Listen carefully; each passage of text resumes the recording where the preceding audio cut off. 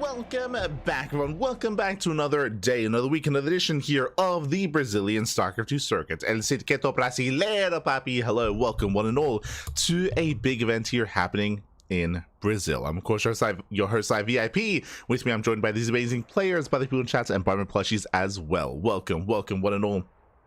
It has been an intense couple of weeks here of Brazilian StarCraft. Has been an intense couple of weeks, and now we're here. Now we are back with some more Brazilian StarCraft 2 circuits. Over the past month of play at this point, we've been going over the group stage. The group stage 1, group stage 2 as well, but now the playoffs have begun. For those that are curious, thank you so much. Thank you so much for resubscribing for 16 months. Morituri, gracias, papi, gracias. Thank you so much for the support.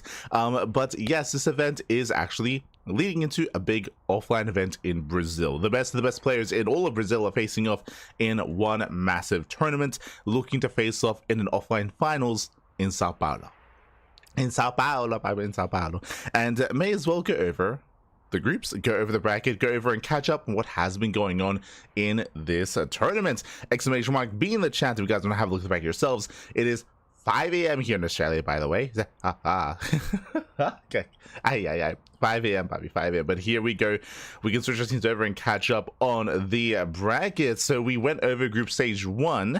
Again, that was to work through our players to find out who was going to be seeded into group stage 2 and facing off against the invited players as well. Likewise, last week was group stage 2 as well, to find out who was seeded in and who was also eliminated out of the group stage. And now we have the playoffs. The playoff bracket is upon us. Again, here in the playoff bracket, we're going to be covering every single round 1 match tonight. So we have the upper bracket quarterfinals and we have the lower bracket semifinals. 8 best of 3s. Let's go. 8 best of 3s back to back here on the broadcast. We start things off with Kamikaze versus Shakti. That is going to be our first series of the broadcast. A TVP. Scrolling down, we have Erik versus AlisoN in a ZVP. Zerg versus Protoss. We also have INexorable versus Claw, Terran versus Zerg, and MasTeR versus Dorminoko as well to end the initial first round. When it comes to the lower bracket finals, again, that is going to be taking place afterwards as well. We have players seeded in to face off against the losers of the upper brackets. So players are still going to be facing off, players are still going to be in the event after the first round. They'll have another chance, another life, if you will. Then we'll have another life. So again, we have our 12 players available to us here. We have our 12 players and we have 8 best of 3. It's gonna be a long broadcast, papi. A long broadcast. Again, our weekend is so busy here. We just had 2 broadcasts. We just had the May Mayhem. We had the May Mayhem earlier today. We then had the Ducklings Open. Now we have the Brazilian StarCraft 2 circuit. We have day 2 of the May Mayhem later on this afternoon, and then we have Sparkling Tuna Cup, and then we have bam, some more Brazilian StarCraft 2 circuits. And also we have the Thermal CB2 tournament as well. True. That's also something to bear in mind, and something else that we're going to be going over as well. Not casting live, but adminning and working on behind the scenes as well. So there's plenty of StarCraft on the horizon. Likewise, hope you've been enjoying yourselves. Hope you've been having a great and lovely weekend. I know it's going to be an intense month of StarCraft, not just going over these events, but also we have DreamHack Dallas next week. We have Star Wars Zagora after that. We have GSL Season 1. We have GSL Season 2. We have our Home Story Cup as well. It's going to be a very intense period here for us in the CranKy Ducklings and for StarCraft in general. Very intense period. When it comes to the offline event, it's going to be happening in June. The Sao Paulo event, the Sao Paulo event, I believe that's going to be the top players are going to be invited to compete in an offline venue. I think it's going to be top 4, maybe even top 6 will be making their way into that event. But again, this weekend we are working through the playoffs and working through to find out who is seeded into said main event. Let's go. But thank you so much, Marty. Thank you so much. Thank you so much for resubscribing. As we are just getting ready for our first series, for our first match for our Protoss versus Terran. We're getting there. We are getting there. Whew. But again, it has been an intense weekend already. Also, shout out to the other broadcasters of the events. Shout out to, I believe, Enki, and potentially Pacheco as well, going to be casting in Spanish. Do have Dave Tessa also casting in English as well. We do have multiple English streams that are going to be covering the event this time. So plenty of StarCraft to come. Plenty more. Oh boy.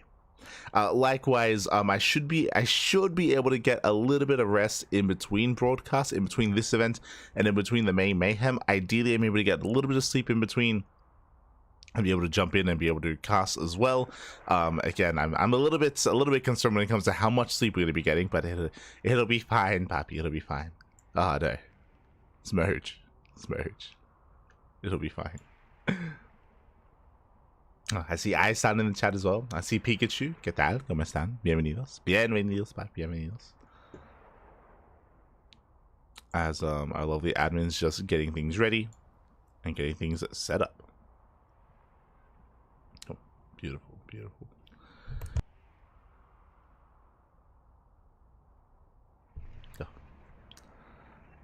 So getting to our first series of the night. Again, we're a little bit biased, of course. We're going to be all over Erik. Erik, he is expected to make a deep run in this tournament and maybe even win the entire thing. So got a lot of love for Erik, as always, Este Erik. Mijito, papi, mijito.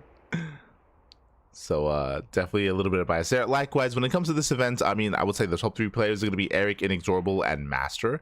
The top 3 players, as I mentioned, they do typically take go for deep runs, and they're typically our champions when it comes to the regional bi-weekly tournaments like Code for Giants Cup, and regional monthly tournaments like Amadeus StarCraft as well, is usually what we expect. Usually what we are waiting on. Oh. As it looks like our players are now ready, and we're jumping in. Here we go. The night of StarCraft has only just begun. As a reminder, there's going to be a best of 3. Best of 3 between Shakti and Kamikaze. Coming into this, Shakti, I didn't even get to talk about the players, actually. Coming into Shakti, he is one of the strongest Protoss players in the region at his time. He was even one of the best Protoss players in Latino America. But he retired. He did retire, did step away from the game, and now he is back. He is here, and how does he compare to some of these players that have been competing the entire time and raising their skill level? But now, in the top right-hand corner, we have the Brazilian Terran player, the Red Terran, representing Eximius Gaming. It is Kamikaze. And one of these days, I'll line it up. One of the God damn, there we go. Beautiful. And spawning in the bottom left-hand corner, we have the Brazilian Protoss player, the blue Protoss for Eximius Gaming. It is Shakti. Ranked number 9 in the standings. Let's go.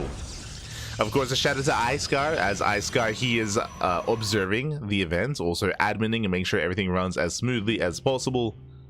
As we are settling in, and Shakti opening up with a proxy. You can see the history between these 2 players. Shakti, he does have a 100% win rate at 6-0. Speaking of, if you're in the chat, you know what time it is. It is Gamba time. Predictions are open. Place your bets on who you think will claim the series. Best of luck in the chat as we do jump into our best of 3. Let's go. Oh, actually, hold on. My apologies. I'll get it going. Where's the Gamba?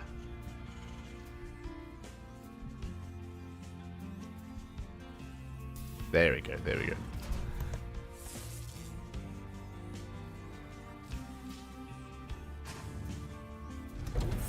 Oh, I see Thapo in the chat. What is this, Brazilian HSC? I would agree, it's like Brazilian HSL, but with an offline finals. Offline finals. Offline, like, final day, I should say. Yes, hello. Good to see you, Papi. Good to see you. Este Tapo. As now, Shakti does open up with a proxy here across the map. Does expand back at home. Not going to be committed into an all-in, but regardless, aggression nonetheless. We do see Kamikaze scattered on the top side, and he does not quite rally in. It doesn't quite rally forward. Does not get eyes on the proxy. Kamikaze is in the dark. He doesn't know. It's in the dark as to what's going on. Back at home did go for a double gas opener, I believe. Faster factory, delayed CC. The CC is on the high ground. Yeah, the CC just now on the way, so delayed expansion for Kamikaze.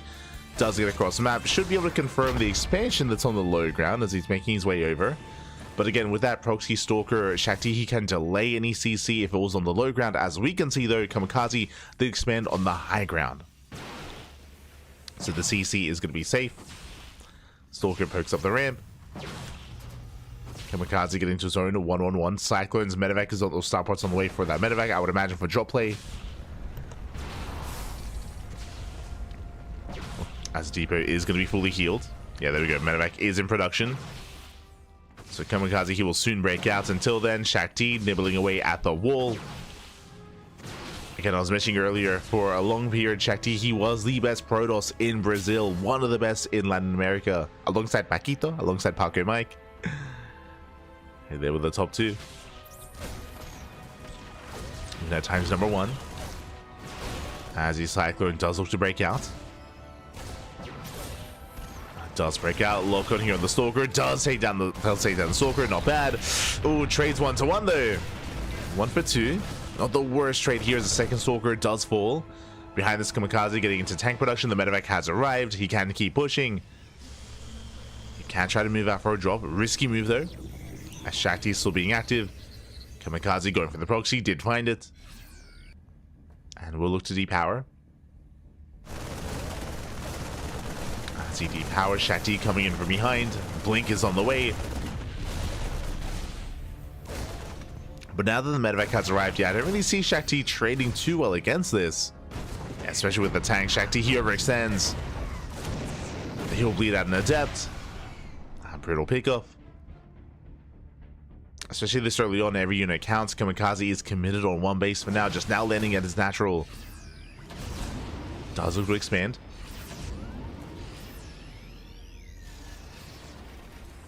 Shakti falling back.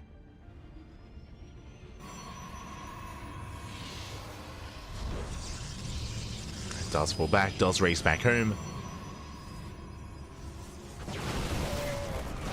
Kamikaze, I mean, he doesn't really have too much strength in this push outside of the tank. The tank is the backbone of this army, forces siege early on.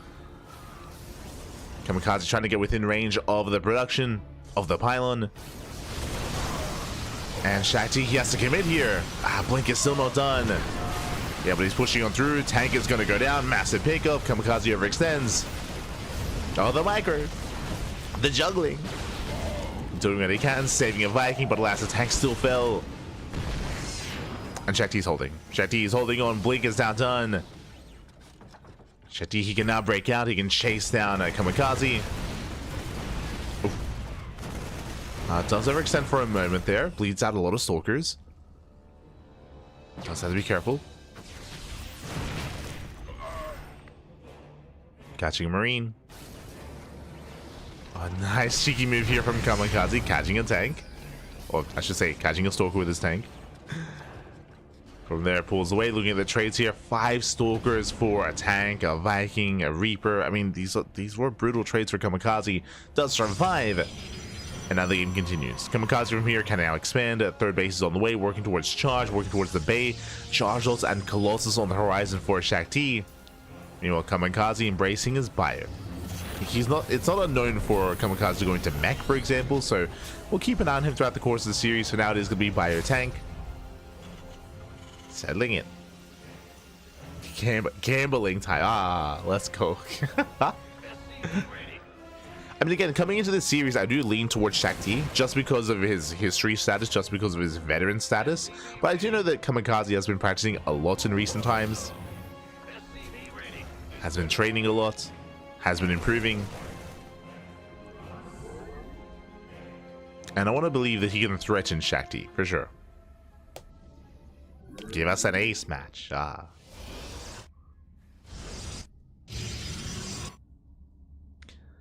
As Colossus production has begun. Shakti getting to a couple of gateways behind this as well. Kamikaze shouldn't be moving out without his upgrades. So as you can see on the production tab, we have Stim, Combat Shields +1 all on the way. Once they line up, once they finish, then we can see a move out here from a Kamikaze.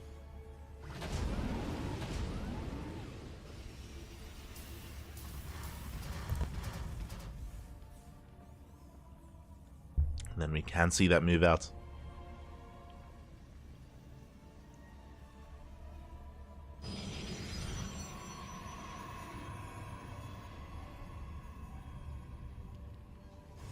So then Kamikaze does sneak out with a drop, making his way towards the main.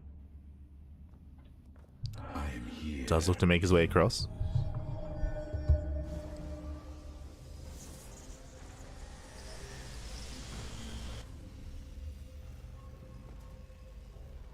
Likewise, Shakti goes in for a scout as well, just keeping an eye on Kamikaze.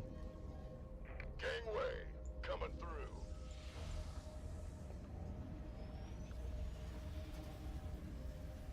And he, oh my god, we just pulled the boys.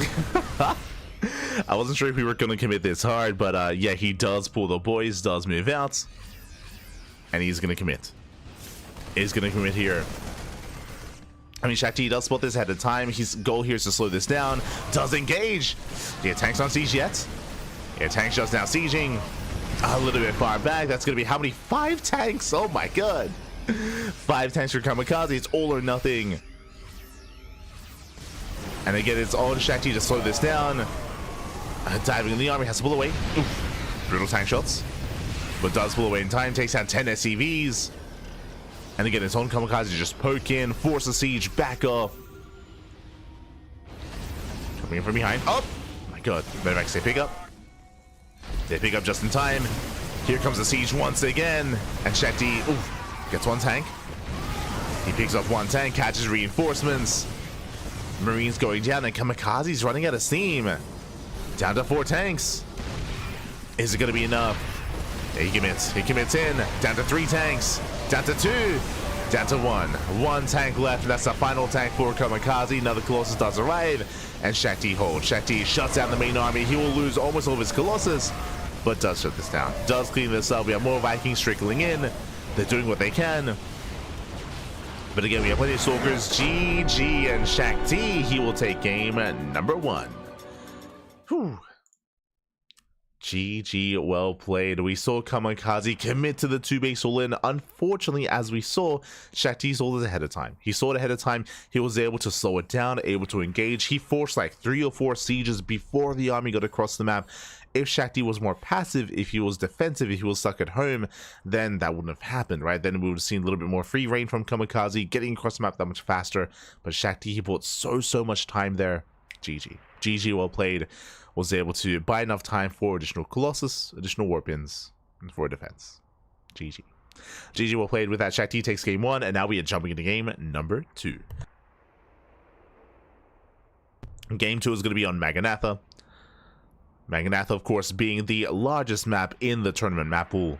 So if you wanted to see a longer game, then this would be it. If you want to see a 2-base all-in, this is not the map for it. 2-base all-ins can be difficult to pull off on Maganatha. Not impossible, but difficult.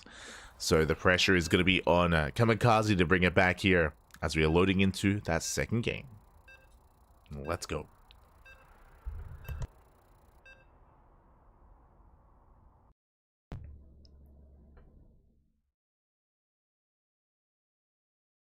Here we go.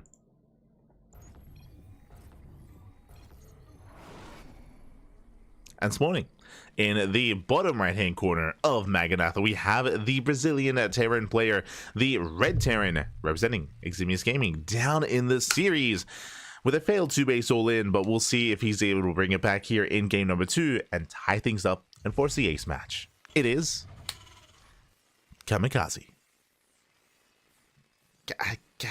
God damn it. Rank number 4 in the standings. Damn. Oh my god. Crazy standings there. But he's ranked number 4. And in the top left hand corner, we have the veteran of the scene. We have the Blue Protoss player for Eximius Gaming as well as their teammates. It is Shakti. Let's go. Of course, if you're curious where the standings come from, the standings are based off of performances in regular online tournaments, in events like the Code for Giants Cup and Amantes de StarCraft. It shows that Kamikaze is a regular every single week, every single tournament. He is there for those bi-weekly events, for those monthly events. Shakti is less active. I mentioned before that Shakti, he is a retired player. He's coming back from retirement, and even in his return, he only ever signs up every now and then for these tournaments. So Shakti, he's more inactive. Despite him being inactive, though, is still a terrifying opponent, still a titan of the region. Yo, I see in the chat. Oh, share my papi, share. I saw the games on the Big Brain Mouse. Well played. Oh, gracias, papi, gracias. Thank you, Tabito. Thank you. I appreciate it. I practiced hard. I practiced hard. I actually learned an Erik build for game 1 and game 2 in the ZVT. I learned an Erik build. The the two base, the two base Roach Queen drop across the map. It's meant to be very good against mech, or it's meant to be very good against 1-1-1 openers, specifically 1-1-1, and against mech as well. But thank you, do appreciate it. Gracias, baby, gracias. And now I can retire. now I can retire. I can step away and only cast all the casting. And never play again.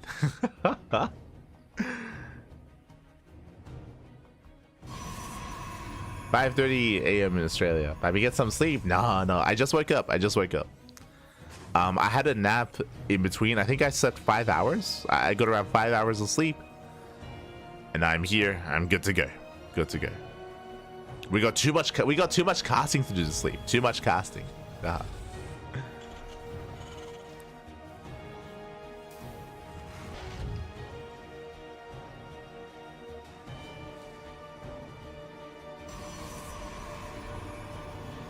This is your time to be on the scene. Oh no. If Rotterdam ever reaches out for another show match, I'll accept for sure. I'll jump in. I'll jump into the ring for another Big Brain Bout show match. But I don't expect that for like another couple of months. So maybe towards the end of the year. Maybe. Oh my god. Meanwhile, Twilight Count's opener out of Shakti, going into a Dark Shrine. Ay. So Dark Shrine opener out of our Protoss player. Likewise, we do have Shakti going for the full scout. Does get eyes on the additional Raxes on the 2-1-1 setup here of Kamikaze.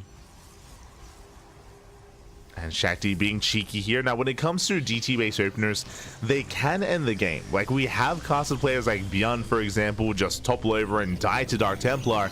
A lot of it comes down to the scans. It comes down to how good is Kamikaze's macro. If he mules at the wrong moment, if he doesn't hold on to a scan, this can end the game. It happens every now and then, doesn't happen too often, but it is a big risk. It is a big gamble here from Shakti. Of course, this isn't all in. Behind this, Blink is on the way. He should be working towards a third expansion as well.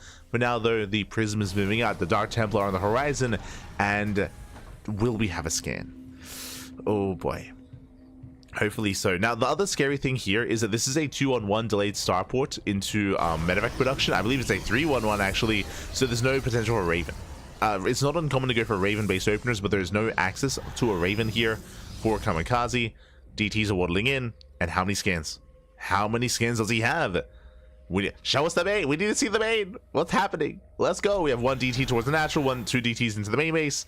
No scan. There's no scan at the natural. I think there's one scan in the main. Yeah, turrets being thrown down. SCVs are pulling, going for the tanks, actually. Yeah, he's going for the tanks, and it looks like he will be able to get a handful of them. There we go, the first scan in the main base. One tank goes down. Takes down two DTs, but there's another Dark Templar in the natural, but the turret is about to finish. Oh, can he get it? Oh my god. He won't. Whew. And Kamikaze defends. The turret does complete in time. The tank and mass repair does pull up. It does work out. And I would say a bit of miscontrol there from Shakti. The entire time he was attacking the tanks, he could have been targeting the SCVs. Like, this could have been 16 SCV kills. It could have been so much damage. But Shakti was targeting the tanks instead. He only got one. He only got one tank for 3 Dark Templar. Not as worth it there for Shakti.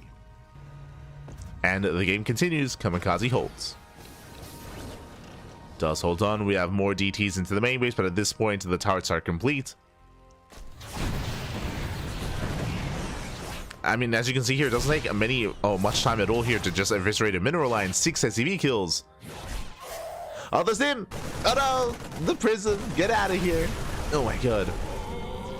Prism does pull away. 8 workers go down. And killing 8 SCVs here, that makes up for the earlier losses, but that was still another 2 Dark Templar. Right, these have been some expensive trades here for Shakti. Behind this, getting a third base, working towards his own Colossus.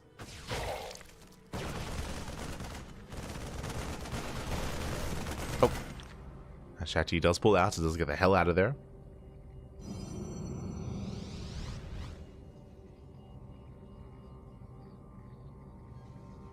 Does pull out, does get away.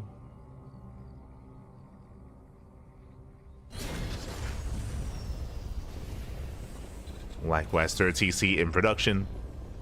And Kamikaze, we're building up towards a longer game state. Let's go.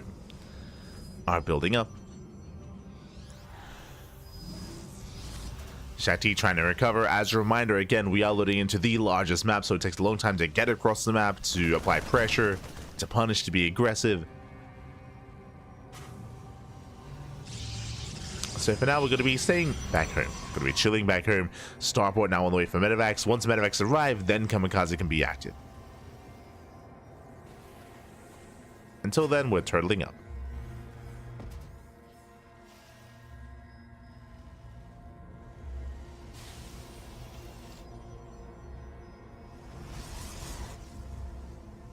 Until then, turtling up back at home. Settling in.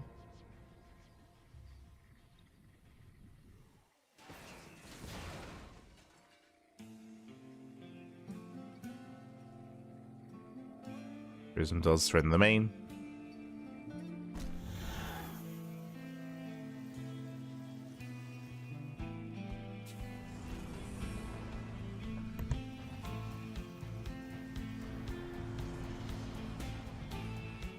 They're just showing off the economic advantage here. I mean, Kamikaze should be leading his 3rd CC soon. He has the command center ready, but has yet to really take that expansion. Likewise, Shakti now getting a 4th. Again, Kamikaze does need to expand. There we go, he's taking the triangular 3rd. A little bit late, but is on the way. On the way nonetheless.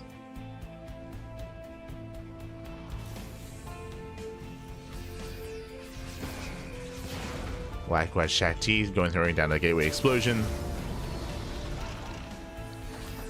It is not uncommon in this kind of dynamic in this matchup for Protoss players to gain map control to mass expand, get a 5th, get a 6th base up and running, and then rely on a very gateway heavy composition. And I'm worried that's where we're going to be heading from here. Like, again, Kamikaze is still stuck at home.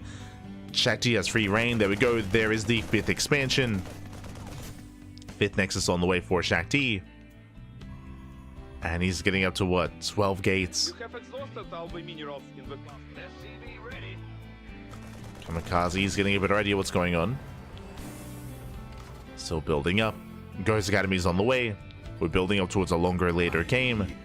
But again, Shakti's going to be the first to max out. And it's going to be on Shakti to, with that map control, with that superior economy, to trade, to be active. Speaking of, he is pushing out across the map. Doesn't have too many zealots, is what I will say. So that's a bit of a concern. But the tanks do on siege. Shakti has the high ground. And the tanks do siege up. Whew. Do siege in time. Shakti, he does not have to commit into this. But there we go, warping at 11 zealots at a time. The zealots are coming in. Can he collapse on top of the tanks? Tanks are on siege! And he's going for it. He's going for the tanks. So one tank goes down. He gets one. He's going to get two. He's going to get all three.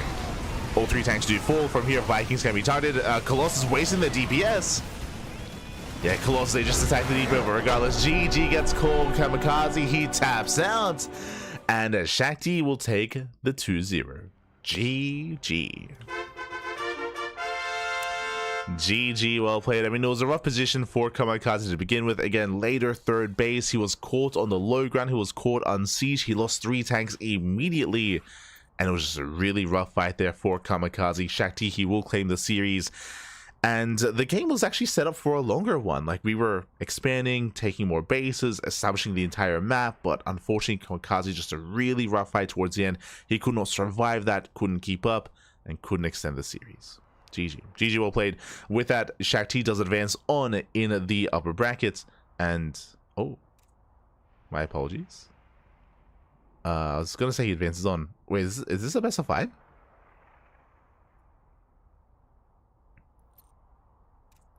Wait, are we playing all... Wait, hold on. We're getting into game 3. My mistake here. I may have misinterpreted this. Are these best of 5s? Oh, they are. Never mind. Never mind. Ooh. We'll have to try to fix that up here, but no, my apologies. These are going to be best of 5s, not best of 3s, so my mistake. The series will continue. God, I already paid out the payouts. God damn it. I won't reopen them.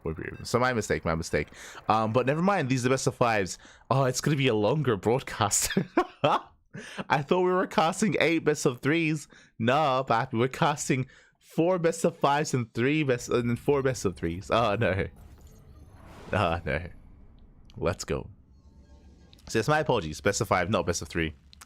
At least we'll know this moving on forward from here. But let's go. Let us continue.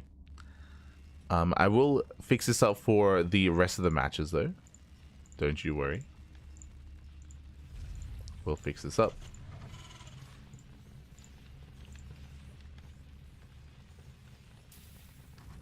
Beautiful. And here we go. In the bottom right hand corner, we do have Kamikaze for Eximius Gaming. We're loading into torches. Oh my god. Okay. In the top right, we have Isabella. We have the Resilient Protoss player. It is Shakti for Eximius Gaming. Let's go. But yes, my apologies. I think even in the last game, it said best of 3 in bottom left. So my apologies as we are getting into our best of 5s.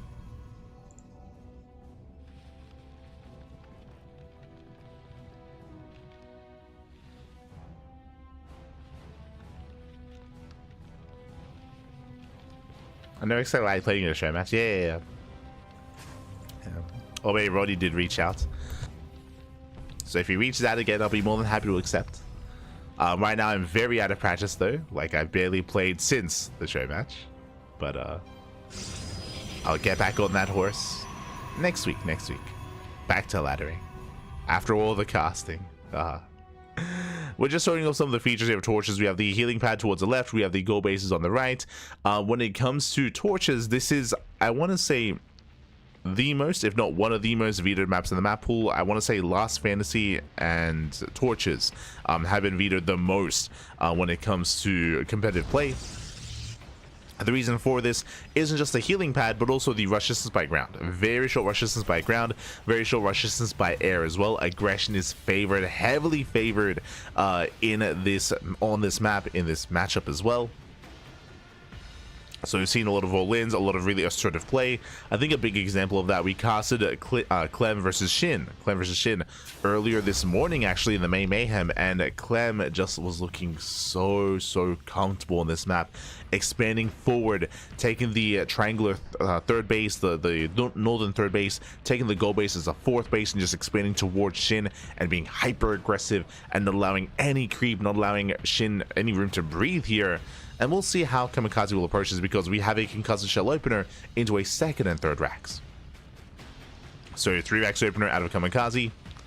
Expanding on location. First, Marauder does move out to hide in the tall grass to catch any stray units.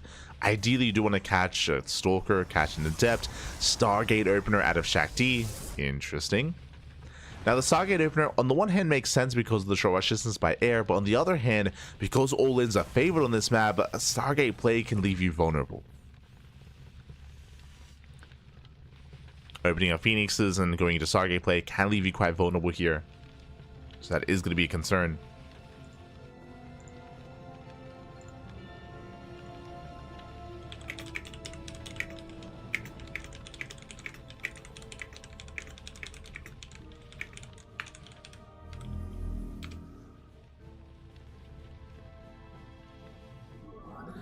As initial Phoenix does move out, does get a full scout, does confirm the 3 racks, and is this almost a hard counter? Like, the problem here is that we're going to have an abundance of buy, right? We're going to have Stim, Combat Shields, and Marines, Marauders, and Phoenixes do not help much here in the defense. They can lift up a Marine at a time, or they can lift up a Marauder at a time, but overall, there's just going to be an overwhelming sea of Terran on the ground, and these Phoenixes will have a hard time cleaning them up. From here, we can try to threaten bases and pick away at the economy, but this is going to be a really rough hold for Shakti. As you can see, he's not even attempting to lift up an SCV. He's holding on to that energy. He does force out some turrets. Poking in, confirms the army.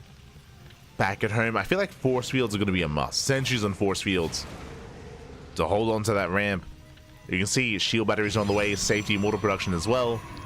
It's gonna be a tough hold. Gets one SCV. Gets a Marine. Phoenixes are getting low. He's out of energy. Ooh, and we'll lose a Phoenix. Aye. That should not have happened. And here comes Kamikaze. Kamikaze rattling everything across the map. No sentries, no force fields from what I can tell. Wait, no warp gate? He skipped warp gate if I'm not mistaken. I could be seeing things, but I don't think the gateway was actually morphed into a warp gate. Yeah, it's a regular gateway. God damn it. He has one gateway. He has one gateway without warp gate. He's crazy. Kamikaze doesn't commit though. Ooh, he does not commit. Second robo's on the way. We're going into classic nanomech style.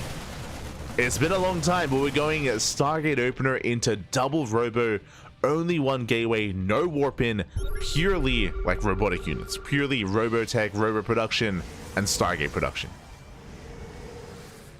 This is a style that Shakti aka Nano popularized back in like 2021.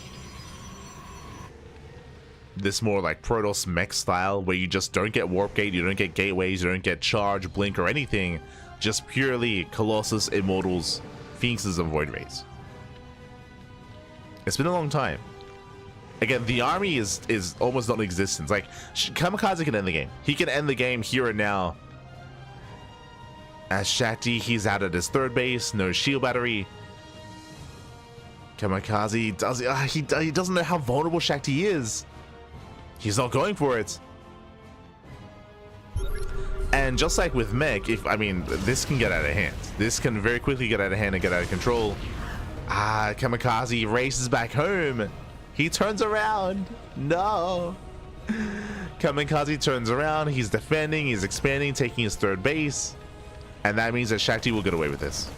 And again, as a reminder, Shakti does not have warp gate. He does not have charge. Does not have blink. He has nothing gateway related.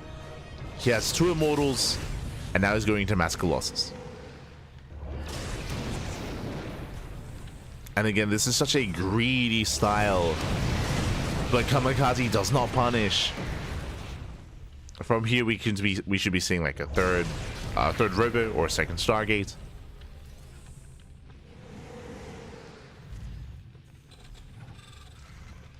Vikings are amassing. Yep, there it is. Third robo's on the way. So getting into triple robo production. At a certain point on 4 bases, we should be building up to 5 robos. So 5 robos up and running.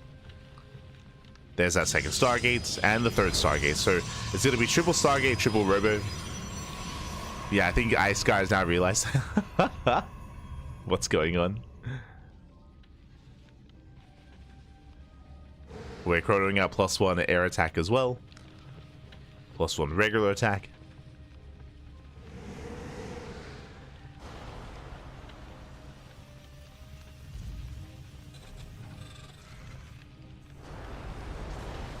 And again, like this style that Shakti is going for is so greedy. He is so vulnerable early on.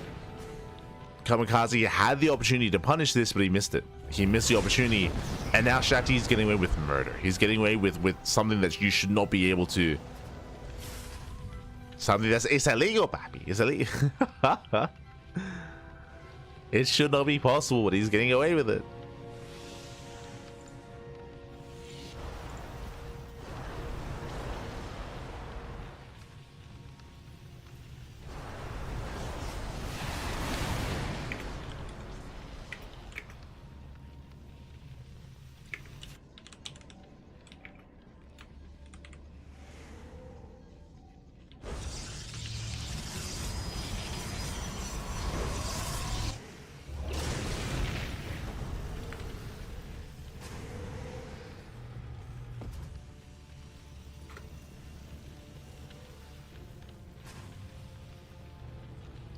As we get fleet beacons on the way, now going into triple disruptor production.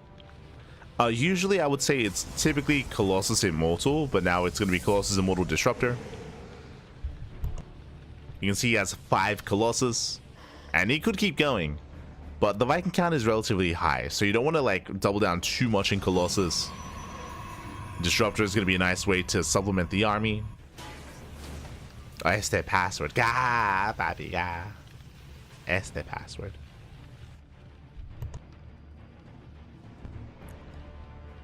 So here we go. Shakti moving in. Up. Again, that's a lot of Vikings. That is actually an insane amount of Vikings. See, this is where, I mean, I'm getting flashbacks from 2020 when we used to cast Shakti do this, and I'm getting flashbacks because what I was about to say here, and I think like I've said it like verbatim, a really nice way to support the army of Shakti would be Archons and Storm. Archons and Storm would be amazing, and now you have the Twilight Council, but again, the problem is that Shakti, because of his low gateway count, he has no Storm support, he has no Archon support. Like, Mass Viking like this can completely shut him down. Because Archon and Storm are usually how you support this army. Here we go, does commit. Picking up a couple of Vikings. Scan reveals a Colossus count. You can see here, Kamikaze making 4 Vikings at a time. Going for the Colossus, gets 1. Soon. Almost. As the Colossus does stand strong. Tempest are on the way again. Tempest, they're also vulnerable to Vikings. Like, pure Viking is potentially all he really needs. Like, Mass Sky Terran. Just going Viking Liberator would be amazing. And you can see that Shakti is trying to support his army with the Phoenixes, but it's not ideal. Like, Phoenixes are also being countered by the Vikings. Triple drop into the main. Running into the Tempest. Ooh. And this isn't the worst thing. Like, sure, Kamikaze, he throws away some bio army, but I guess, as we mentioned, like, Vikings are better here in this position. Like, less Marines, more Vikings. Going Viking Ghost, Viking Liberator Ghost, I feel would be ideal. Like, less Marines, less Marauders.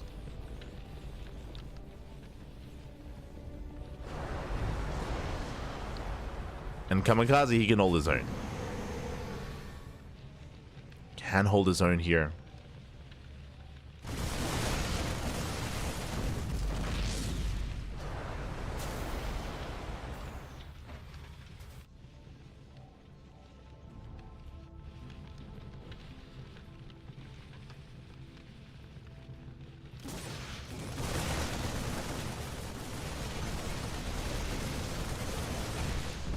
Kamikaze. And making use of the healing pad. Let's go. He's healing up his buyer.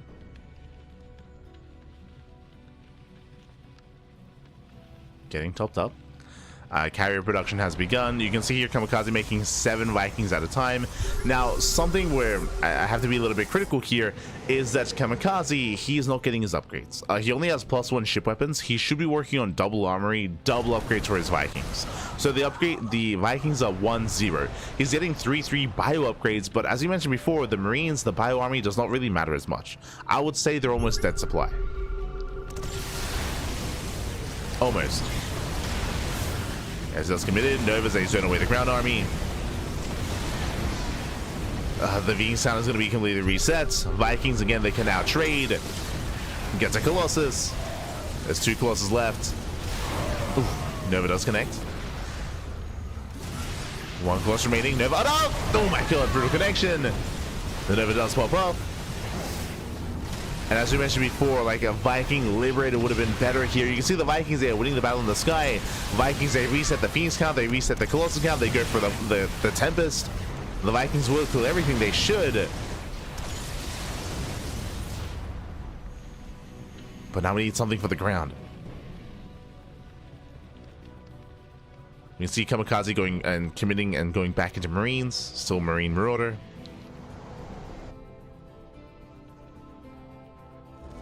And we have carriers on the way.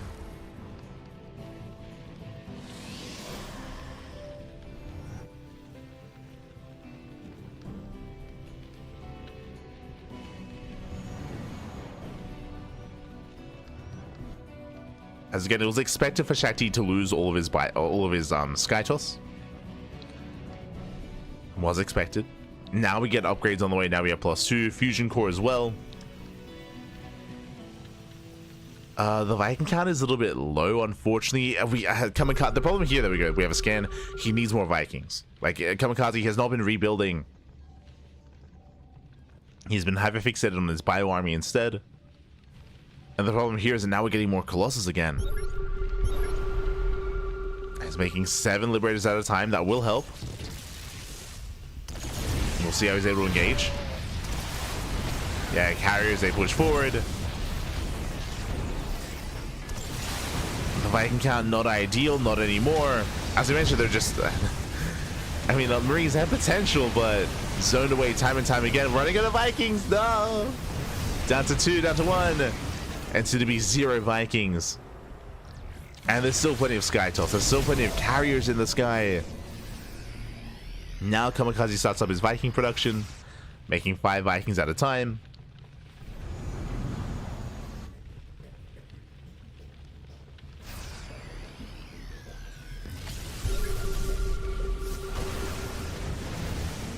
There he goes up. Graves the army. Does graze the army, going for the planetary. Planetary does go down. Oh, the Nevers! Oh my god, brutal connection. Yeah, the Marines, they melt. So the bio army completely crumbles, and with that, Shakti has done a GG, and Shakti, he will take the series 3-0, and he will take down Kamikaze. GG. Oh. This time, congratulations here to Kamikaze. Again, earlier I did assume it was going to be a best of 3, but no, it is going to be best of 5 here, and with that, congratulations, Shakti, he will claim the series, and with that, we are making our way into our next matchup. Of course, Kamikaze, he did fight well for himself. I do think there were opportunities for him.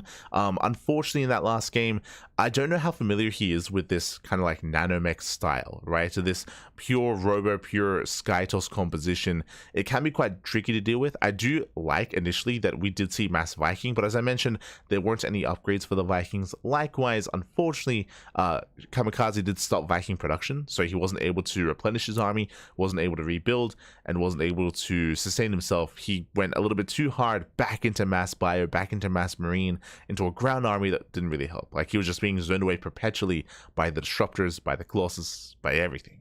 GG. GG, well played. With that, Shakti will claim the series, and we are moving on to our next best of 5. Here we go. Up next, we have Erik versus AlisoN in a best of 5. Let's go. It's showtime. It's time for our boy, Pappy. Let's go. Now, we are going to be going on a short break. It's going to be a short one. We're going to be going on a very short break. When we come back, we'll have Erik and AlisoN facing off in that best of 5.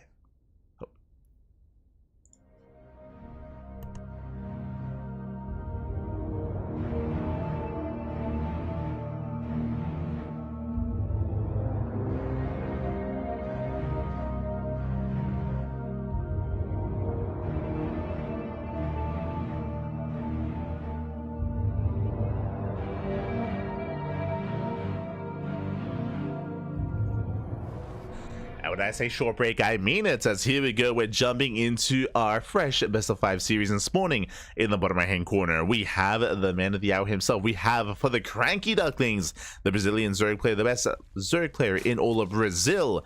It is Erik.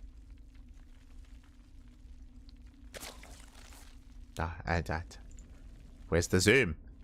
Where's the... There we go. Ranked number 2 in the overall standings. And spawning in the top left-hand corner, we have his opponent. We have the Brazilian Protoss player, the blue Protoss representing team The Bad. It is AlisoN. Let's go. Ranked number 6. And if you're in the chat, you know what time it is. It is Gamba time. Predictions are open. Place your bets on who you think will claim the series. Best of luck in the chat as we are moving out across the map. We do have Erik coming in with the hatch block. Ooh, pull first, actually. So pull first into the hatch block. You can see AlisoN already pre-pulling the boys. Now, if you're unfamiliar with our players here, AlisoN is hyper cheesy. AlisoN is hyper cheesy. We expect cannon rushes, we expect all-ins, we expect proxies, we expect hyper aggression out of AlisoN. Speaking of, yep, Forge on the way. That's going to be a response here to defend against the proxy hatchery. But this is also going to be committed from Erik. Erik, he can play standard. He can also be aggressive himself. Going pull first into the proxy hatch. We have 6 lings on the way. Erik, he is committing to this, but so far a good response out of AlisoN. AlisoN, all he needs is a couple of cannons. Now the reason why cannon defense and forge defense is solid here is because production is limited. As you can imagine, AlisoN is making one unit at a time with that gateway, so cannons do help support the army considering how little supply AlisoN has. And there we go. Cannon is on the way. See chat, who's ranked number 1? I believe MasTeR. MasTeR is ranked 1 in the Brazilian standings. So MasTeR is number 1, Erik is number 2, and I believe INexorable is number 3. As the hatchery is denied, Lings, they do slip in, they get a surround. Okay, they come in for the surround, and they do catch the first L. That should not have happened. The cannon will complete, and AlisoN will hold. But Erik, he gets into the main. There's a hatchery. There's a hatchery in the main. We're now nibbling away at the gateway. There we go. There's that hatchery being thrown down, as you did mention. Erik going for a macro hatch back at home. Base is under attack, man. Throwing down 3 hatcheries. The triple hatch setup. Let's go. AlisoN responded with a proxy Stargate. Yes, the Stargate is out across the map. From there, they can go proxy Void Ray, proxy Oracle. Gateway will fall. Nice pick up. Takes down the gateway. And again, the Stargate is halfway done. I don't think Iceguards necessarily noticed the Stargate yet, but hopefully he does. And we'll see what's going to be done with it. Considering the limited anti-air that Erik has, it can be devastating. As Erik does confirm, there's no expansion. As you mentioned, we expect AlisoN to cheese 2 proxy, and there it is, proxy Oracle. And there it is. Oracle's on the way. I believe there are only 2 queens, but they're about to be 4. So the queen count will be healthy enough to defend, but drones will still be going down. We'll see how much economic damage. As you can see here, 1 queen to defend at the natural. And I believe 1 queen in the main. No spores. Ooh, and the 3rd queen is across the map. Fleet beacons on the way. This can lead into proxy Tempest. Drones are going down. That Oracle going ham. 6 drone kills. Oh my god. 6, 7, 8 drones across the map. AlisoN will lose the Oracle, but that's still 8 workers. That still does cripple Erik. Erik doesn't really have much of an economy.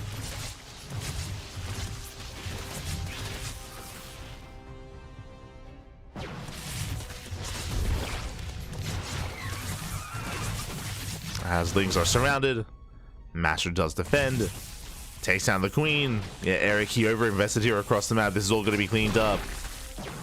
The queens, the Lings, the everything.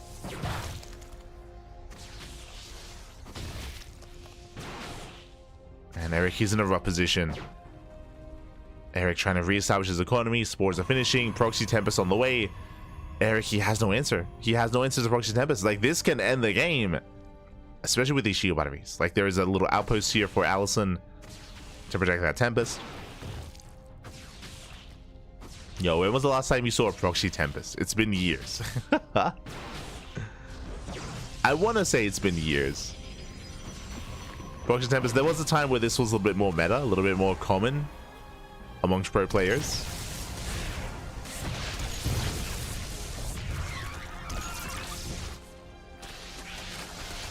Especially during the Void Ray meta as well, 100%. Like in TVP, going proxy Void Ray into proxy Tempest, that was not uncommon a couple of years ago.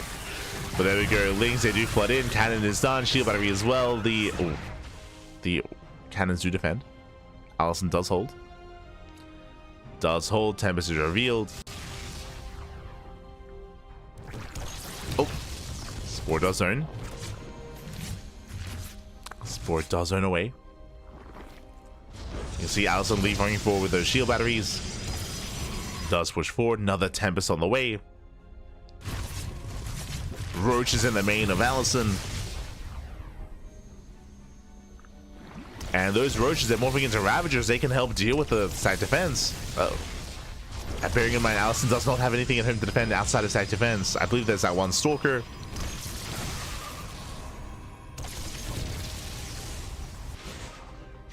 But there we go, Ravagers are revealed. You have the one Stalker, the mineral line. Oh, we go for the recall. Tempest does recall back home. Meanwhile, the other Tempest is left idle. Boys are being pulled for the surround. Oh my god, the Miles! The Miles! Oh my god, brutal connections. 14 probe kills and AlisoN's losing everything. The 3 Ravagers, they're popping off. 14 probes. AlisoN down to 9 workers. Barely an economy. And Erik's done it. Wow, Erik, he has done it. This should not have happened. This much damage should not have been dealt.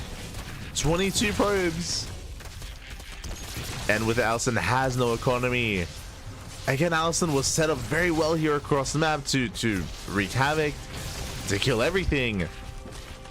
Spores waddling forward. And Erik's health. Erik, he's got a Spire on the way. The lair is complete. Dealing with the Tempest is still going to be difficult here, but Erik now has the freedom to drone up, to saturate, and to wait for his Corruptors. So Corruptors on the horizon. Tempest, they will kill the Queens. Now the Queen goes down. Another Queen under fire. Ooh. The natural is gonna fall. I mean, you can like imagine this position for AlisoN with a saturated main, right? Again, that main base should be saturated, it should be up and running, but it has fallen, and that's making this that much more difficult for AlisoN. Now, I can still see AlisoN winning this game. AlisoN has control of the natural. Oracle has arrived. Corruptors, they do pop out. They do get 1 Tempest, but the others, they fall back to the shield batteries. And Erik cannot take this fight. Not into shield batteries, not like this. He's going for it though. He is going for it, but there are so many shield batteries. Corruptors are going down. Yeah, they're going down, and he does get, oh, he gets another Tempest, not bad. The shield batteries are out of energy. They're out of energy. GG, and Erik, he will take game at number 1. Whew, GG.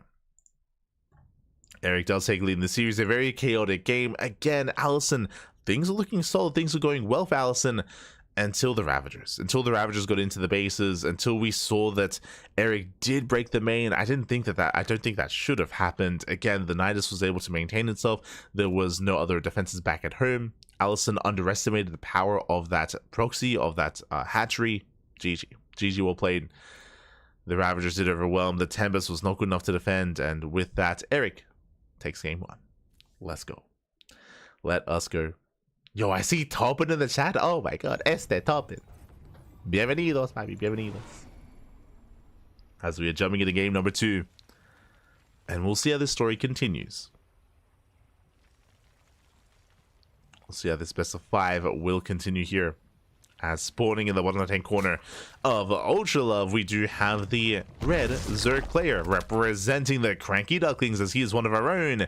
Leading the series 1-0, it is Erik. Yeah, there we go.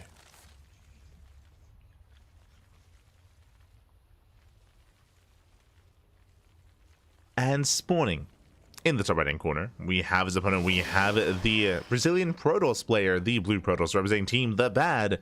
It is AlisoN.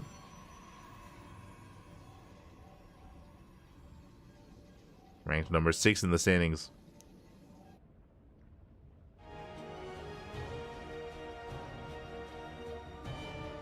And here we go. We are settling into our game. Erik once again, pool first. Is going for a pool first opener.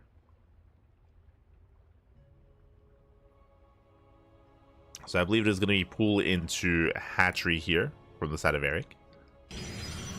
We attempt the hatch block across the map.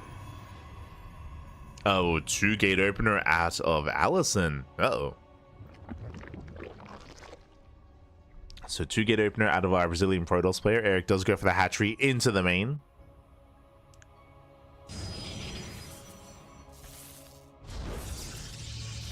Sixlings are in production.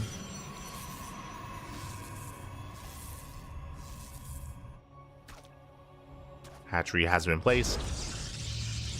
Now, on the one hand, this is causing a reaction out of AlisoN. What I'm concerned by here is that AlisoN's 2 gate opener. Because of the 2 gate opener, we have extra Zealots and extra Adepts available, so the counterattack is going to hit very hard. So an aggressive opener here by AlisoN.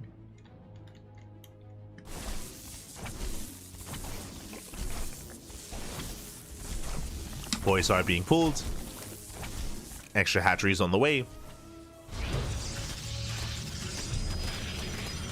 And here we go. Lings, they do get across the map. They're knocking down that first gateway.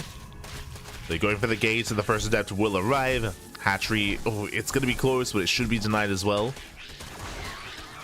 Adept does hold. Adept does hold on. Hatchery gets cancelled. And AlisoN holds. But again, as I mentioned, my biggest concern here is a counterattack. Erik, he is forced in a way a reaction, but at the same time, AlisoN with that 2-gate opener, he has extra adepts, he has extra zealots. Drone goes down. And it's going to be a tough hold here for Erik. Bearing in mind, he opened gasless. So gas income is delayed for Erik. AlisoN has extra adepts to work with early on, but is not quite moving out.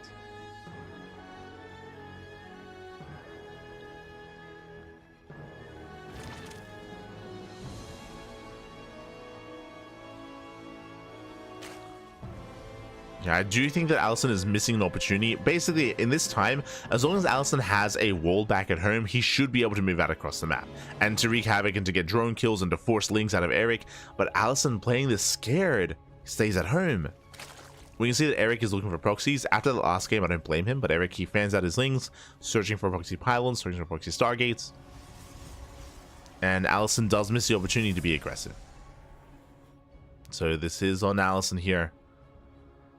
Is going for a 2 more gate follow-up, so it's going to be 4 gateways, 4 gates on 2 bases, getting into the Robo, getting into the Warp Prism.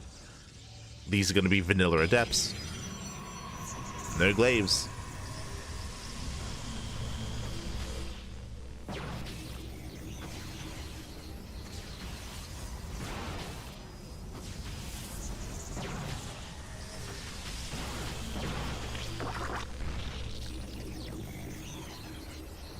Plays for AlisoN. AlisoN is pushing.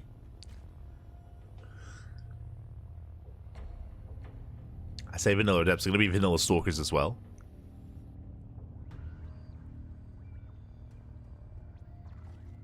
So AlisoN is moving out. There we go. What? Out of all the units, adepts of Zealot warping in slow lots. Let's go. Slows have arrived. And Erik has no Roach Warren. We have some Slowlings on the way. Now some Speedlings. Speed is not done. But this is going to be a tough hold for Erik. We did mention that the eventual breakout from AlisoN would be devastating. It was a little bit later than I would have liked, but it has arrived nonetheless. And Erik, he has what to defend. 2 Spine Coolers, 6 Roaches are on the way. Boys are being pulled, coming in for the surround.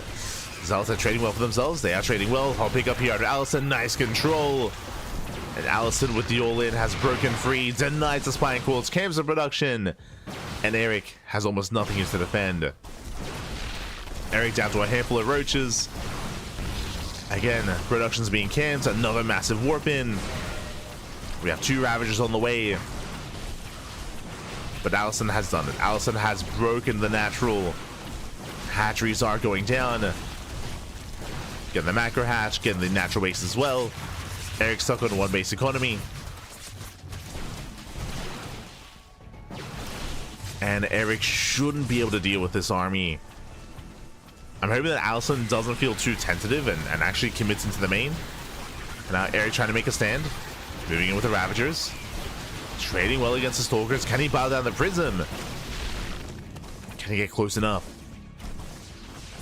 Zealots are tripping out a little bit. He's going for the Wilds. Oh my god, the Wilds will connect. Prism goes down. A nice pick up, but there's still so many slow lots.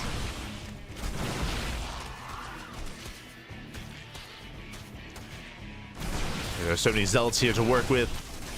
Lings, they cannot surround. They try to, they attempt to, but GG gets called, and AlisoN takes game number 2, tying things up 1-1. Whew, GG. And again, this cheeky opener out of Erik really backfired on Erik as well because of AlisoN's opener. Remember, AlisoN opened up 2 gates. AlisoN had plenty of adepts early on, plenty of zealots. AlisoN defended well early and was built for a counterattack. It was a later push. If you remember, I was a little bit concerned about how late it was. I was concerned that AlisoN was being too passive in the early game, but it did follow up into a 4-gate timing, 4 gateways, Robo, Warp Prism, and Erik was caught with his pants down.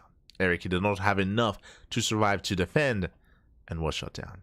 GG, well played. With that, we have a back and forth series, and we'll see how this series continues. We'll see who takes the lead in the series, as up next we're loading into Tokamak, and I'm hoping that we see some more safer play out of our Zerg player, but we'll see.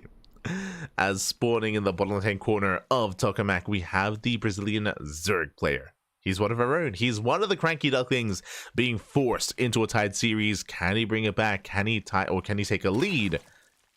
It is Erik.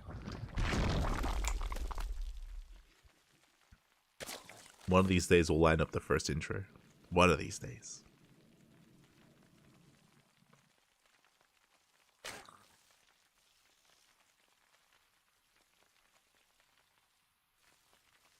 And spawning in the top right hand corner, we have as opponent, we have the Brazilian Protoss player, the Blue Protoss.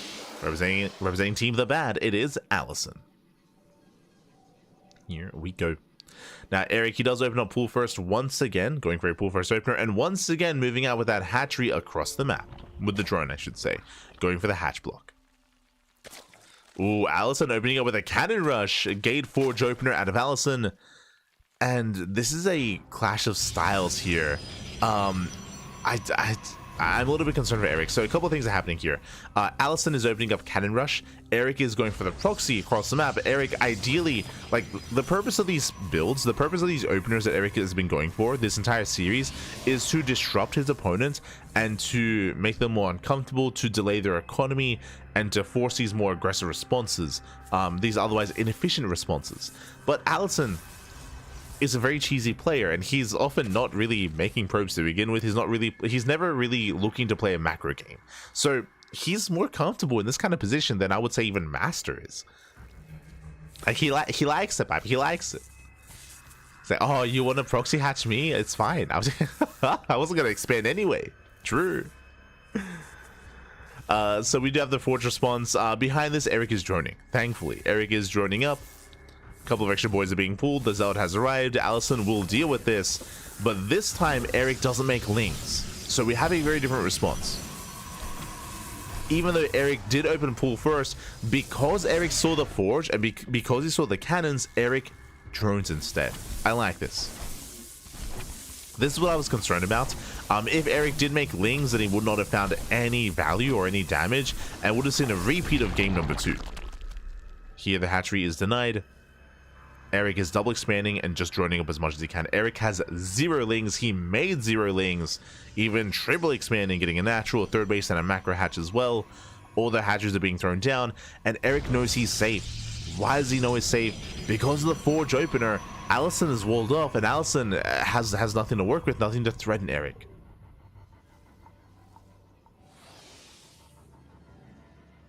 Is nothing to threaten. So Erik is just freely droning. Freely droning up, freely saturating, building up his economy.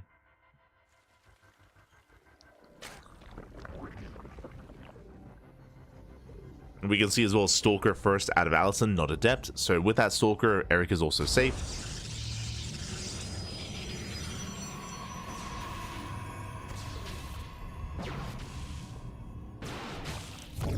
Oh my god, Stargate opener cancelled into a 2-base all-in. Or potentially even a 1-base all-in with a fake natural. We'll see if he ever does saturate, but we throw down the Robo, throw down 2 more gateways. It is going to be a 3-gate setup here initially.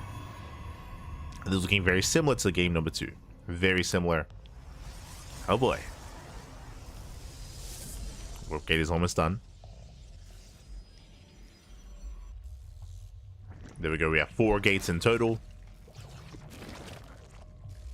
So 4 gateways. Just like last time, going to be able to warp in a bunch of Stalkers and Adepts early on. Slow lots as well.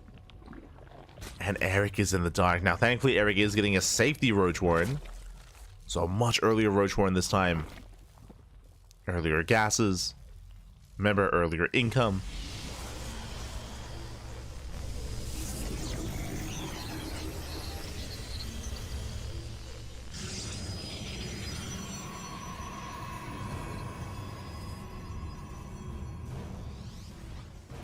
And this time Erik should be ready. This time Erik should be prepared. Airlord Scout is attempted. There we go. 5 roaches in production already. Remember, last game Erik had 0 roaches to defend. He made roaches in the middle of the defense. Here they're already done. Link speed halfway complete. Erik with a much safer build, even though he did not get confirmation, by the way. He did not get into the main. But he's playing it safe, and I feel like that's how you want to approach AlisoN.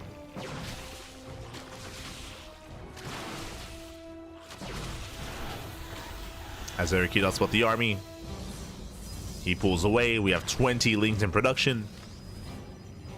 They're just now popping out. It's going to be massive vanilla stalker out of AlisoN, and Lings are exactly what you want, exactly what you need. Again, 5 more seconds before Ling speed. And there we go. Erik, he does commit, does get a full surround. And here come the piles. Oh, not quite in the main army. Nice juggling here out of AlisoN. But the Queens, they come into support. Ling's fought on forward. And Erik holds. Erik holds. Erik, he shuts down the all-in. Again, AlisoN barely had an economy behind this. Has to get the hell out of here. Almost bleeding out of the Stalker. Almost. They're going for the Prism. Oh my god. Wow, they graze the War Prism and GG gets called. There's not enough to work with, and Erik, he will take game number 3, taking a lead in the series. Whew. GG. Erik does take a lead. And again, Erik this time having a much different response. Did open up pool first, did go for the proxy hatchery, droned. He did not make Lings, not a single Ling was made in the early game. He just droned up from there, took the expansions, and got ready for a longer game. He was as greedy as possible initially, but then went for a 4-minute Roach Warren, played it safe, got Ling speed, and was set up. He was well set up there for AlisoN. Again, greedy early on, but was ready in time for the eventual move out. Erik learning from game 2, and now we are jumping into game number 4. Let's go. As spawning in the bottom right hand corner of Maganatha, we have the Brazilian Zerg player, the Red Zerg, representing the CranKy Ducklings. He's one of our own, Pappy. What does he stand for? He stands for endurance, righteousness, intellect, and kangaroo. He is 1 game away from claiming the entire series. Once again, going for, oh my god, this time 12 pull on Maganatha. This is bold. This is a bold move. It is Erik. Ay, ay, ay. Okay. I see you. And in the top left hand corner of Maganatha, we have the Brazilian Protoss player. It is AlisoN for Team The Bad.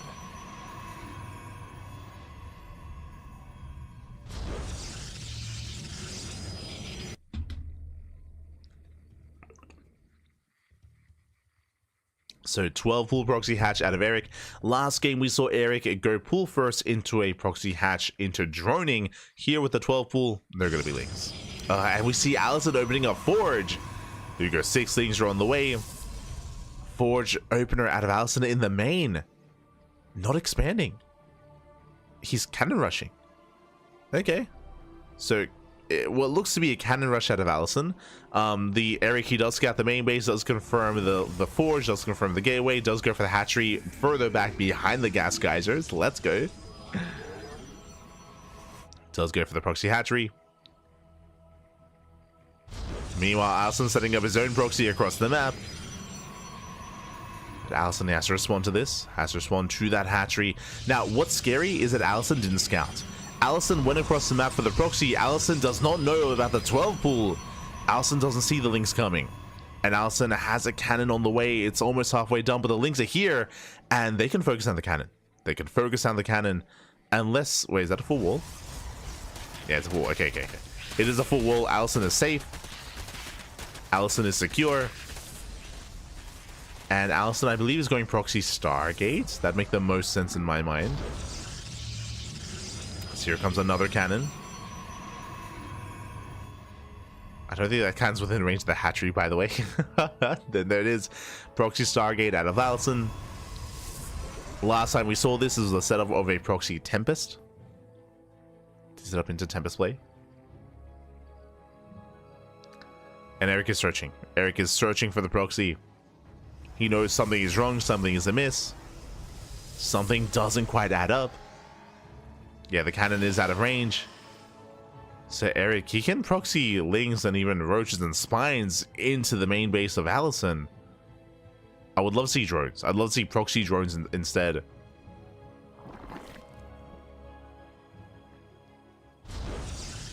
Okay, going for lings.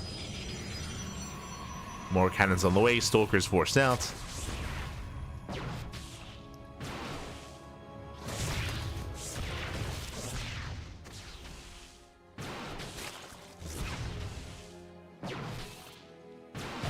Yeah, there we go. There's that fleet peeking. As I mentioned, Proxy Tempest.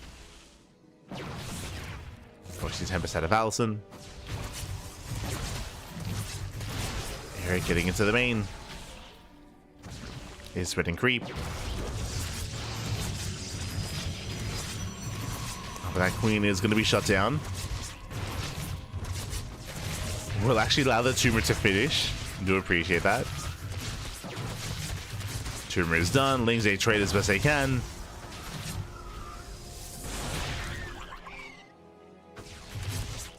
And Erik is going for a faster lair. Erik, I believe he has yet to scout what's going on. I don't believe he has confirmed.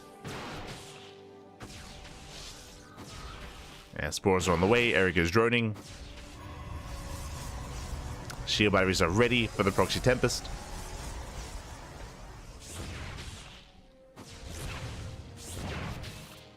And now he knows. Erik, he just scouted. Erik, he just saw the proxy.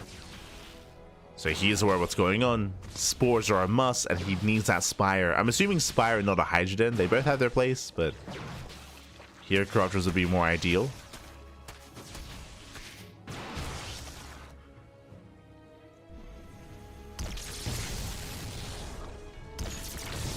As Tempest, they one-shot drones.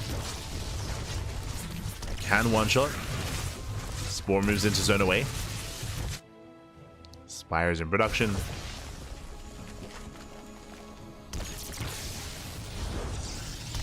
Spore is there just a tank.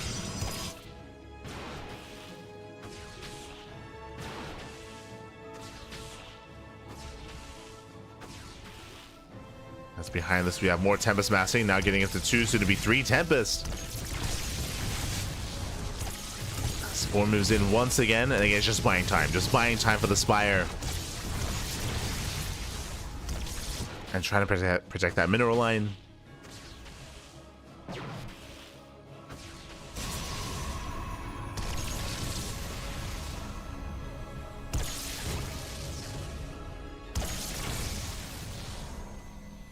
Tempest have control of the natural. Going up to 5 more drone kills. As 5 workers go down. Queens. Oh, another queen falls. Losing 1, 2 queens. And brutal losses there for Erik. And AlisoN, does he have too much here? There are 5 corruptors on the way now. Erik has to be so careful with these corruptors. Can he save the natural? I don't think he can. Proxy hatchery goes down. This natural should be falling as well.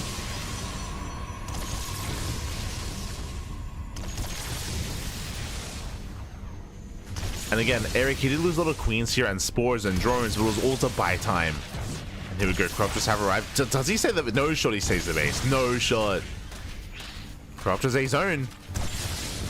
They zone away. Lings have arrived as well. Erik, he pumps out another queen. Lings, again, they're just buying time. They're going for the shield batteries. Oh my god. Hatchery is so incredibly low here. More queens filing in. And he saves the base. He's... Oh, I spoke too soon. One more volley. It's so close. Uno más, papi. Uno más. As again, Erik has to try to bait the army closer to his bases, but alas, the hatchery does finally go down.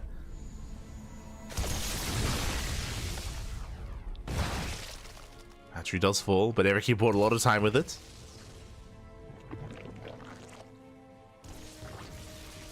Tries to sneak out a drone. You got a proxy hatchery. Corruptor cannon's building up.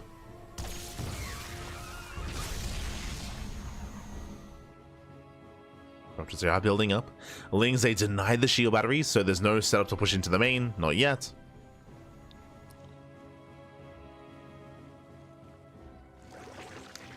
And this is still a tense position. Now switching into Void Ray. And Void Rays, they are the counter to the Corruptor. Or at least they can be.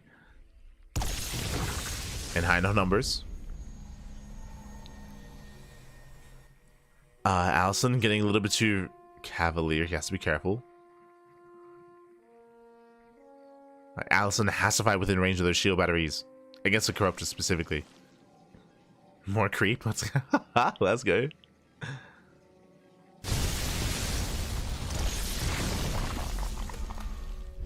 More creep is spreading. Corruptor still building up.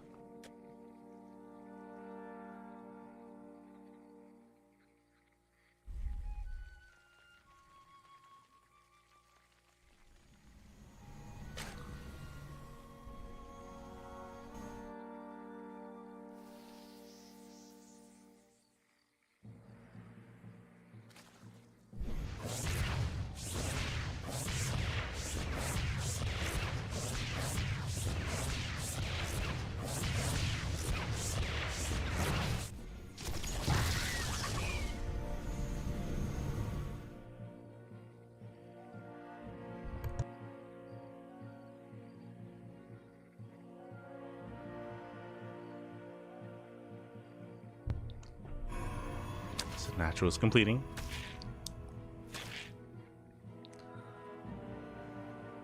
Building on more Corruptors. Now, what's important is that AlisoN still has yet to expand either, but AlisoN can actually take the natural of Erik. That'd be the play, to take this natural base and to use this to leave Rogue forward with more shield batteries. But now 6 Tempest, 3 Void Rays. No Spores in the main. But you can see Erik is just building up that Corruptor count. Now transferring over. And he will slip out. Getting a drone.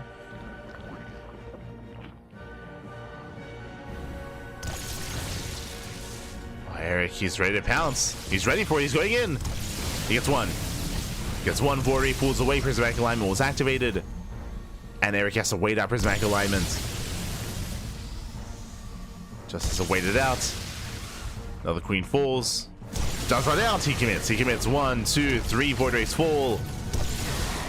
And he's going for it. He's going for the kill. Yeah, massive pickoffs. Tempest are falling one after the other. The Void Rays, they tickle the. They just tickle the Corruptors. And now down to 3 Tempest. Down to half the Tempest count. That was a better trade for Erik. Meanwhile, he does have that natural base up and running. That's what's important here. If AlisoN denied the expansion, I don't think he knows. The problem is I don't think he's fully aware of the base. If AlisoN had his own natural different story. But the longer this goes on, the better it is for Erik. Void Rays, they rotate. Bold move is splitting up his army. Splitting up the Void Rays and the Tempest.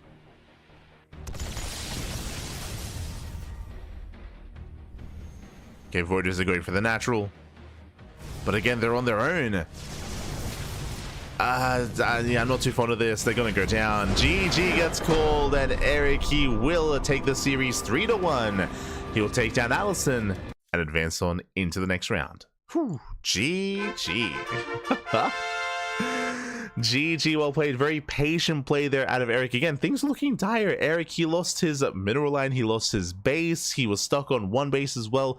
But I was most impressed by Erik buying time. I was very impressed by the amount of time that Erik bought when it came to protecting his natural, when it came to protecting that mineral line as well. Able to make the most out of that mineral line. GG. GG, well played. Able to make the most out of that base as well. And with that, he denied the shield batteries. He was able to build up his Corruptors. And in the end, to get his own backup natural up and running.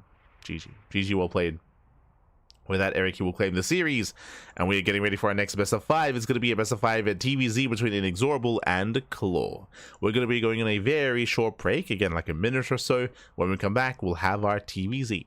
See you soon. See you soon, Pappy. See you soon.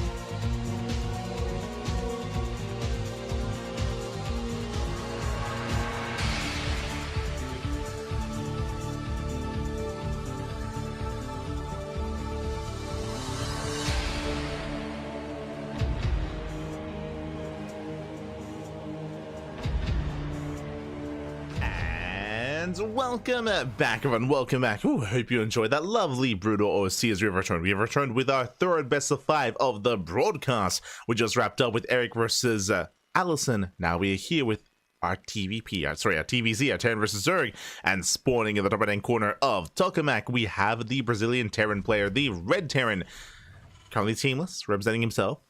I believe the number 3 seed, the number 3 ranked player in the Brazilian Soccer 2 circuit. It is INexorable. I was so close. Oh, sorry. On Team Little Fairy. Of course, he was recently picked up. My apologies. Was recently picked up. And in the bottom left-hand corner, we have a Claw for Eximius Gaming. Let's go. Let us go. Claw, I think, would I say that Claw is the second best Zerg player in Brazil at the moment? I might go that far. It's hard to say. Like right now, I think it's a toss-up between Claw and Dominoco. Like I do rate Dominoco quite highly as well. Dominoco, we're going to be featuring him later on in the broadcast, so don't you worry. But what I really love, and what my biases are showing a little bit here for Claw, as he does open up pool first, he goes pool gas into a hatchery. Interesting opener, might I add. But Claw, his idol is Erik, and we have seen Claw emulate Erik a lot, so I appreciate Claw for that. I do appreciate him. For emulating and for kind of in a way paying a lot of his play to Erik here. But we'll see how he does open up. And again, a really odd build here at a Claw. Pull first into a hatchery, or sorry, pull first into a gas geyser into a hatchery. So really early gas at a Claw, but not insanely early. With this Claw, he will have earlier link speed. This can lead into an early roach rush into a Bane Bust. You can see Lings are moving out across the map. They're going to be avoiding the initial scout of his opponent to try to delay the CC. So the goal here is to delay. Meanwhile, Claw, he's backing up gas. That's a lot of gas. He goes past 100. At most, you would get 100, then pull out for link speed. But no, Claw, he commits into, yep, there we go, insanely fast Lair. Lair is on the way. INexorable does break forward. Gonna be forced back. So far, INexorable, his scout is denied. Lings, they get across the map. They will delay the CC. They will barely delay. And it delays for a couple of seconds. It does distract INexorable. And he's going for the main. He's going into the main base. INexorable, he does get the scout if he confirms. Whew, he does confirm. He does get eyes on the lair. He doesn't know exactly what's going on. It's going to be a lair into a roach warren. And what is the lair for? That's what I want to know. Is this a Nidus all-in? The lair could be for a Nidus worm. The lair could be for Dropper Lords if we get into Overlord speed. Otherwise, this could be for just roach speed, right? To just go for a roach all-in with roach speed, which would be a bit of an oddity here. We've yet to determine the purpose. Ah, there it is, Nidus. Okay, now we know. I was like, is it for Dropper Lords? Is it for roach? That's for Nidus. So Nidus all in here. From Claw. Also, my apologies, I got ahead of myself, but if you're in the chat, predictions now open. Place your bets, get your gamma going on who you think will claim the series. Best of luck in the chat.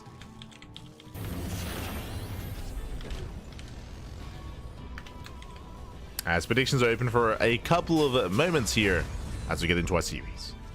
Oh boy.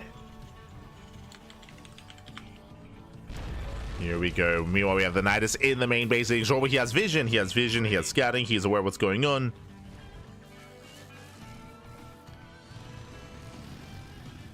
Is aware, he can respond.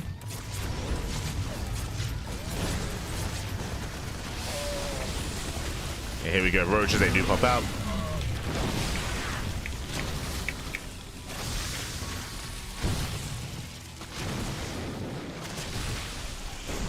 Boys are being pulled. A lot of SCV is going to be going down here.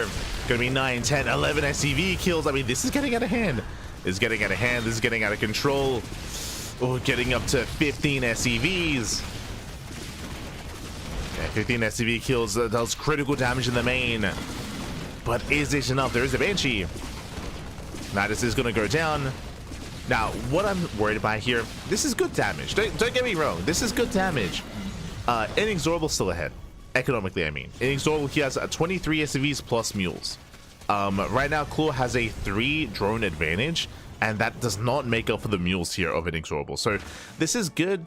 INexorable still looking solid. INexorable is still in this. He still has a superior economy, and he has Banshees to counterattack. Like, that's how committed this all-in was. Like, that's how much damage you had to do more than this. We had to end the game, and Claw fails to end the game. And now I'm concerned. Like, again, like it was nice damage and all, but we'll see. As Claw is forced to throw down Spore Crawlers, we have Roach Speed on the way. Now, Claw can turn this into a 2-base all-in. He can build up on 2 bases, get a 3rd base just for Larva, is what I would assume. And then from here, we could try to like get into like a follow-up 2-base all-in. That is possible. That is going to be possible.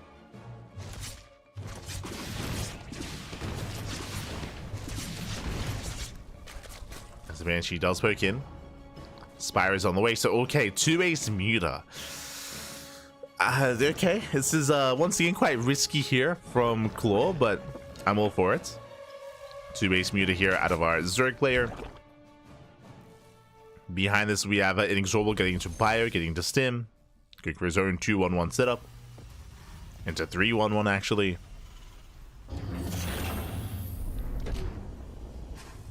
And I am concerned for Claw. I'm very much so concerned for Claw here.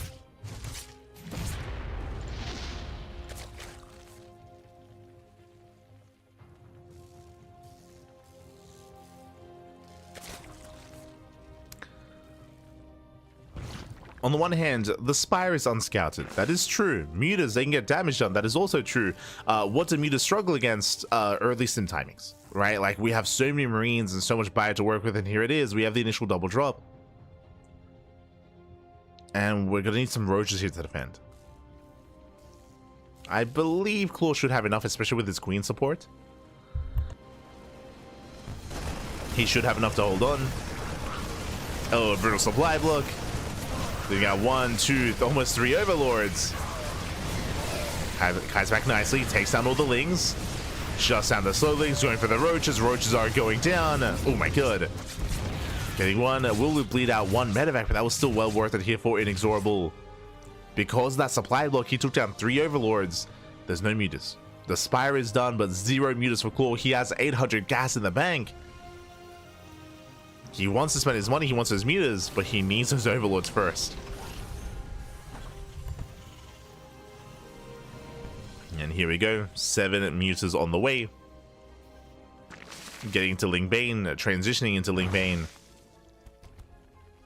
Well, this is all on 2 bases. And INexorable. So Widow Mines building up, turrets in the bases, in the mineral lines. And INexorable, he is secure.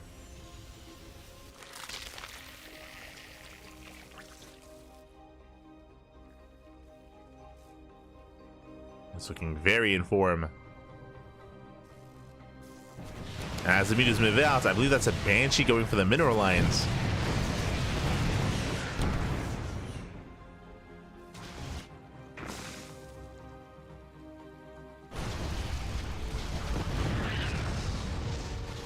Here we go, 26 more Lings in production. Mutas, they do threaten.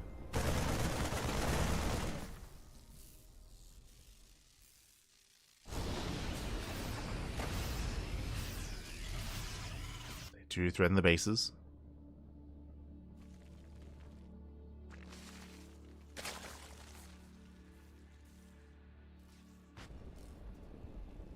Going back into the main.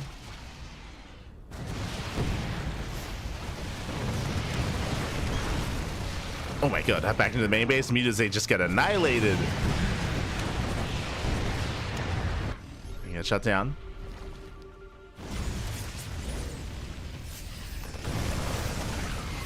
Black Bearsing Bane rolling in. Baneling speed is done. And how good are the splits? So far, yeah, they're good enough. Solid splits there by INexorable. He shuts down the Ling Bane. Now he sims and he wins. What is there left to hold him to stop him? Couple of Roaches, couple of Lings, Marines that built for this. Without Banelings, there is no defense. And INexorable from here will snowball out of control. Mutas, they do nothing. And the 3rd base has been broken. From here, he can just keep on pushing and just keep on going. We see Claw trying to go for a counterattack, trying to force back the army. That's not going to happen. There's only 5 mutas. INexorable still stimming in. Mutas, they do intercept a drop. Oh, there are a couple of banelings. There are a couple of banelings. But even then, still not enough.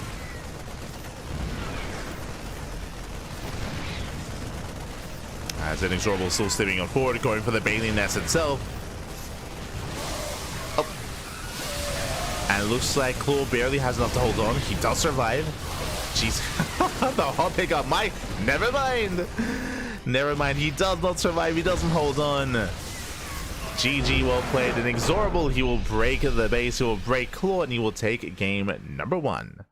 Whew. GG. He will take a lead in the series. Again, Claw going for his initial Nidus all-in did a lot of damage, right? Like, it was kind of unscouted. The Nidus did finish up in the main base. I'm a little bit surprised that did happen. And he did kill 15 SCVs, which is good, but as you mentioned, not good enough. He was that much all-in. He was that much more all-in, that much more committed. He needed to end the game then and there. Killing 15 SCVs wasn't even enough to equalize the economy. It wasn't enough to give him a lead. Wasn't enough to get ahead. It just wasn't enough to deal some damage to keep himself in the game, but in the end was overwhelmed. In the end, he was overwhelmed. Going into the Muta follow-up was a bold move. It was bold, it was risky, as we saw. Again, against a heavy marine composition, Mutas, they didn't really do much. There's also a reason why Muta play is really uncommon nowadays in the meta, right? It can be difficult to really make them pay for themselves. Muta play can be really risky. Wasn't worth it. Was not worth it in the end. GG, well played. With that, INexorable does take a lead, and now we are jumping into game number 2. Let's go. We'll see if INexorable can extend his lead. We'll see if Claw has another all-in or some standard play ready for us. Let's go. We're jumping into game number 2. And here we go. Settling in. Oh, hello. Hello. Zete coño. ¿Qué tal? ¿Cómo estás? Good to see you. Good to see you. Oh. As we're jumping into game 2.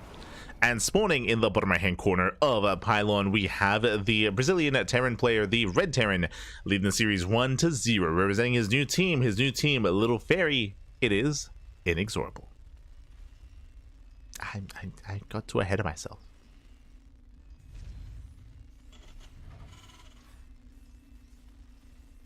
Oh my god, this was a long one. Jesus.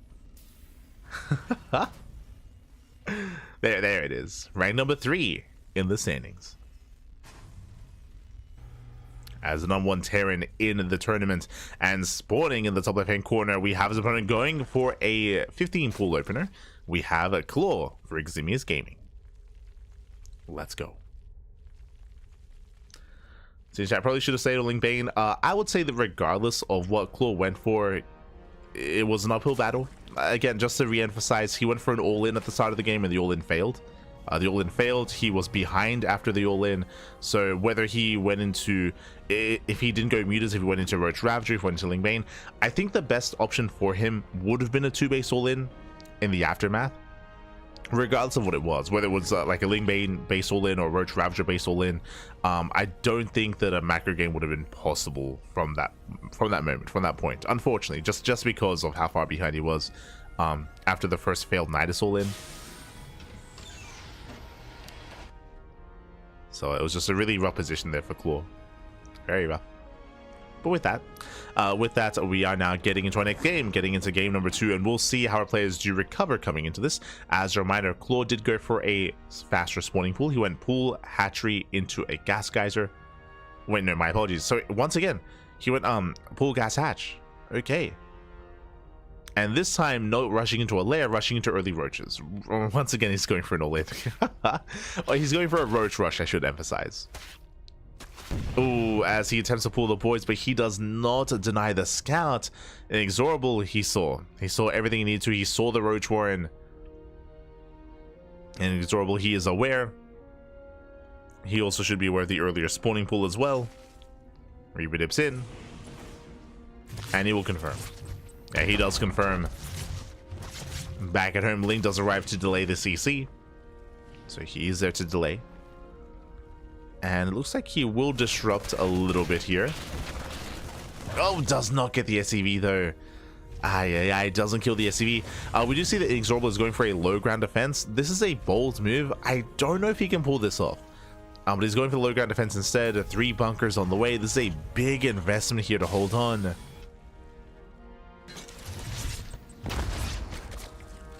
For those that are curious, what we would typically see is a high ground defense. We would defend on the high ground. We would lift the CC on the low ground with 1 bunker. We'd be able to pull off a defense, pull off a hold. From here, INexorable wants to be greedy. He wants to maintain saturation at the natural, which will cost him more bunkers. And we'll see if Claw can punish this. See if he can punish.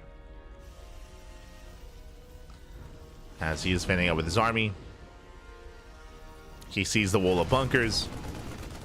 And again, there's only 2 Marines. Only 2 Marines, but he is deterring this army. He is keeping Claw at bay. Behind this, Claw is droning. Claw is rushing into a faster lair.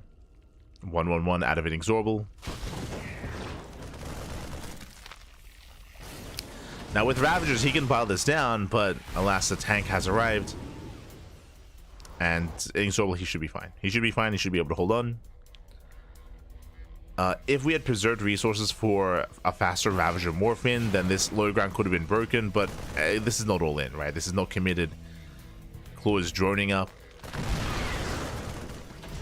And this does force a response, but right now INexorable is in a much better position. It was just a really good call, like a really good call out of INexorable. Again, if Claw was all in, I would say that INexorable was in trouble, but Claw wasn't all in, right? It was just an initial roach rush into droning, so INexorable was fine.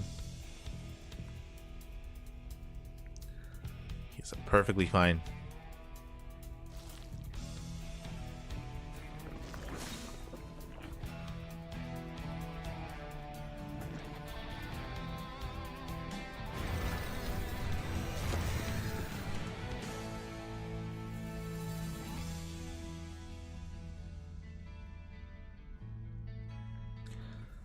From here, we're getting to a 3rd CC, likewise a 2nd Rax as well.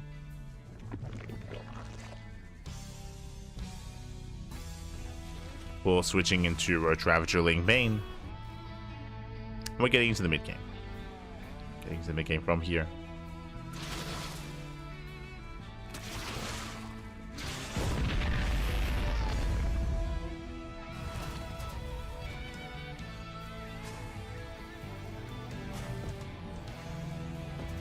From here, it's going to be on Claw to recover.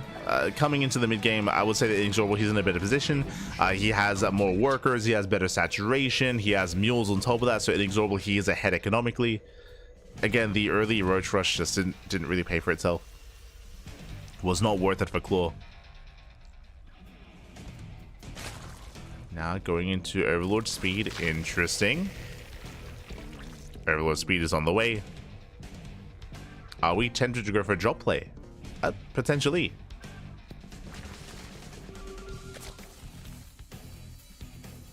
Scan into the main, reveals nothing too crazy. Scan into the natural, just confirming the setup for production.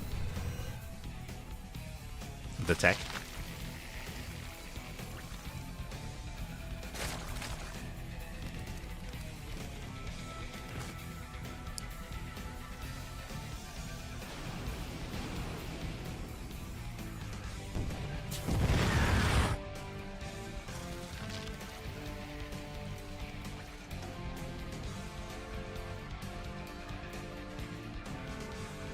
Here it is going to be on Claw to hold on to maintain his bases. And INexorable, he isn't going for any kind of major push. He is taking a 3rd, but only going for drop play. Only going for drop plays. So INexorable is playing this safe, playing this more macro. He's applying some pressure, denying some creep. He is not committed.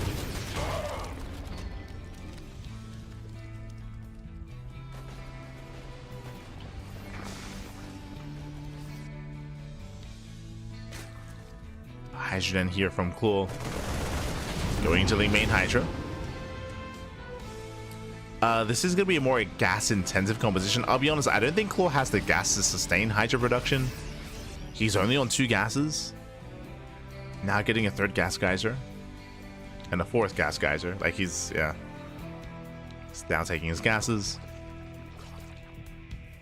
Hydrogen is done, but again, Claw can't really afford Hydras, so this is a bit of a more awkward tech switch.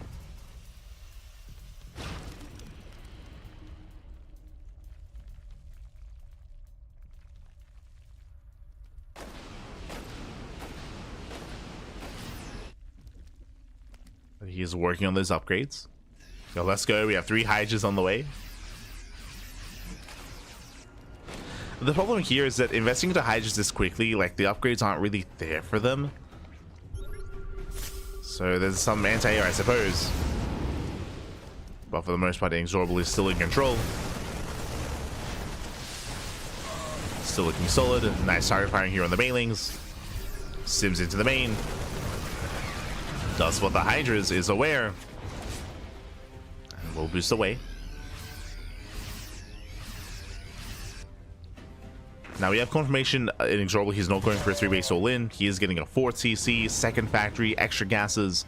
So INexorable he's playing at a longer and later game. He's playing standard. And he's still ahead. Like INexorable is still in a better position. He has momentum, he has the map control.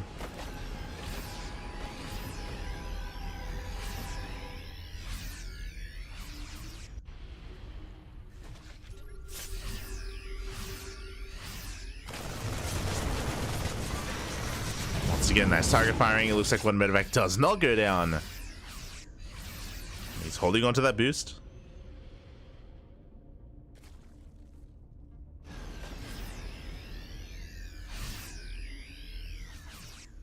Let's boost away in time.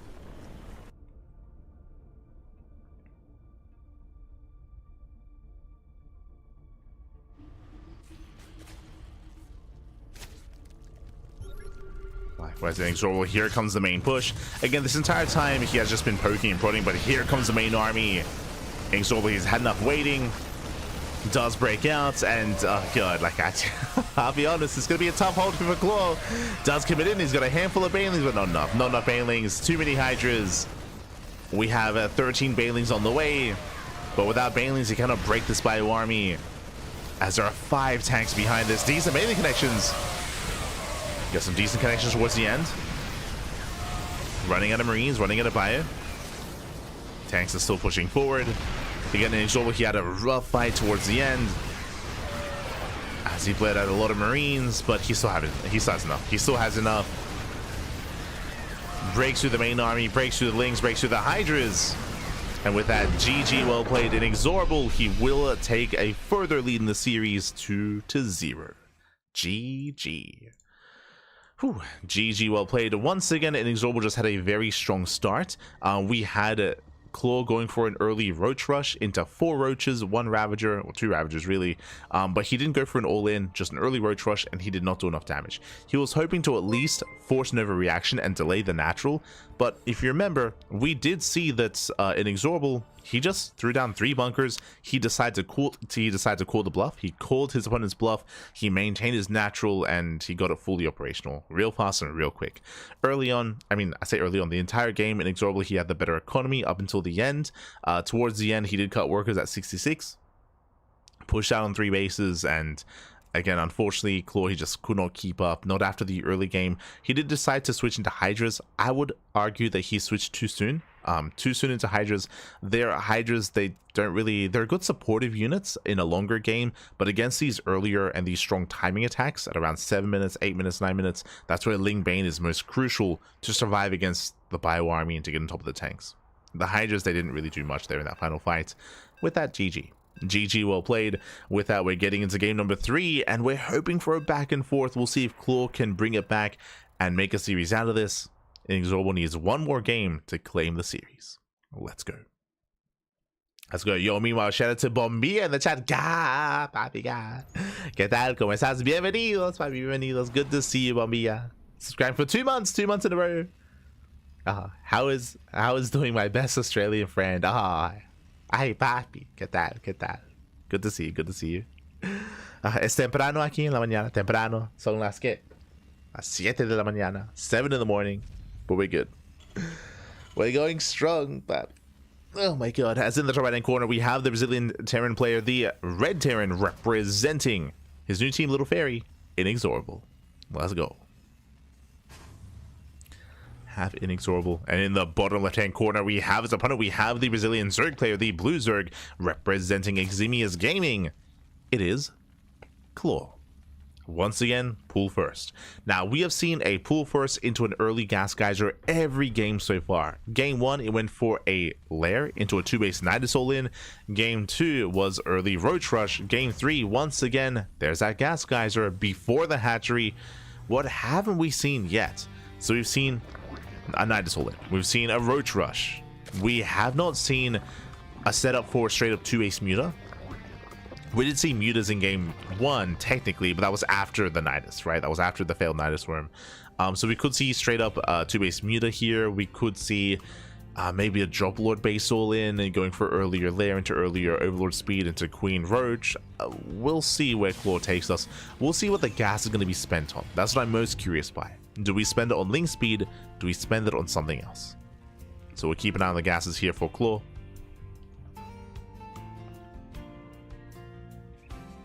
I see you with the stream on always. Yeah, siempre, papi, siempre.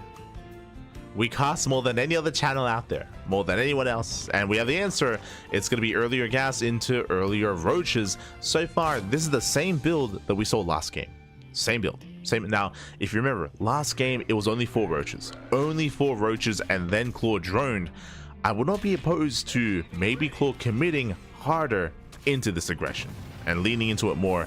Meanwhile, SCV Scout confirms. Oh, that is brutal. SCV Scout does confirm the early roaches. INexorable, does he go for the low ground defense once again, or does he set up on the high ground?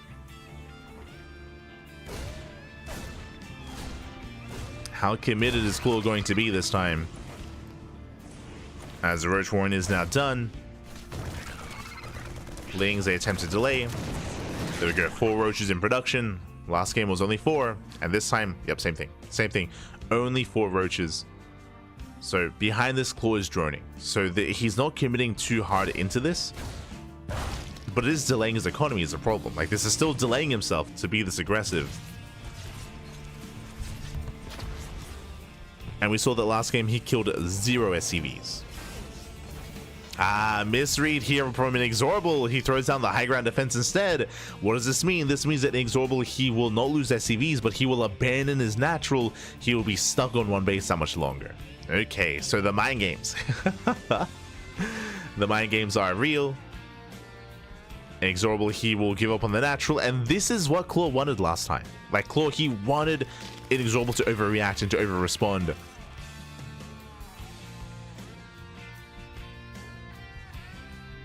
And there it is. We have the bunkers on the high ground. A tank is on the way. Ravagers, they waddle in. And then he'll have to lift. He'll have to lift. Now he knows. The Reaper gets across the map. He sees the drones. He sees the workers at the natural. So now he knows that he has been caught off guard. He wants to fight for the low ground. Without a bunker, it's going to be a tough hold. Tank shot goes up. Gets one. Ooh, gets one Ravager. Claw does overextend. And you can see INexorable, he refuses to lift. He refuses to lift up. He refuses to lift off. Now, this is a shakier defense because the bunkers are not really coming into play. But INexorable, he will maintain the low ground. He will expand. And so far, I love this response by INexorable. Even though he overreacted at the start because of the Reaper scouts, and again, it happened off screen, but the Reaper actually got across the map, saw that the natural base was full of workers. Once he saw that, he fought for the low ground. INexorable, he fought for the low ground, and he does maintain it. In the end, does bleed out 5 SCVs. Scan into the natural does reveal gases being taken. Lair is on the way. And I would say currently INexorable has the better economic game state. He has a better economy. He's down 2 SCVs, but he has mules, so technically I would say ahead economically. What I'm curious by though, with that lair from Claw, with that second gas, is he going into 2-base Muta? Is he gonna go into, oh, that's 9 overlords on the way. Oh god. But does he go into more gases? Does he go for a Spire, or does he go into Roach speed? Where are we going with this? Lair is still on the way. Swarm forces under attack. Lair is still on the way. Speaking of always casting StarCraft, I believe we have 3 casts today. We have, technically, in this day period, we have the Brazilian Soccer Circuit, we have the May Madness in a couple of hours, and then we have the Tuna Cup as well. And then we have more Brazilian Soccer Circuit, and we also have the Thermal 2 Circuit as well. Let's go. I think we have like 6 events in 24 hours. Something like that. It's an intense weekend. Intense weekend. Always. I think it's like 8 events in 48 hours, something like that. Scan at the natural. You can see INexorable is looking for the lair. Sorry, he's looking for the spire. He's looking for the spire. We can see it's going to be Lingbane Roach Ravager. It is not going to be Mutaplay. I like this early move out though. I mean, Claw, he's not ready. He's not ready for an early push like this. He's morphing in some Roaches from Ravagers, some slow Banelings. It's going to be a tough hold here for Claw. Not impossible, but it's going to be tough. Bearing in mind, no Baneling speed for this defense.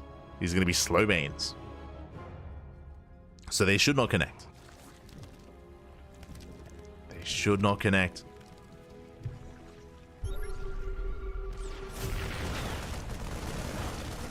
So you go, the army does push forward, gets eyes on the Banelings, tanks do siege. So far, nice target firing on the Ravager, on the Queen as well. But Baneling speed is on the horizon, it's almost done. I think Claw holds. Yeah, this is taking too long. It's taking too long. Claw is going to hold. He will defend. And INexorable, he backs off. Really mature decision. Like INexorable, he realized that it took him too long to get across the map, took him too long to push into the bases. He recognized he missed his timing. He respects it, pulls away. And with that, INexorable, he preserves the army. That's what's important. He preserves the army. He pulls back home, sets up defensively, and builds up towards a later timing. This time with 1-1 upgrades, with concussive shells, sorry, with combat shields, with stim. We're building up towards a longer game state. Okay. We have a game. INexorable starts the... Oh no! Ooh, late reaction, late response. INexorable caught with his pants down. Bleeds out a lot of Marines there. Now here comes Claw. Claw, he's not droning. He takes a 4th base only for Larva. He's not droning up. Spoke too soon. Now he drones.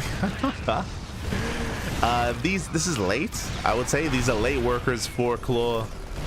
I assumed he was going for an all-in. He does not. He sees a defensive setup here. Doesn't like what he sees. Lingbane rolling on forward. This is not the fight to take. If we're not going all in, we should be pushing in like this. Gets 1 tank for all that Lingbane. And Claw has to retreat, has to back off.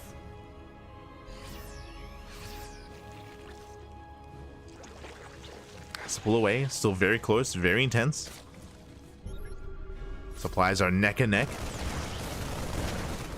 Tanks are sieging. Banelings get spotted. They finish. Oh no! Late reaction from INexorable.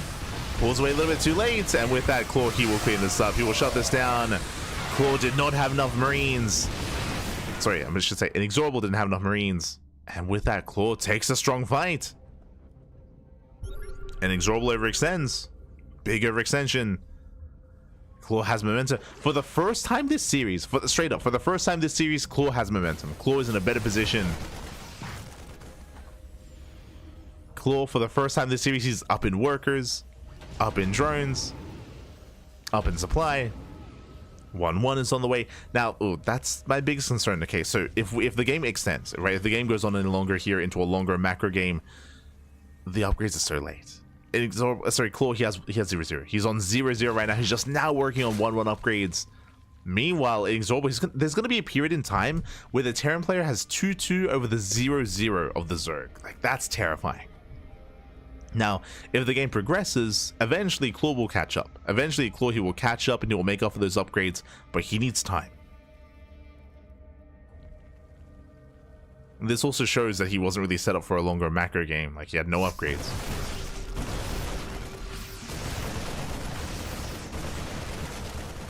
As INexorable moves down, that's a kill, not a cancel on the expansion. Ay. Takes down the hatchery.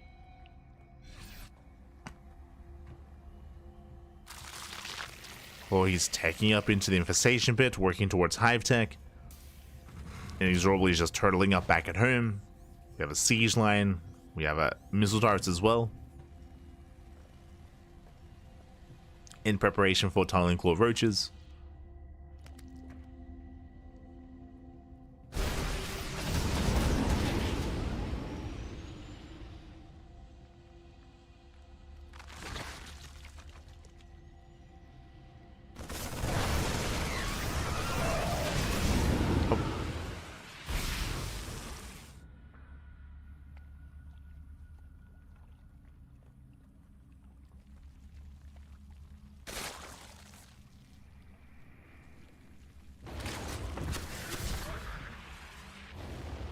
From here, and INexorable just going for drop play.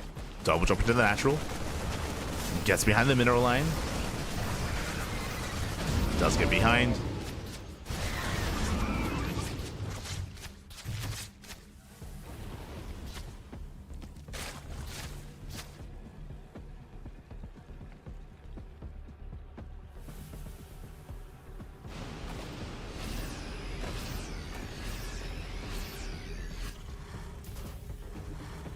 Behind, just buying time. Both armies are maxing out.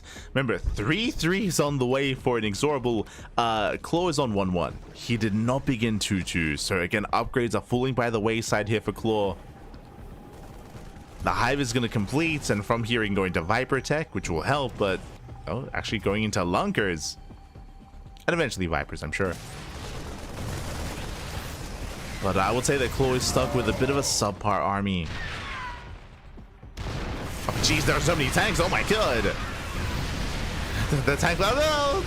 Bit of miscontrol, bit of mispausing. Does mispause. And oh my god, that's what? No, that's 10 tanks. 10 tanks moving out. That's an insane tank count. Without Vipers, how do you defend against this? Oh. As we do surround the initial drop. The tanks, they just siege up, they push in. I don't see how Claw deals with this. Not this early on. No, without Vipers. Speaking of, one Viper goes down. I believe there's 3 Vipers left. Claw is pushing in.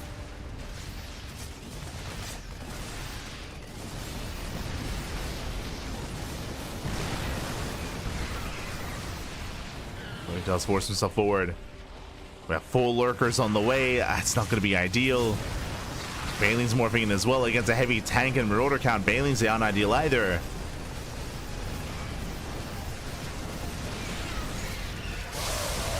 Some decent melee connections on the bio, at least on the Marines. But the tank count does push forward. He gets some blinding clouds. The lunkers are set, but GG, well played. And INexorable, he will snowball out of control. He will take the series 3-0. He will advance on to the upper bracket semifinals. GG. Whew. GG, well played. INexorable, he will claim the series. Coming into this, he was the favorite player. I was hoping for a back and forth, and again, there were some nice moments here for Claw, but only some nice moments. Unfortunately, he did still fall behind when it came to a longer game. His upgrades were lacking, his economy was still building up, and his tech was also lacking as well. GG. GG, well played. With that, INexorable will claim the series, and we have one best of 5 remaining. One best of 5 left. It's going to be a best of 5 between MasTeR and Dorminoko. Let's go. A PVZ right after the break. Shouldn't be a long one. Should be a short break here. We'll be back in a minute or so with our final best of 5. Then we have a bunch of best of 3s afterwards. See you soon. See you soon. Happy. See you soon.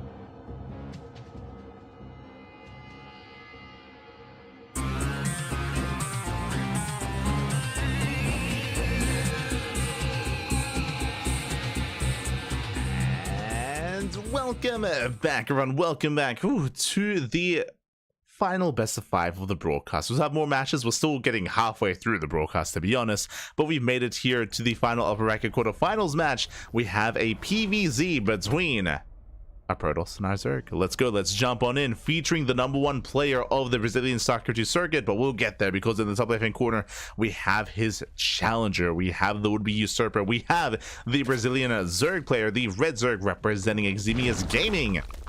It is Dorminoko, aka Sleepy, aka Dormilon. Papi Dormilon. Ah, he's so sleepy. Let's go. Rank number 5 in the overall standings is ranked 5. And spawning in the bottom right hand corner, we have the Brazilian Protoss player, the blue Protoss representing Team Hellfire. It is MasTeR. Let's go. Again, ranked number 1. He is the best Protoss in all of Brazil. He's arguably the best Protoss in all of Latino America. I know that Mute has something to say about that. I would love to host a show match one day between MasTeR and Mute to find out, to confirm was the stronger of the two. But at least in Brazil, MasTeR does take it. And again, we'll see if anyone can bring him down. Dorminoko going to be opening up pool first. It does go earlier pool into a hatchery. No gas. So gases opener out of Dorminoko. Does open up. Also, before I get ahead of myself, if you're in the chat, you know what time it is. It is Gamma time. Predictions are now open. Place your bets on who you think will claim the series. Best of luck in the chat as we jump into this best of 5. Now, coming into this, MasTeR is the heavy favorite to bring down MasTeR. We expect one of the big names. We expect an Erik. We expect an INexorable. Outside of those two, though, it's going to be a mountain to climb. So best of luck here to Dorminoko facing off against MasTeR. We'll see if he has something special in store for us. Oh, let's go! Pool first into a hatchery, into a macro hatchery on the low ground. This is the Erik opener. Let's go. I mentioned this before, but Claw alongside Dorminoko, alongside some of the other Zerg players in Brazil, they do take after Erik. They look up to him. They look up to him. He is the prophet that was promised. Let's go. As things, they do slip in a chrono boost on the Zell, but that might just be too late. The pylon is under fire. He's going for the pylon. The pylon is going to go down. The boys are being pulled. You can see a backup pylon on the way, and the pylon should fall. Oh, it's going to be close. Barely goes out, but the Zell does pull that in time. Despite that, nice damage here on the probes, getting 4 workers. 4 probes go down. Pylon as well. Good damage here by Dorminoko. Does sit by. Does sit past. And Dorminoko with a solid start. Behind this, he's joining. Behind this, joining up. Settling in back at home. Also, a quick announcement as well, and we'll be going into this more later on, but it did actually happen during the broadcast. But we have a new Duckling. We have a new battle. We have a new Duckling on the team. We have a new Duckling on the team, I should say. Enki El Hermoso, Enki Alexander. He is a caster, a Spanish caster. He's a near and dear friend. We've been friends for a very long time at this point, and recently, by recently I mean an hour ago, has officially joined the CranKy Ducklings. Officially has joined the Ducklings as the official Spanish caster. We have spoken about it. I'm not going to jump on for a Spanish cast at all, but I might jump on his stream every now and then. Potentially, we'll see what happens when it comes to. I know that he does host a podcast on a regular basis. Does have his own podcast in Spanish where they do discuss and go over things in Spanish, and he did say that he does want me on at one point. So likewise, might even see Enki on the podcast as well. Likewise, we'll do our best to support him as a fellow caster, as a content creator, when it comes to casting and covering events, when it comes to providing any kind of support as well, as much as we can. So much love to Enki. Much love, Papi. Much love. Este Enki. We're going more into it later. But now, though, I'm going to be settling on in. Double adept into the natural. 1 drone goes down. He gets 1 so far. He's going to get 2. Until we get up to 3. Up. Barely. 3 workers do fall. Getting 3, 4. This is getting out of hand. He gets 5 towards the end. 5 drone kills for 2 adepts. A nice trade here from MasTeR. Back at home, we're going for a Stargate opener into a 3rd base, into a standard opener here overall. Dorminoko, he had a nice start killing 4 pros, but alas, MasTeR does make up for that.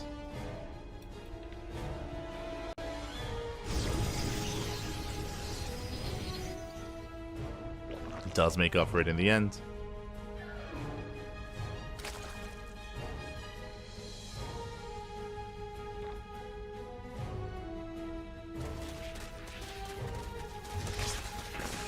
Likewise, you dip in between the bases. Oh, we just see Dominoko going into Ling Hydra without an Eva Chamber. This is an odd one. Typically, when you go into Hydras like this, you're foregoing Roach production. So because you're foregoing Roaches, typically you get plus on melee to make sure that your Lings can actually support yourself. You can support yourself, you can support your army, and get away with skipping Roaches. But instead, Dominoko going to really fast Hydras into Hydra range, into a Hydra rush, I would assume. Show us what you got. Let's go. I said that the gas income is actually quite low here for Dominoko. Lings, they fan out towards the third base. MasTeR, he is in position. And MasTeR is ready. There's the NG overcharge. He shuts down the Lings. The Lings are shut down. The Lings get forced back.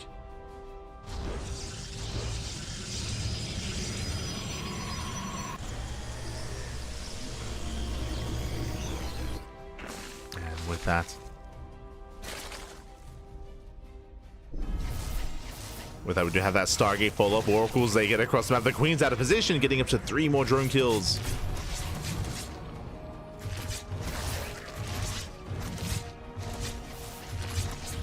Three more drones. They rotate further in.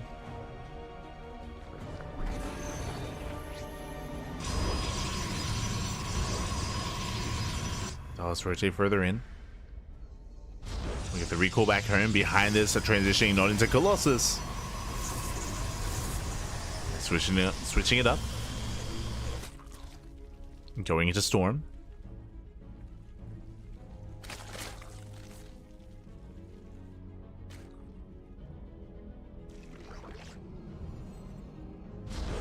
Let's head towards Storm instead.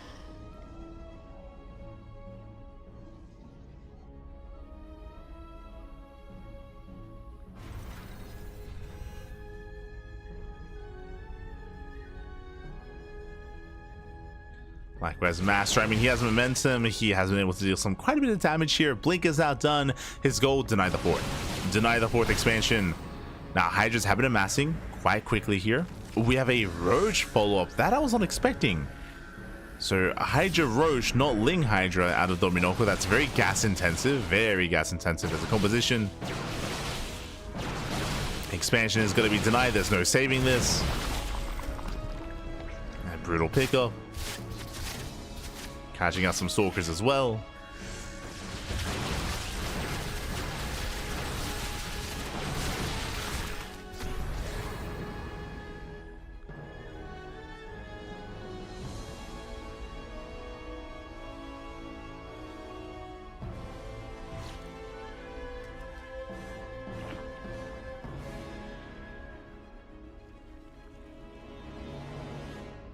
And Dominoko from here, he's going for the all-in. I mean, he's not making drones. He lost a fourth base. His fourth base has been denied one too many times already. He cuts workers like 66. Oh no!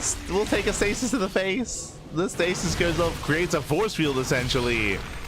And a much better position for MasTeR to engage. Nidus is on the way again to commit across the map. It's all or nothing for Dominoko. It's all or nothing. And MasTeR, he wants those Hydras. Stasis about to run out. Nidus into the main. MasTeR, he has no vision. Uh-oh. Wait, does he? No, he see. Wow, it's within range. It's within vision. It's within range. It is spotted.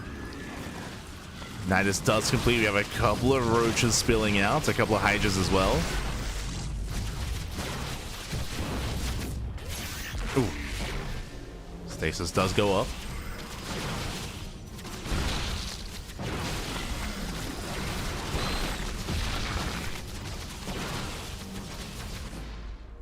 Stasis goes off. MasTeR kites back. And he's running out of steam already here. He's running out of units. We have a couple more Hydra spilling in. Okay, gonna keep this going. MasTeR, he has to race back home. Is Storm ready? Yeah, Storm. Oh my god.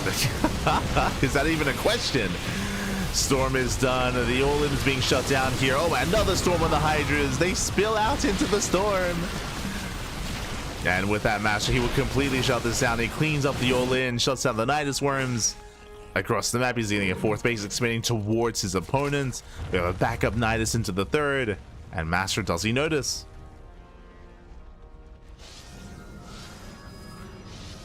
Does he notice? I'm here. I believe he does. Yeah, he shuts it down. Shuts down the Nidus Worm. Cleans up the Overlord. Backup Nidus here at the would-be triangular fourth location. Triangular third location even. But MasTeR's looking very comfortable. Remember, MasTeR, he has 84 probes. He's on a 4-base economy, fully saturated on 4 bases. He's got Storm. He's warping in more units, getting more upgrades. We could do with maybe some more gateways or even a second robo. But MasTeR, he is perfectly fine. And he will soon push. Oh, even oversaturated at his fourth base. Which means he can just get a fifth. Let's get another expansion. He's almost up to 90 probes. Calm down. Upon seeing how many roaches there are, that's where a heavier immortal counts can fare well. But now, nice storm on the Hydras. Another storm is coming in. Oh, good. Yeah, the storms are brutal. As there are too many High Templar, not enough Stalkers here. MasTeR overextends. Archons are going down. We mentioned it here, but I mean, there's only one Robo, only one Immortal. We need more Stalkers. We need more Warp-ins. Where's the army? And was out of position. To be honest, if MasTeR had fought with everything together, he would have won that fight, but I'll win anyway. Yeah, the Stalkers have arrived. It was a little bit lopsided, a little bit chaotic when it came to the engagement. Again, MasTeR just didn't fight with his Stalkers, but now he arrives. And now he can take it. Now he can take it. Forces back the army, takes on the Nidus Worm. Sometimes you get to check the weather before we're heading out the door. Yo, we've all been there. He didn't take his umbrella, Patty. Didn't take it. No.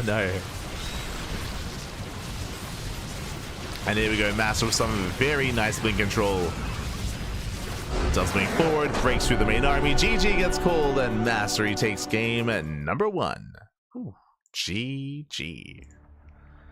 MasTeR, he does take a lead in the series, does take the first game, and the pressure is now on. We'll see if Dominoko can bounce back and to recover. Again, this was an interesting setup there from Dominoko. As a reminder, he went into really early Hydra production, and he went for a delayed Nidus. If you recall, he actually went for a Nidus after his fourth base was denied. It almost felt like a reaction. Unfortunately, MasTeR already had momentum. He already denied the fourth base. It was already ahead economically. He already had more production. So the Nidus Swarm was a little bit lackluster. It was also unfortunate that the Nidus Swarm was scouted. It was within vision of the gateways, so it did allow MasTeR to have more time to react, to respond, and to shut it down. GG. GG, well played. With that, MasTeR does take a lead in the series, and now we are getting into game number 2. We'll see if Dominoko can recover and make a series out of this. As a reminder, coming into this, MasTeR, he is the #1 ranked player in the Brazilian StarCraft 2 circuit. You don't get better than MasTeR, so it's difficult for anyone to go up against him, even including players like Erik and players like INexorable. It's still a tough ask. He is ranked #1, and let's go. Let's get into ley lines for game number 2. Here we go.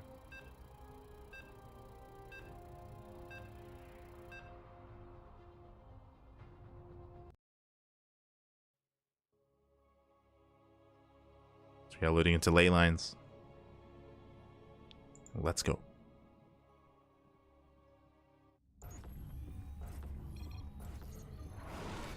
And spawning in the bottom left-hand corner of ley lines, we have the top right-hand corner of ley lines.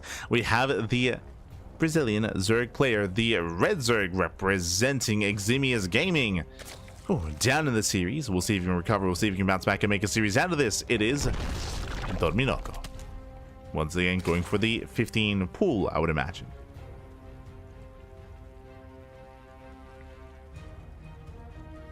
There he is, ranked number 5 in the overall standings.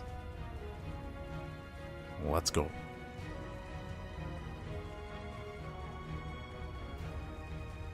And spawning in the bottom left-hand corner of Ley Lines, we have his opponent. We have the Brazilian Protoss, the blue Protoss. It is MasTeR for Team Hellfire, the #1 seed of the tournament. As we mentioned, Dominoko does open up a pool first. You can see the history between these players. Oh, Jesus. They face off. They played many times throughout the year, as you can see here. But last MasTeR, he has 100% win rate over Dominoko. And we'll see if Dominoko has something special in store for us here and now. For now, as a reminder, this was a 15 pool into a later hatchery. So earlier spawning pool means earlier lings. You can see here 6 lings moving out across the map.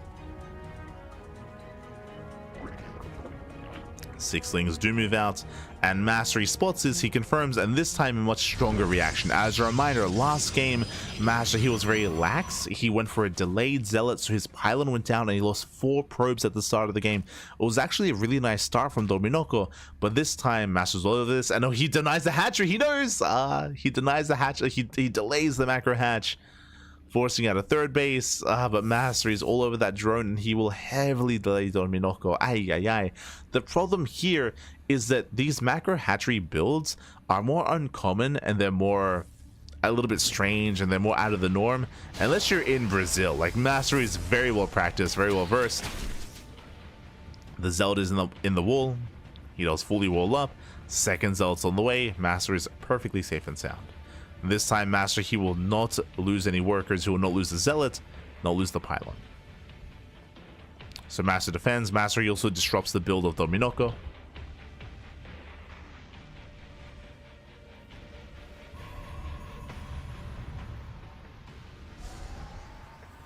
And from here, MasTeR setting up back at home.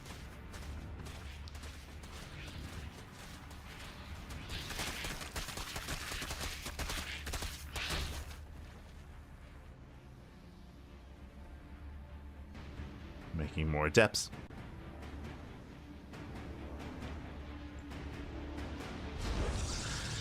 Is going to be that Stargate open out of MasTeR. So standard play, like MasTeR, he isn't really one to cheese things up too much. He isn't really one to go for like proxies or go for all-ins. We sometimes see Glaive builds out of MasTeR, but outside of that, we shouldn't really see too much deviation. So Stargate opener into Oracle into a third base.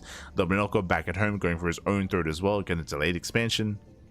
We're building up from here, and it's going to be on Dominoko to recover.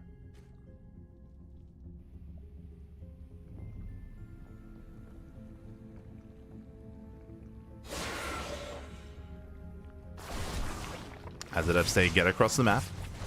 They come into the shade. Oh, not quite. Instead, they deny the spore. Oh, God, that's going to be a denial. One drone goes down. I believe that was a kill in the Spore Crawler as well. From there, 4-minute lair out of Dominoko. Very early lair timing.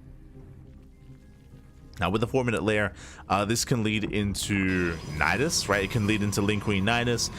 If we see Overlord speed, it could be for Drop Lord play. Otherwise, this could just be a rush into early Hydras again. Based on game 1, that's also viable. That's also an option.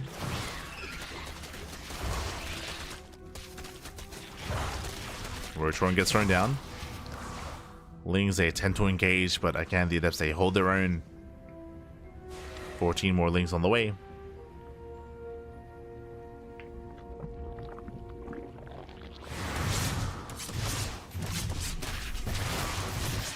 MasTeR does threaten those mineral lines.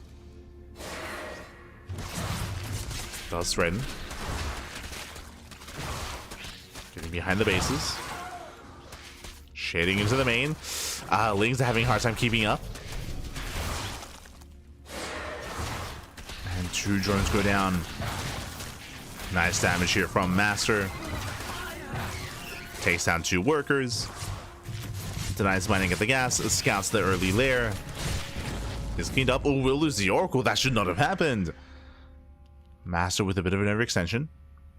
But the lair did complete, and what's the lair for? Roach speed. Okay, so nothing too fancy. No Nidus play. No Drop Lords, no fast Hydrogen. Just gonna be roaches.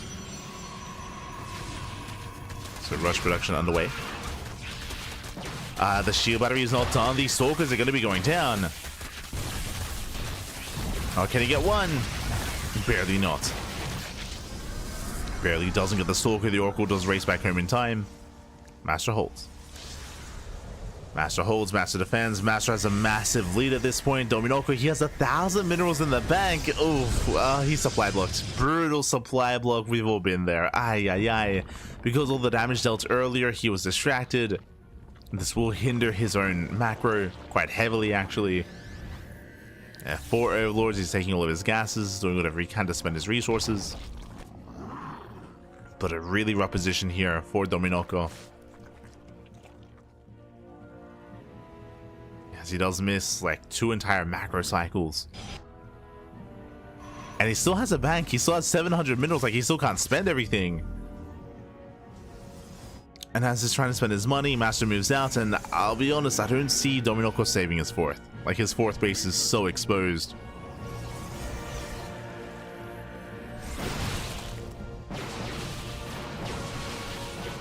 And here we go. MasTeR is going for that 4th base. Going for the queens, going for everything. The base is denied. That's all that MasTeR needed. That's all he wanted. He's gonna get a little bit more. Gets an overlord. It denies 2 of those tumors. Dominoko will maybe get 1 stalker. It does get 1. 1 stalker goes down. That's still not worth it though.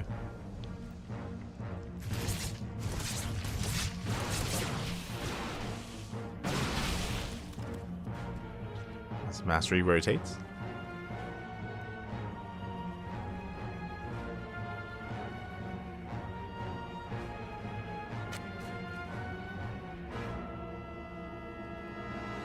Does rotate, does respond.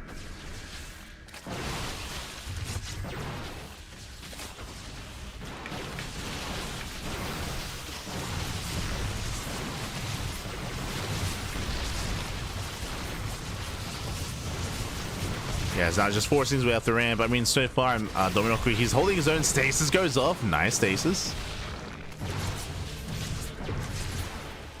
Stasis goes off, slowing down Dominoko. MasTeR trying to catch another queen. We'll see if he can.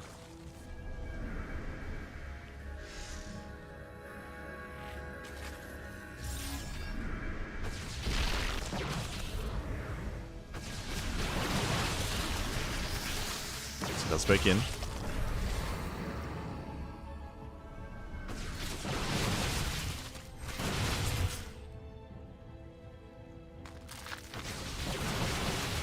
Does break forward. Can bring away at those lings.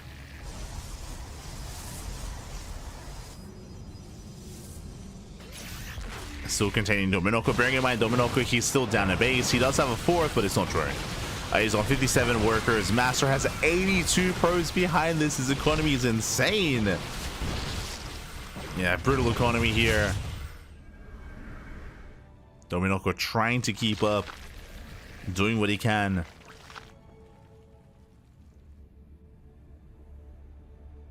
As the 5th base is going to be denied. Now, Dominoko is taking up into lurkers, and that is a way to try to stabilize, but the problem here is he doesn't really have the economy to sustain this kind of army. There's a revelation. MasTeR, he thinks about it. He's not run by into the mineral line. More drones going down. Now, Dominoko, when it comes to his tech, he has a way out of this. He can try to turtle. If he's able to turtle up and turtle up on 4 bases, then he can maybe, you know, max out on Hydra, Lurker, Viper. The problem is that MasTER's 1 step ahead. We have a Fleet Beacon and a 2nd Stargate. MasTER is already working on Sky Toss. A blinks on forward. A very bold blink here, but he takes down the Lurker. Lurker goes down. Storm with the remaining Lurkers as well.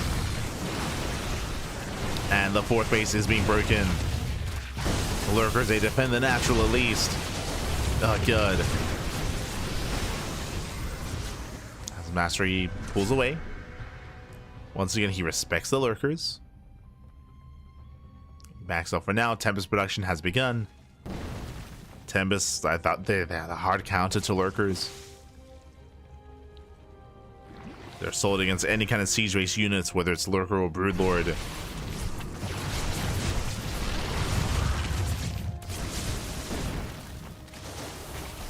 As they do outrange, storm in the mineral lines, picking whatever's left over. At the same time, MasTeR does hit the northern 5th base. 2 bases going down at the same time, the 4th and the 5th. And Dominoko cannot keep up. GG, well played, and MasTeR, he will take a 2-0 lead in the series. GG. Whew. GG, well played. Again, a solid performance there from MasTeR. Again, MasTeR is coming in as the heavy favorite, and Dominoko has been having a really hard time in the early game, is what I will say. When it came to his openers, when it came to his builds of choice, the early Adept aggression, the early Oracle aggression, it all distracted Dominoko enough to create a massive supply block. If you remember, he got heavily supply blocked at, I want to say, like 73-ish supply.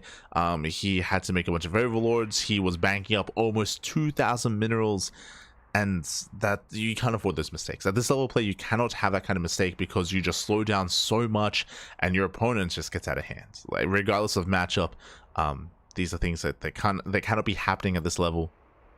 And with that, Dominoko does fall far behind, and we'll see if he can recover here. Coming into game 3, I hope he can. I hope he can. I want to see it back and forth. We have seen Dominoko take it to MasTeR in the past.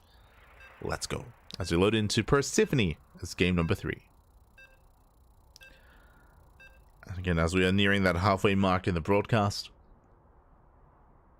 We're almost halfway there, Pappy. Let's go. Let's go. No.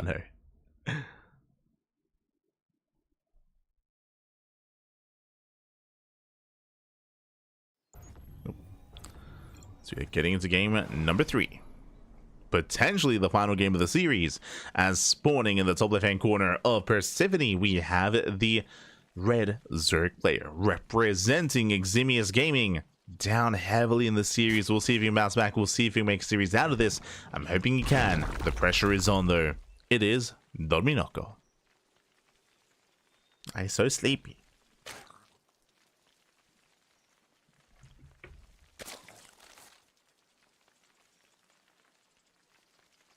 Rank number 5 in the overall Brazilian Soccer 2 circuit in the standings, in the rankings. And in the bottom left-hand corner, we have the Brazilian Protoss player, the blue Protoss representing Team Hellfire. It is MasTeR, ranked number 1.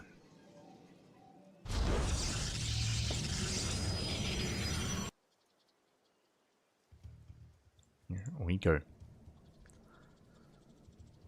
As once again, Dominoko does open up pool first opener, and again, this had the best outcome, I would say, in game number 1. But we're actually going pool first into a hatch block. Proxy hatchery in the natural base of MasTeR. Let's go.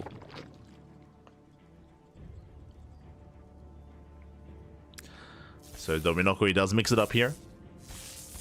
Now, as a reminder, this is not a cheese, this is not a proxy, this is not aggressive. The purpose of that, or I may say that, we have the earlier gas geyser as well. 6lings are on the way. Now, the purpose of this hatchery is just designed to delay the expansion and to disrupt the economy of MasTeR early on. The investment into 6lings tells us that Dominoko wants to commit a little bit harder here. From here, he should be expanding and he should be droning, but we'll keep an eye on Dominoko to see if he does drone. Yeah, there it is. Okay, so he is droning. So again, the purpose here is to disrupt. Here comes the expansion. Here come the drones for Dominoko. He should also be double expanding behind this and canceling that expansion. There we go. Does cancel in time. Goes for the Evo chamber. Cancels again. And he will save the drone. He will save. He will slip away.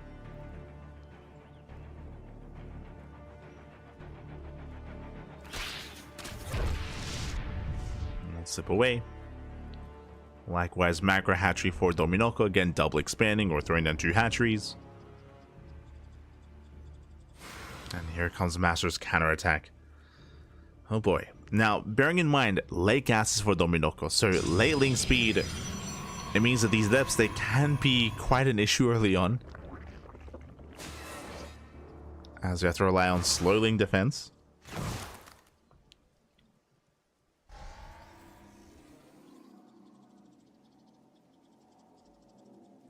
And that does shade into the main. I believe it's 1 drone. 2 drones even.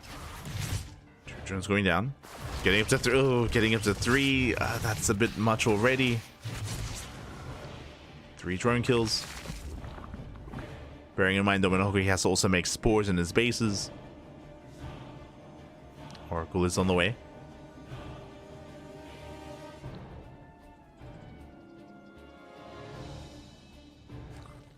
I should say Stargate is done, if not mistaken. Yeah, there we go. Oracle's now in production. The spores should be done in time.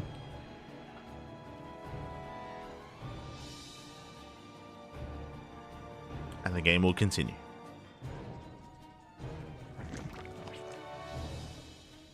Oh, here we go. Now, when it comes to our setup here, MasTeR, I would say, is in a better position. He has 2 bases. He's really secure on 2 bases as well. Dominoco making 14 lings. Oh my god, that's a lot of lings here. That's a big investment. And there's no Bailey nest. He cannot break the natural. I believe this is just designed to deny the 3rd. But again, that's a lot of lings.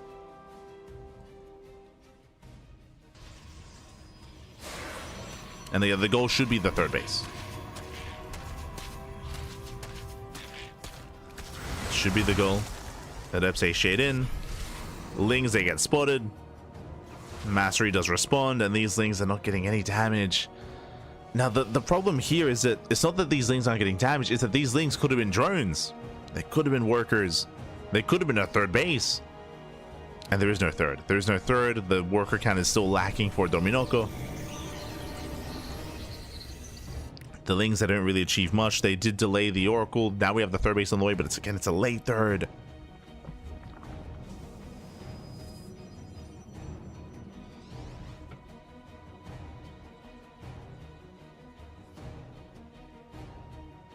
Dominoco is in a rough position. From here, getting to a lair, taking gases. Getting into roach play, I would imagine.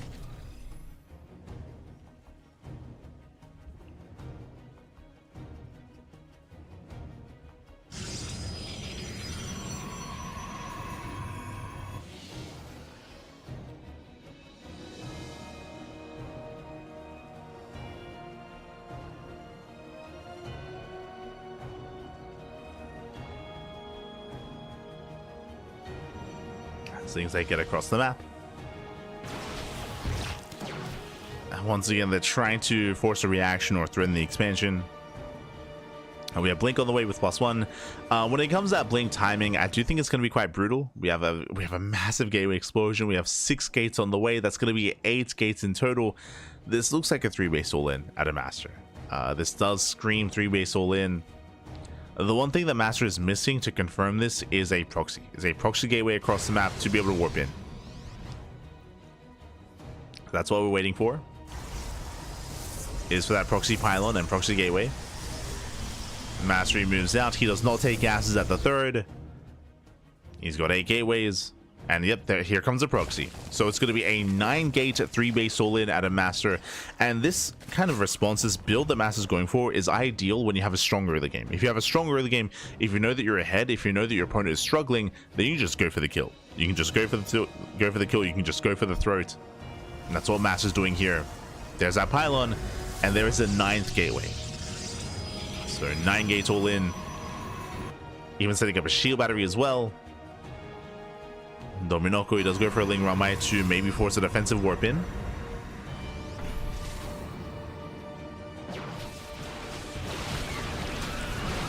And we have Ling Hydra to defend. Ling Hydra is actually ideal against Stalkers, but the numbers are they're just too much in favor of MasTeR. Like the other game is just going too poorly here for Dominoco.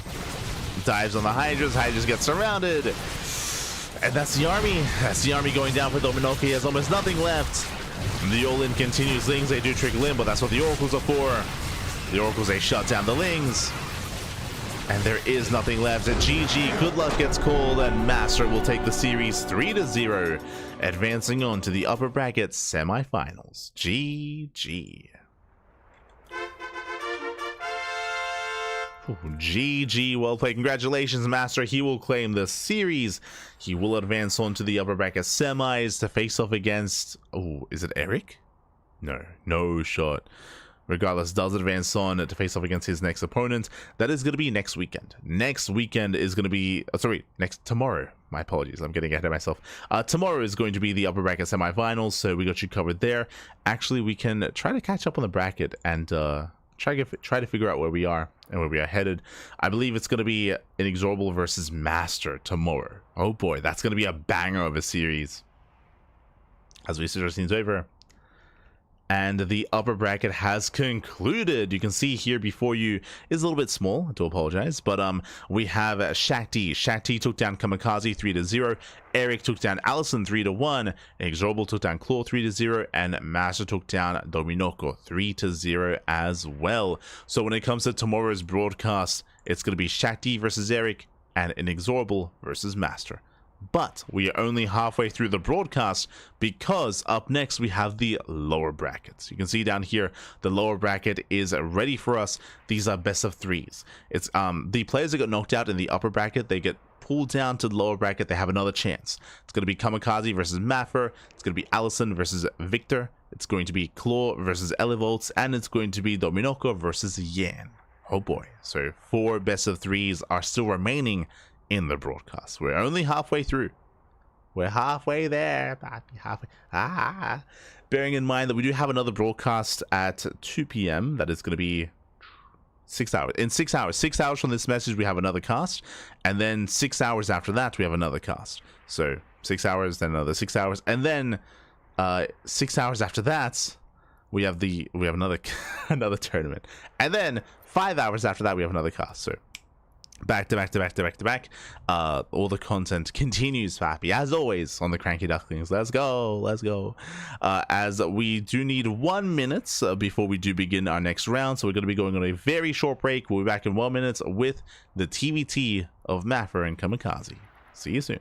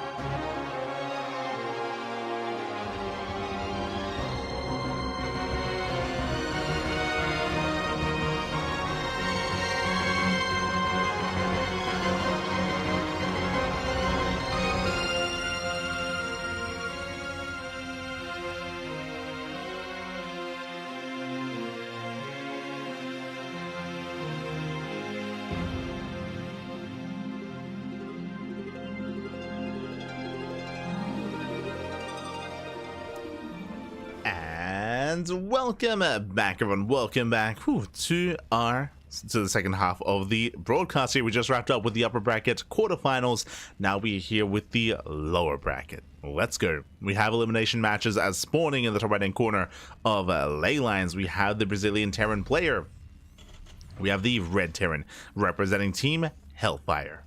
It is MasTeR. We almost got it. we almost got it. Ranked number 18 in the standings, and spawning in the bottom left-hand corner, we have the Brazilian Terran player, the other Brazilian Terran, the blue Terran. It is Kamikaze for Ximius Gaming. Ranked number 4. Ooh, Let's go. Ranked number 4 in the overall standings. You can see here the brief history between these two players. Kamikaze with 100% win rate is coming in as the heavy favorites, but if you're in the chat, you know what time it is. It is a gamma time. Predictions are open. Place your bets on who you think will claim the series. Best of luck in the chats. Coming into this, again, Kamikaze is the favorite player. We'll see if upsets can be caused. As a reminder as well, this is not a best of 5, this is a best of 3. So shorter series. Thankfully. I'm hoping to at least get like at least 2 hours sleep. I'm hoping for at least 2 hours sleep before the next cast. That is my hope. Again, just as a heads up, our next cast is in 6 hours. 6 hours from this message. And I predict the remainder of the broadcast to be at least 3 hours. I'm thinking like at least 3 hours for the remainder of the broadcast, so I will have at least 3 hours until the next cast. I'm hoping that I can get like 2 hours sleep. And then I should be good. I should be good to keep going for the rest of the day. Should be good. My hope is 2 hours sleep in between this cast and the May Mayhem, and then 2 hours sleep between the May Mayhem and Sparkling Tuna Cup, and then maybe 1 hour sleep in between the Tuna Cup and Euthermal 2-2 Circuit, and then maybe like 1 or 2 hours between Euthermal 2-2 Circuit and the and Brazilian Soccer 2 Circuit number 2, or day 2. So the plan is for like 2 hour sleep intervals. We can pull it off. 24 hours of casting. We'll be fine, papi. We'll be fine. Copian. Speaking of being fine, yo, shout out to Erik. Papi, el hermoso. Oh my god. El nuevo patito, papi. Ay. Enki, ¿qué tal? ¿Cómo estás? Bienvenidos. Hope you had a great stream. Hope you had a great cast. Y papi, welcome to the pond, to la familia. Este pato. Good, saludos. Good to see you. Hope you had a great cast. Hope you had a great stream. Again, for those that are curious, Enki, he is recently announced as a new CranKy Duckling, and of course is casting in Spanish, casting en español. Aquí estamos casando en inglés. Aquí estamos en inglés, pero gracias y again, ojalá que todo te fue bien. Hopefully everything went well. Hopefully you had a great time covering the first half. Let's go. Sí, un pato. Let's go. Good to see you. Yeah, we're here for the lower half of the broadcast, lower half of the brackets. Again, we have our TVT. Initially, MasTeR stuck on one base, going for the high ground CC, getting to his own third CC. MasTeR double expanding in the main. On the one hand, I do think that MasTeR needs to double expand to catch back up economically because he's been stuck on one base. But at the same time here, it's quite greedy. It's quite greedy. We'll see if he can hold on. We'll see if he can get away with the faster third base as Kamikaze is building up on 2. He's building up his tank out, building up his Ravens as well. Kamikaze known for aggression. Kamikaze known for mech in this matchup. And we'll see if we get a second factory. But now just securing himself. Building up. Pato, saludos. Sí, saludos. Let's go. But yes, we have a lot to catch up on, Enki. A lot to catch up on when it comes to what we can provide and what we can set up. But exciting times here. Let's go.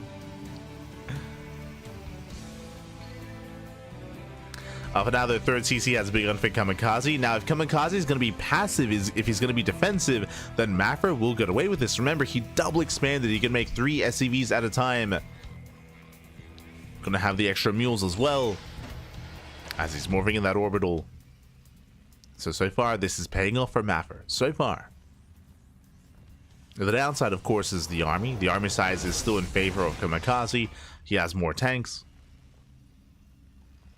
And we'll see if that comes into play.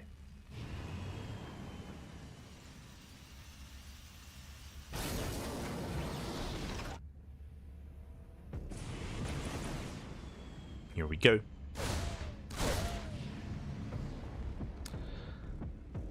As MasTeR does break out across the map, he does gain map control. Kamikaze likewise getting in position to expand to establish his third. To build up.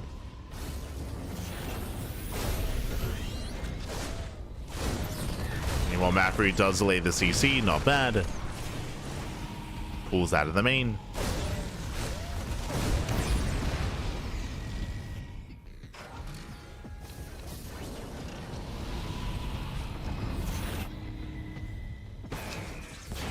Does pull out, getting ready for his third.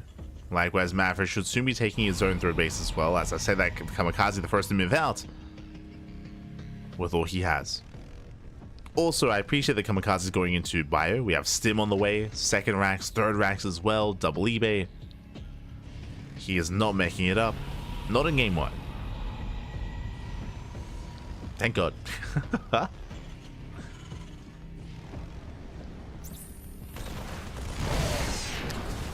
And nice disable. The first tank is going to get picked up. Kamikaze just shelling away at that wall. Takes down the bunker. Takes down the first tank as well. Massive pickup. And we did speak about MasTer's greed, and he has been too greedy. Everything is disabled. We get the mass order tower, but it might just be too late. Kamikaze breaks on through. The boys are not being pulled. And without the boys being pulled, there is no defense. There's nothing at home. GG gets called, and Kamikaze snowballs out of control. He breaks through, and he will take game number 1. Whew, GG. Does take a lead in the series.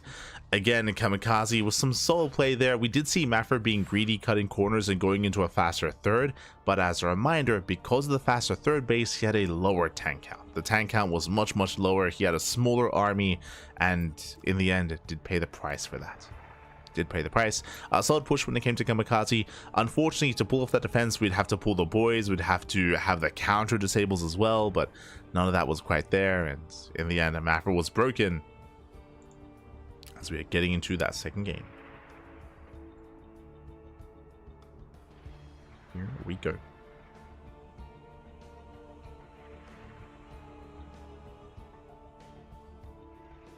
We are getting into game number 2. Game 2 is going to be on Tokamak. Tokamak is one of the larger, more defensive maps in the map pool. So we'll see how our players do set up here.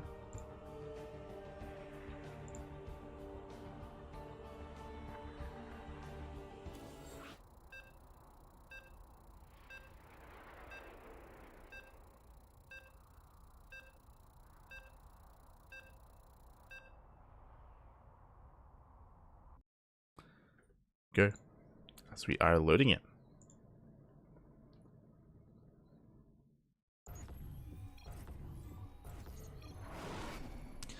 And spawning in the top right hand corner of Tokamak, we have the Brazilian Terran player, the Red Terran, representing Team Hellfire down in the series, but moving out with a very early SCV. It's time to cheese things up here. 2 SCVs even. It is MasTeR for Eximius Gaming. Sorry, for Team Hellfire. Oh. But there we go, 2 SCVs that get sent across the map. There it is. Beautiful. For the proxy 2 racks. And defending against the proxy, we have in the bottom left-hand corner, we have the Brazilian Terran player, the Blue Terran for Eximius Gaming. It is a Kamikaze. The favorite in the series. Now, gases are now being taken. This should be proxy 2x Reaper. It should be 2x Reaper here. Kamikaze back at home does open up double gas, so safe opener out of Kamikaze. What does double gas mean? Double gas means a faster factory. It also means an earlier defensive setup here, faster Hellion. And once that Hellion arrives, he can shut this down.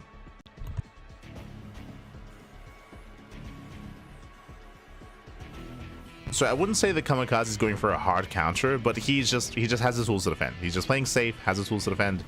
Oh, that is not 2x Reaper. That is 2x Marauder. Tech Lab is on the way. Gases are spotted. Kamikaze is aware. Yep, there we go. Double Tech Lab, double Marauder into Concussive Shell.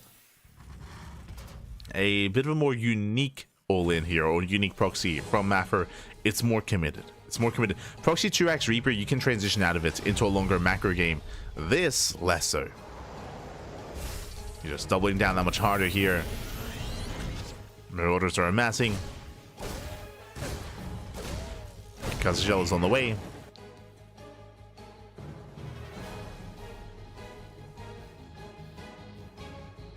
As As Marauders are building up.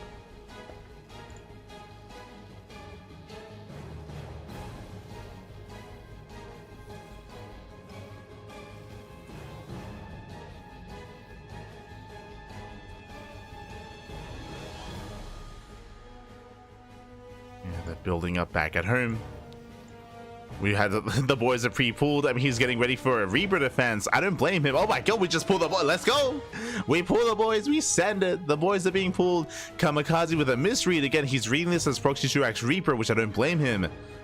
But it is not. And it looks like he will confirm. There we go. He does get eyes on the tech labs. He now knows it is Concussive Shell Marauders, not Reapers. He is now aware. First Hellion goes down. Bunker is on. Boys are being pre-pulled. Has to repair. Does have to repair. He's buying time. And does fully wall off. I wouldn't be opposed to a second bunker either. Marauders are working through that wall.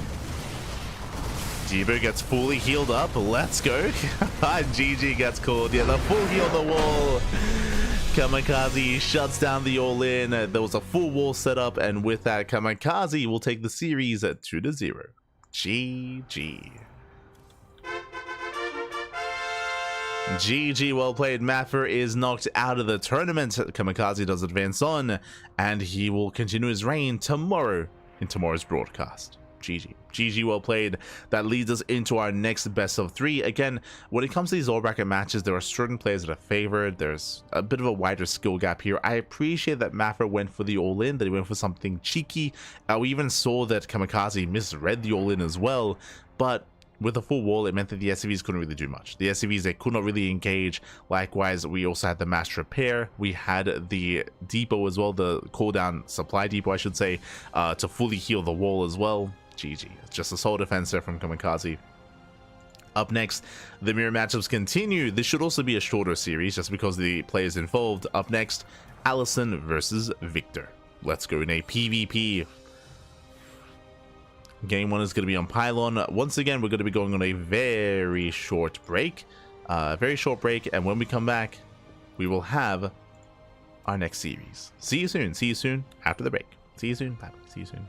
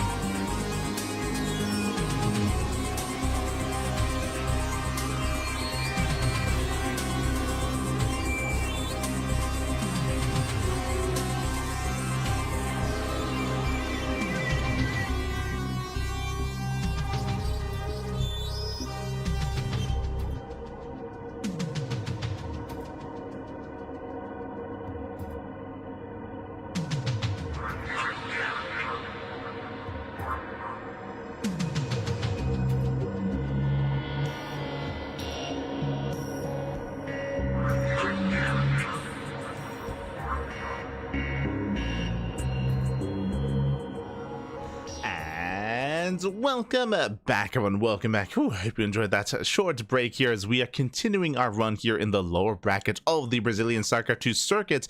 Again, this is a big event happening in Brazil. It is leading into a big offline finals in Sao Paulo, and we are jumping into our fresh best of 3. And spawning in the top left-hand corner of Pylon, we have our Brazilian Protoss player. We have our red Protoss representing team The Bad. It is AlisoN. Guys, that's too early. I was like, God damn, every time. There we go.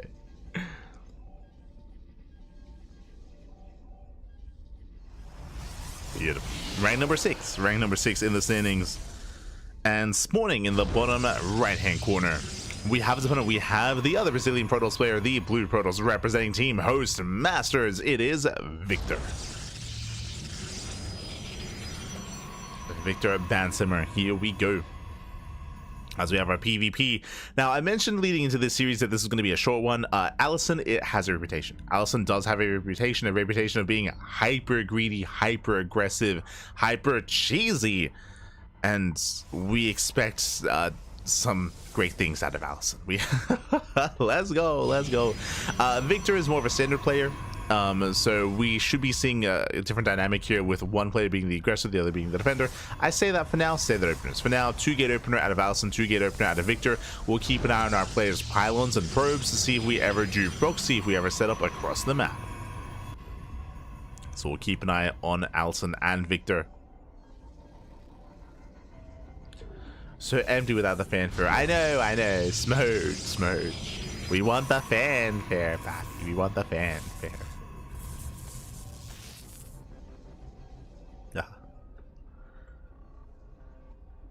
The problem here is that if I do the fanfare, I believe it doesn't pick up the players because we're not in game. So it's like, yeah. Just shows pressure instead. Doesn't show the players.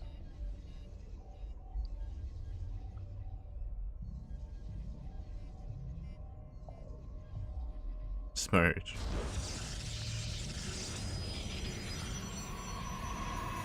So now we are settling in.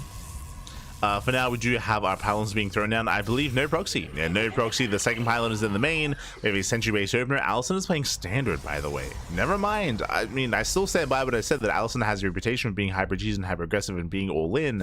We even saw that against Erik earlier with the proxy Stargate and proxy Tempest. If you missed out, we had proxy Tempest 2 games, actually, in AlisoN's last series. But here in the PvP, everything's looking normal. And now I don't blame Victor. We can see he's scouting. Victor, he is scouting very diligently on the left and right side of the map. Victor, he knows about AlisoN's reputation. He is searching for the proxy, a proxy that does not exist.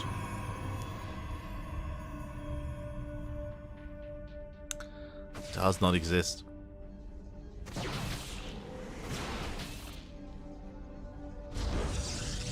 Likewise, Robo back at home. So 2-gate opener into the Robo, likewise across the map, 2-gate opener into a Twilight Council. So we have our different tech parts here. A Robo-based opener is very safe. Very safe. It does allow Victor to get early immortal production and early detection with early observers. Likewise, AlisoN will have a more mobile army with earlier blink. Earlier blink control.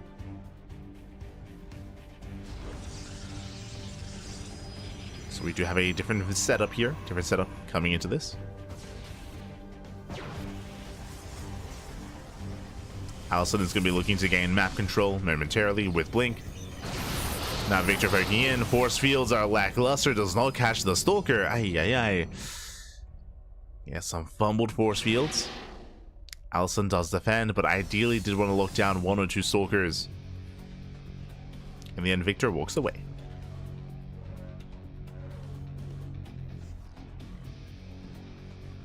Victor does step away.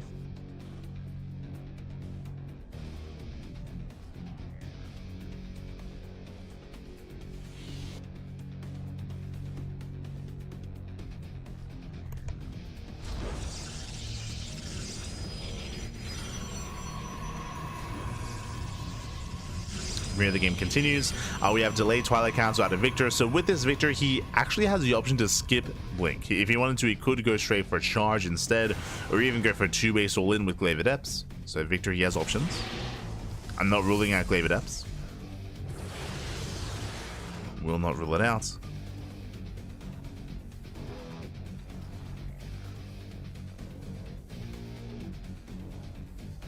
From here, double adept into the main. Oh, Victor, late reaction, late response does not wall off. This is getting out of hand. 2, 3, 4 probes going to be going down. Can we get up to 5? Can we get up to 6? Ah, we can. Oh, bit of a misclick. Bit of a misclick there on the Nexus. Despite that, 7, 8 probe kills. Ay, ay, ay. Brutal damage. 8 workers to adepts. That is well worth it for AlisoN. Very nice trade.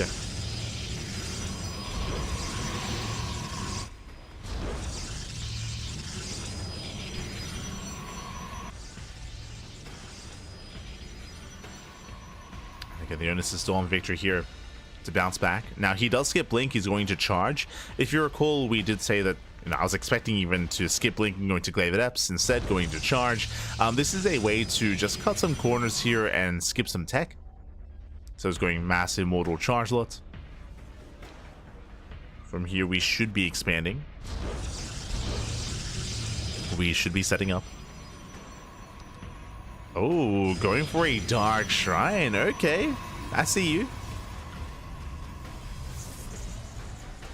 Dark Shrine is on the way. Unfortunately, this is really late, and by this point, AlisoN already has a Robo.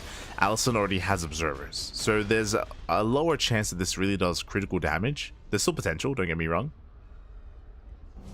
Still potential, but just a little... speaking of lower chance, Hallucination comes in, and the Dark Shrine gets scouted. AlisoN knows. AlisoN is fully aware. From here, he can just set up Observers at his key bases, can throw down some cannons at each mineral line. Should be safe and sound.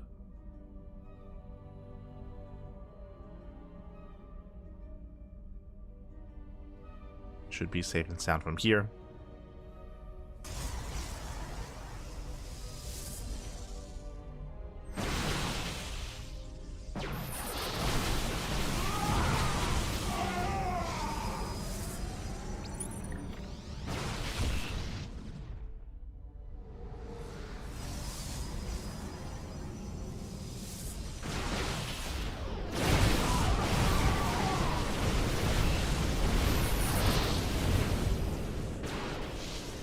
So AlisoN does push forward. I mean, we have an equivalent immortal count between the two players, but many more Stalkers and Blink as well for AlisoN. He has more micro potential. Remember, no Blink for Victor. No Blink, he has charge instead, but barely any Zealots. Morphs in 1 Dark Templar, but there's detection. There's an Observer over the army. Ay, ay, ay. Yeah, Victory just cannot break through this. Observer has arrived. He can maybe try to snipe the Observer of AlisoN. Oh, can go for it. Ah, no shot. Now, won't be able to snipe, but the Observer goes down for Victor instead, and AlisoN, he breaks through his thermals out of control, and AlisoN will break through the Immortals, break through the main army, get on top of the third base, and from here, there's just almost nothing left for Victor. And just one step behind, GG, and AlisoN will take game number 1. GG. AlisoN does take a lead in this series. Again, Victor, he was unfortunately not able to keep up. He had a cheeky build going into those DTs, but again, it was much later, so there wasn't really much chance for the DTs to get damage done. Likewise, late third expansion as well for Victor, and because his third base was late, he couldn't actually make any Zealots. He had like 3 Zealots with his army. Despite rushing into charge, he didn't really have the economy to sustain Zealot Warpins. He couldn't really afford it. GG. GG, well played. AlisoN does claim it. What I will say though is that even though AlisoN does take the first game, not the way that I would have thought. I mentioned before that AlisoN has a reputation. Does have a reputation. I stand by that. Does have an aggressive reputation, but we didn't really see that here. Didn't get that kind of reputation that we expected. Regardless, we're getting into game number 2, and we'll see if Victor can recover. We'll see if Victor can bounce back, or if AlisoN will just snowball from here. AlisoN is still the heavy favorite, but I want to believe that Victor can threaten AlisoN, can make a series out of this. Let's go. As game 2 is going to be on ley lines.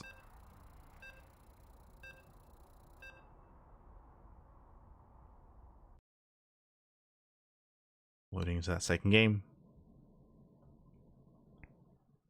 And again, they are in the lower bracket. The loser of the series will be knocked out of the tournament. out of the Brazilian StarCraft 2 circuit. And spawning in the in the bottom left-hand corner, we have the red Protoss player. We have representing team the bad. It is AlisoN.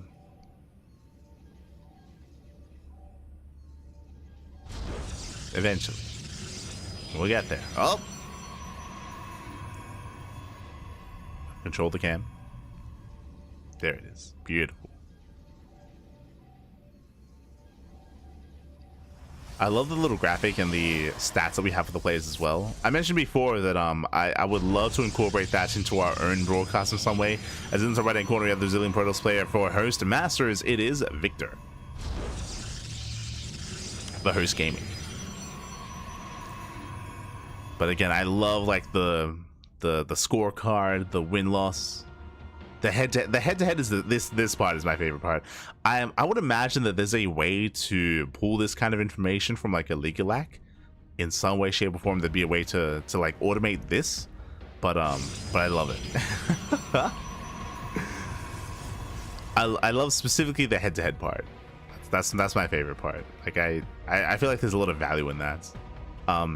I know that the way that they do it here is manual. It's manually done just because they know the series, they know the matchups ahead of time, so they can just create those graphics with time to spare.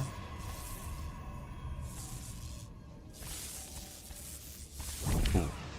As the probe is going to be cleaned up. And this is the player that we know it. Let's go, baby. Let's go. AlisoN opening up with a proxy. None of this macro, none of this natural base and probing and getting a third. No. Look. AlisoN, he was cosplaying as a standard player in game one. This time, it's time to ape it up. Show us what you got. Cybercore is done. Now, based on this location, this could be a proxy Stargate, but no, it's going to be a proxy Robo. One base all in out of AlisoN. Let's go. The mask is off. We're committing. Oh, and the cheese spray as well. Beautiful. Ah, the cheese. The cheddar is revealed. From here, Victor is in the dark. Victor, he does open up 2 gates, a 2-gate opener into a Cybercore, into an expansion. Now, because of how the series has been played out, now there's, I mean, I'm sure in Victor's mind, there's a lower chance it's going to be a proxy. But he is scouting. Okay. He is scouting. He's checking. Does go top left. And he will find this. He will find the proxy. He will come across the setup. Immortals on the way. And early on, Victor is going for the pylon. Looking to shut this down. He's looking to shut this down. We do have a backup probe on the way. But this will completely depower the Robo. This is a brutal start for AlisoN. AlisoN cannot save this. Cannot save this. And Victor, he will shut this down. Here comes another set of stalkers, a third or fourth stalker as well. And we spoke earlier about Victor looking to threaten his opponents, and he will. Like Victor, he can just keep going. He can just keep going from here. AlisoN is in trouble. Back at home, we have a sentry on the way, another stalker. AlisoN in a very rough position. I was saying that Victor, he might assume that AlisoN is going to play standard just like game one, but no, that's not the case. He read it well. He read it very well. That's going to be a kill on the Robo. And Victor can turn his own build into his own counter one base all in. Speaking of, he is moving out.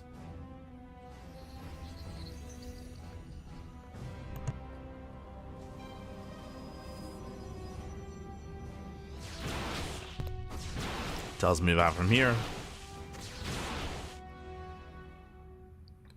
Sends out a probe for his own proxy. 2 more gates. It's going to be a 4-gate setup on one base. AlisoN likewise moves out as well. The armies, they miss each other. Oh, the prism. Oh no, the prism goes down. Massive pickup. Takes down the war prism. But Victor can come in for the surround. Stalkers are coming in from multiple angles. This is still a rough position for AlisoN. Victor, he can collapse on this army. He has enough. Guardian Shield gets activated. AlisoN tries to break out, but AlisoN gets surrounded. And despite the initial start, despite catching the prism, he will lose every single stalker. Yeah, this is not the fight to say GG. And with that, Victor ties up the series 1-1. We are going to the ace match. Whew, GG. Let's go. We're going to the ace match. We're going to game 3. Again, we had the attempted proxy out of AlisoN, but no Victor. I mentioned before that AlisoN has a reputation. Victor was looking for a proxy in game 1, didn't find anything. Here in game 2, shut it down. Scouted it so fast and so quick. Shut down the proxy, shut down the all-in. And coming into the ace match, I would imagine that AlisoN's going to play standard. I would imagine standard play out of AlisoN. Victor, it could be his turn though. Could be his turn to proxy. Could be his turn to cheese things up. Let's go. I'm ready. I'm excited.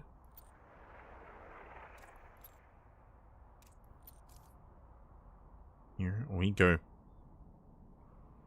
So players are setting up. Game 3 is going to be on Persephone. Persephone going to be a smaller map of the map pool, more aggressive map as well. Does anyone proxy? I'm leaning towards Victor here. I'd love to see him kind of take the initiative after taking game 2, but we'll see. We shall see.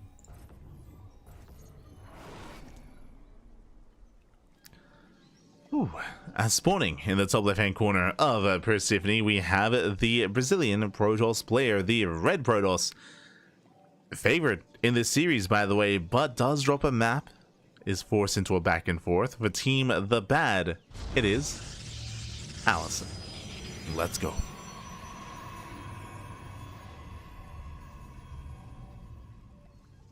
There it is. Beautiful.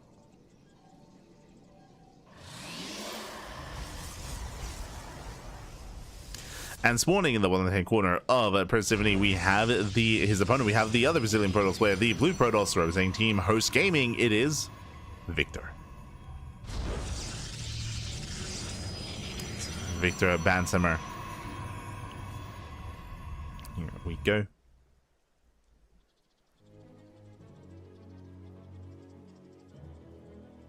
As we are settling in, Victor going for the early probe scout across the map. He does not trust his opponents. I don't blame him. No trust, no faith. 2-gate opener out of AlisoN, and Victor, he is here to scout early on to confirm whether or not the second pylon is going to be missing. So he is here to look for the pylon.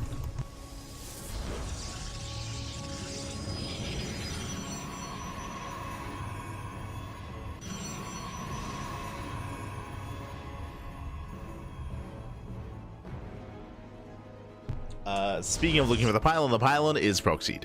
AlisoN, he does hide the pylon on the left-hand side of the map. Victor, he knows. He sees that the pylon is nowhere to be found. He knows it should be somewhere. We can see where it is. It's actually in between the two main bases. You can see they're in the center of Persephone on the left-hand side. But it is a fake out. It is a fake proxy pylon because AlisoN does not proxy anything across the map. Just the pylon itself. So it is going to be a fake out.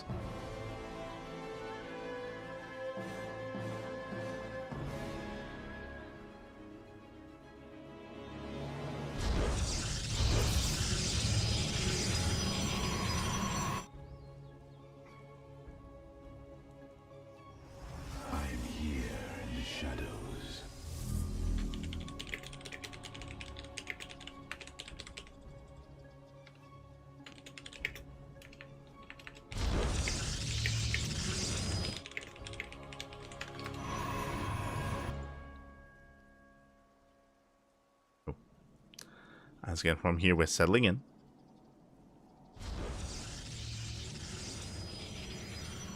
We are going to be settling in. We have the Nexus on the way. So again, AlisoN does expand. Victor, a bit of a reaction. He goes for another gateway. He's going for his own all-in. Yeah, he's going for his own all-in. Let's go. Victor turning this defense into an offense. Throws down his own proxy pylon. He has 3 gates at home, and it looks like he's going for a 4th gateway across the map into a 1-base 4-gate all-in. Oh boy. I say that. Twilight Council. Ooh, that I was not expecting. Twilight Council Blink. That is a later Twilight Council for Victor. There's our proxy fourth gate. So it does have a 4-gate setup. Adepts are warping in.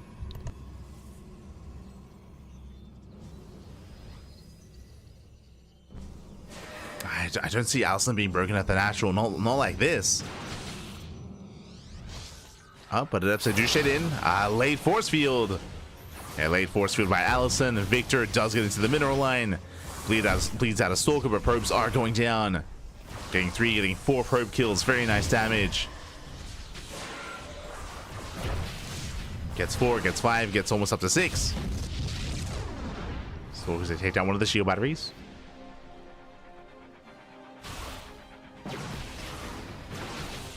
One of the shield batteries does crumble.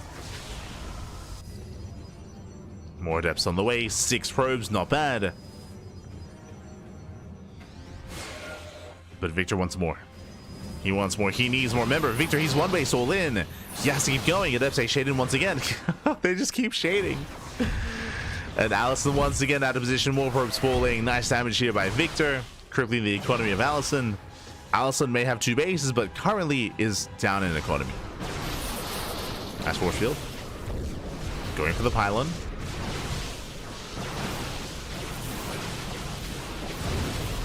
Does go for the pylon. Does the power. Another 6 probes go down. AlisoN down to 18 workers.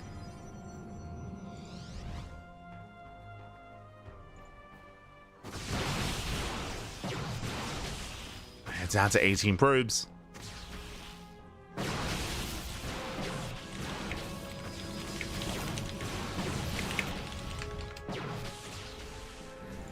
Yo, I see Icecar in the chat. Icecar. Victor reinforcing, pushing once again. Blink is almost done. Yo, and Victor, he's here for the upset. He's here to bring AlisoN down. We have some slow lots to defend. Ah, no. Slow lots, they're waddling in.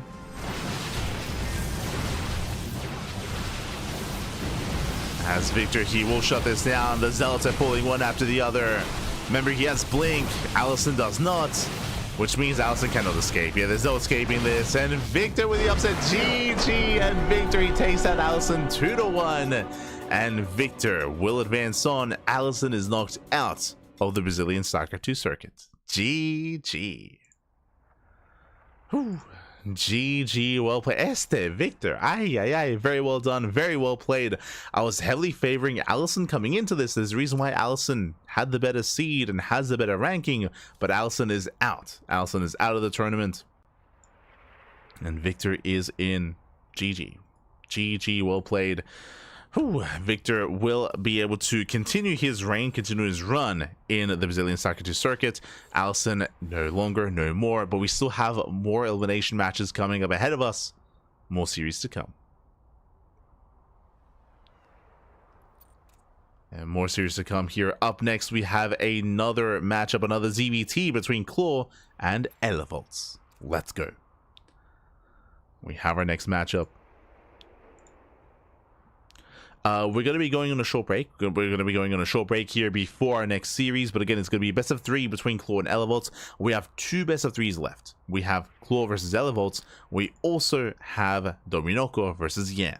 That's going to be a long one, I feel. That's going to be a close, clutch back and forth. Here, Claw going to be coming in as the favored player. Elevolts as more of the up-and-comer, more of the dark horse. Best of luck. Best of luck. For now, we're going to be going on a short break. Yo, ¿qué tal? ¿Cómo estás, Pacheque in the chat? Papi, good to see you, good to see you. Hope you're all doing well. Buenos dias, hola. But for now, we're going on a short break. We'll be back soon with our next series. See you soon.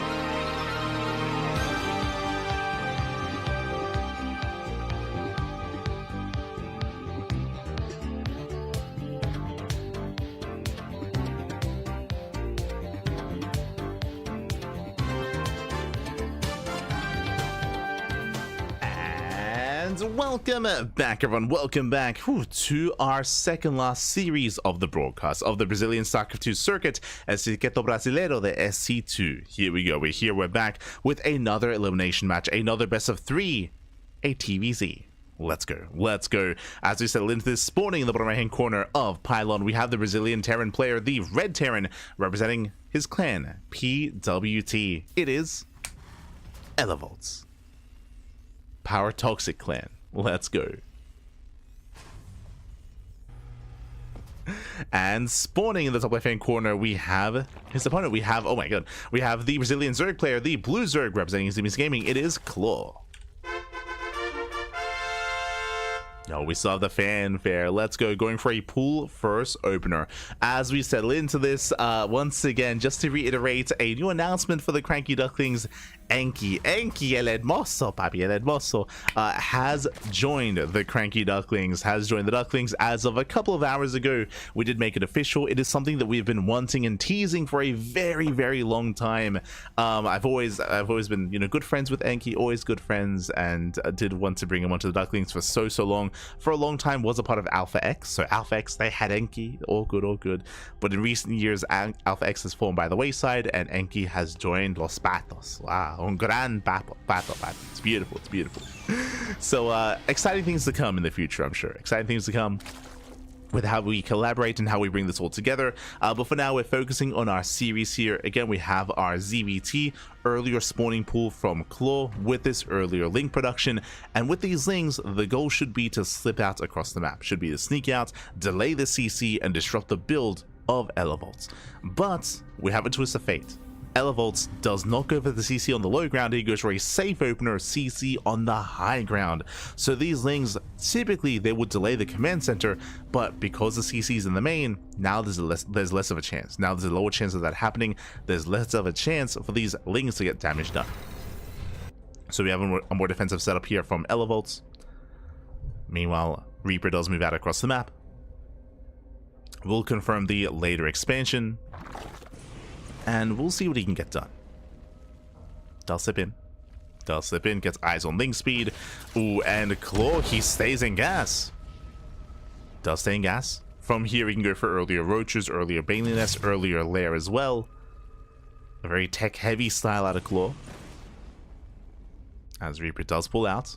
Likewise, Claw with the Overlord, he confirmed that the CC was on the high ground, so he does pull away.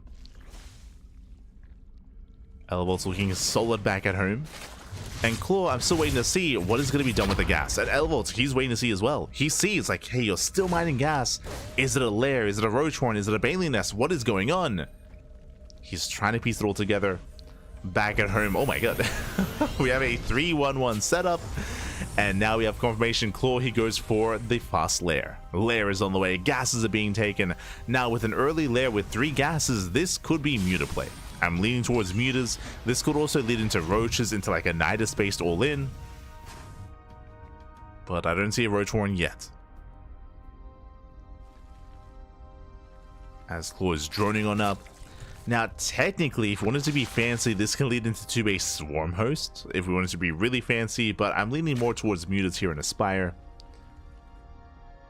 Again, it's on Elevolts to figure out what's going on. And he knows something's wrong. Like, he knows something is wrong. He knows something is weird. There we go. Does bust in. Goes further into the main base. He will get into the main. He confirms the lair. Doesn't see the tech, but the lair is a big tell. The lair is a massive tell. This screams 2-base muta. As Claw is being active. Fending out with some lings. And there it is. Spire has been thrown down in the main. Oh, sorry, in the natural. So Spire is thrown down. It is going to be 2-base muta out of Claw. Elevolts has an idea that this is happening. Remember, he saw the early lair, and 2-base muta is one of the possibilities of early lair. So knows something is wrong, something is amiss. We might just see a scan. Likewise, because of the 3-rack setup, he has so many Marines early on. Stim is on the way. Claw, he already has, I just realized, he already has a 3rd CC. Oh my god. 3rd CC in the main. I just assumed it was the natural. Now, because of the 3rd CC, I don't really see Claw committing too hard. I don't really see him moving out here Most likely going to be more defensive, building up on 2 bases, getting a third, and getting into the mid game. He can be active with the Medivacs at least. But he's not going for an all-in. Hellions a poke out. Oh, also before I forget, my apologies. Predictions. Get your gambler going. Predictions are open. I did forget the predictions for the last series, so I do apologize. The last series is just caught me off guard. But, better late than never. So you can get your gambler going in the chat for this best of 3. Bathing Nest is done, Bathing Speed is on the way. Now there's a bit of a give and take here. So Claw, because he went into 2-base muta, because so much gas is spent on mutas as well, it's so gas intensive, it means the Ling Bane is lacking. It means Bathing Speed is late, and there are no Evo chambers, so no upgrades. So we're stuck with 0-0 Lings. So the Ling army, the Ling Bane army is going to be weaker as a result. To make up for it, more mutas.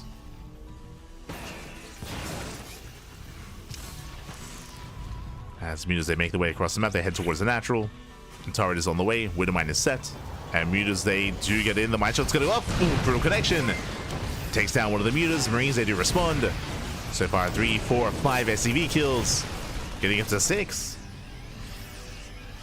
But Elevates, he does hold, he does defend. So that's a lot of losses for one muta. As we're settling in, yo, a big shout to Turbo Quacker in the chat. God, thank you so much. Thank you so much, Turbo Quacker, for the 5 gifted subs to the community. Oh my god, thank you so much. We do appreciate the support. We do appreciate the gifted subs. Este Turbo Quacker. Gracias, gracias. Always a big supporter and old school supporter of the channel as well. Thank you. Thank you, as always. Gifting a sub to Mr. Mintzler, to Martinator, to MK Harlan, to Beliomi, and to Ogawa. To Beliomi and Ogawa. Thank you, thank you. Much love, much love. Hope you enjoy the emotes. Hope you enjoy the subscriptions. Meanwhile, nice switch here out of Elevates. He does spread very well. Elevates, calm down. Oh my god. You're meant to be the lower seeded player. Jesus. He does spread well. He does trade well. But he's still on 2 bases. Like, my big concern here, remember, he has a 3rd CC, but he hasn't landed it, and it's been a long time. We're at almost the 8-minute mark. He should have the 3rd base, but he's still on 2 bases, still scared of the mutas. So his economy isn't as great as it should be. Now he's landing, but again, this is a late transfer. A late 3rd. Meanwhile, Elevates does threaten the 4th. Mutas, they rotate back in towards that natural.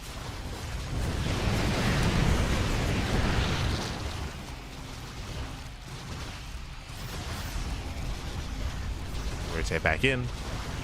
They take down the gas geyser. Oh, it forces Elevates all the way back home. He races back.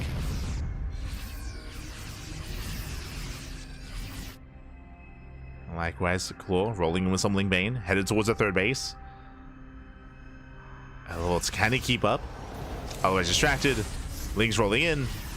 Elevates, he does attempt to kite. And so far the starter stepping is good. The splits are okay. And remember, these are still 0-0 Ling. This is still 0-0 Ling Bane. Like, the upgrades are still not there. So Elevates, he can trade well. He's on 1-1 upgrades. More Ling Bane is rolling in. That's a lot of Ling Bane. I'm concerned here for Elevates. I'm concerned. There's not really many Widowmines. Not much of a setup. Does create some SimCity. 4th CC is on the way. Armory as well. That's a late armory, so delayed 2-2 upgrades. Elevates, he's banking up gas. That's a lot of gas. And Claw, he attempts to surround. Not the best engage here. Breaks through the Marines. Heads for the mineral line. Heads for the CC. Oh, that was not ideal. Yeah, Marines, they stim, they win, they shut down the Lings, they force back the mutas. Banelings, they got spent at the command center, and they did not bring it down. So blundered assault there from Claw. As you can see, just a much more efficient trade here from Elevates. Elevates, he's fighting well for himself. He's fighting well. Throwing down more turrets, he starts up 2 upgrades. Gets into +1 vehicle weapons. Claw on a very low drone counts, leading out another meter. Another meter goes down.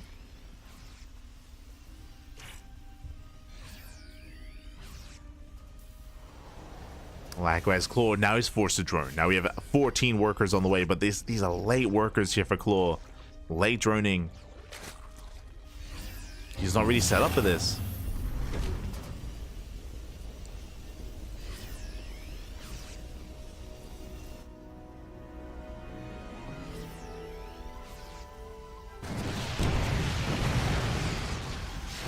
Oof, he's not set up.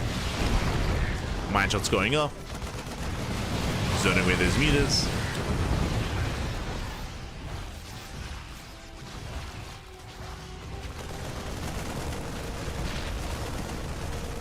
Speaking of zoning away, he actually cleans up every single meter. Ay, ay, ay. Meters go down. We can see Claw, he's trying to transition out of meters into Lingbane Hydra. But again, my biggest concern, the lack of upgrades. We have 2-2 almost done for Elevolts. 1-1 just began for Claw. So really late upgrades here. He's not going to scale too well against Elevolts. Elevolts making 7 Marines at a time. Elevolts, he's almost maxed out. And we had a surprise result earlier with Victor having an upset over AlisoN. I mean, Elevolts, he can upset Claw. He's going for it. He's going for it. Let's go. Stims in. Has to respect the Bailings. Yeah, nice split, nice spread. Does kite back.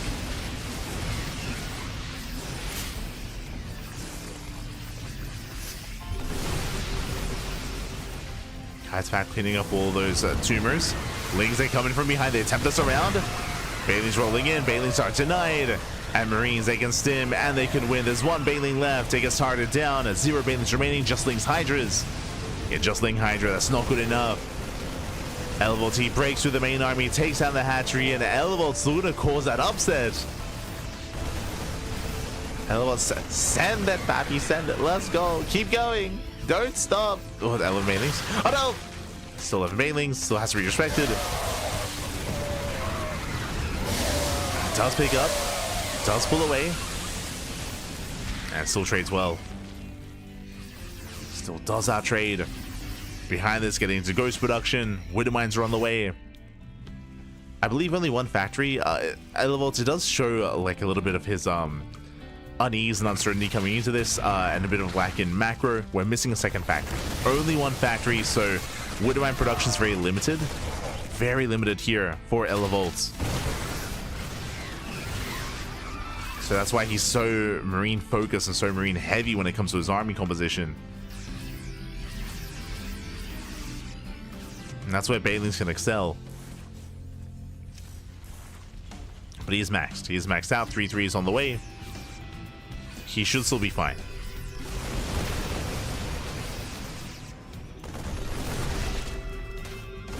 He should still be okay. As long as it doesn't take every Bailing to the face. Like that's he has to calm down.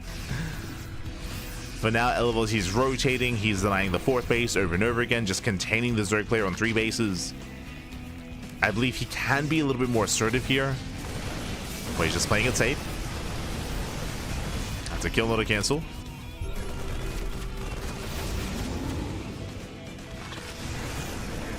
Likewise, 7 drones going down. Is that a Liberator in the main? Oh, not quite. But they go down somewhere. That's all that matters. Mine shots going off. Yeah, Widow mines on the Zerglings. Lingbane rolling forward. Also with a bit of trade. Now, can Claw recover in this game? There are a couple of ways to do so. Lurkers is one of them. If he's able to build up a lurker count and able to defend and turtle up, then he can try to recover that way. But it's not easy, especially considering Elevolts already has Ghosts, right? He already has the answer to Lurkers. That is the Ghost. He already does have a solid Ghost count.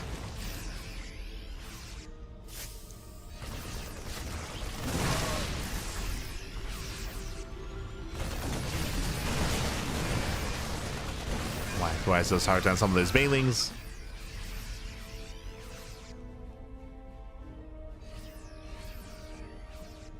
Elevolt's so far ahead here in that supply. And again, he has to make use of it. Lurker Den is done.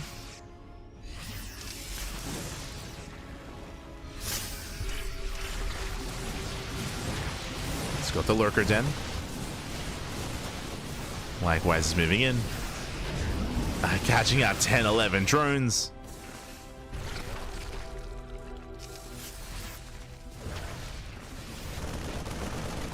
And Claw is just being pulled apart here. Having a hard time defending in multiple locations at once. Doom dropping to the main. 14, 15 drone kills. Ay, ay, ay. Dropping to the natural as well. Elevolt's again, he's popping up. Let's go. And he's even going for the hive, or the attempted hive. Lair is under fire. Going for both expansions. Settles with the gas geyser. Pulls away. Never say die. Meanwhile, Claw, he refuses to give up.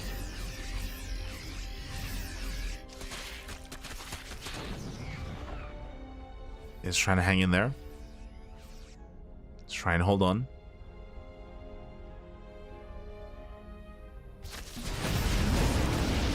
Likewise, they pick up. We drop into the main once again. Elevolt T is still maxed out.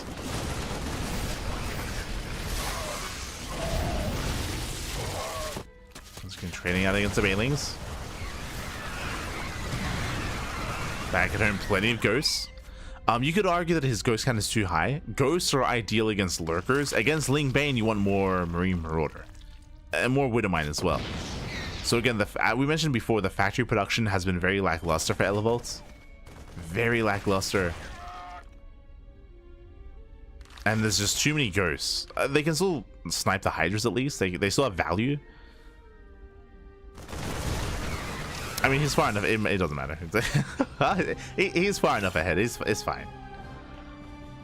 It's 19 ghosts. Jesus, that's a lot of ghosts. Yeah, Michael's going on the final fight here for Claw. This is all he has left. And here come the snipes. Mass snipe here on the Hydras. Every Hydra goes down. GG gets called, and Elevolt, he will take game and number 1. Whew. GG. Elevolt, he does take a lead in this series, does take the first game, and causing an upset here. Claw is coming in as a favorite player. 100% Claw, he is the favorite player. He is supposed to make it through this series, but Elevolt stands in his way, and Elevolt, he is 1 game away from claiming the series. Now, Claw, as a reminder, he went 2 base Muta, and he fell behind because the Mutas, they did not pay for themselves. It was a big investment early on there from Claw, and it was not worth it. From there, he fell behind. He did follow up with attempted Ling Bane without any upgrades, and he just had a really hard time trading. We saw that Elevolt get away with a faster 3rd TC, and we'll see if Elevolt can do this again. We'll see if Claw can punish him and bring it back. Up next, Torches. Oh boy. Gonna be loading into Torches here. Oh.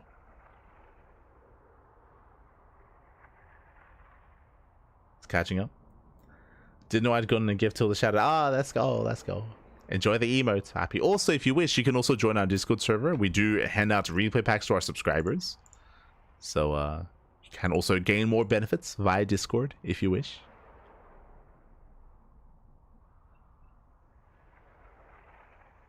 Gain more benefits.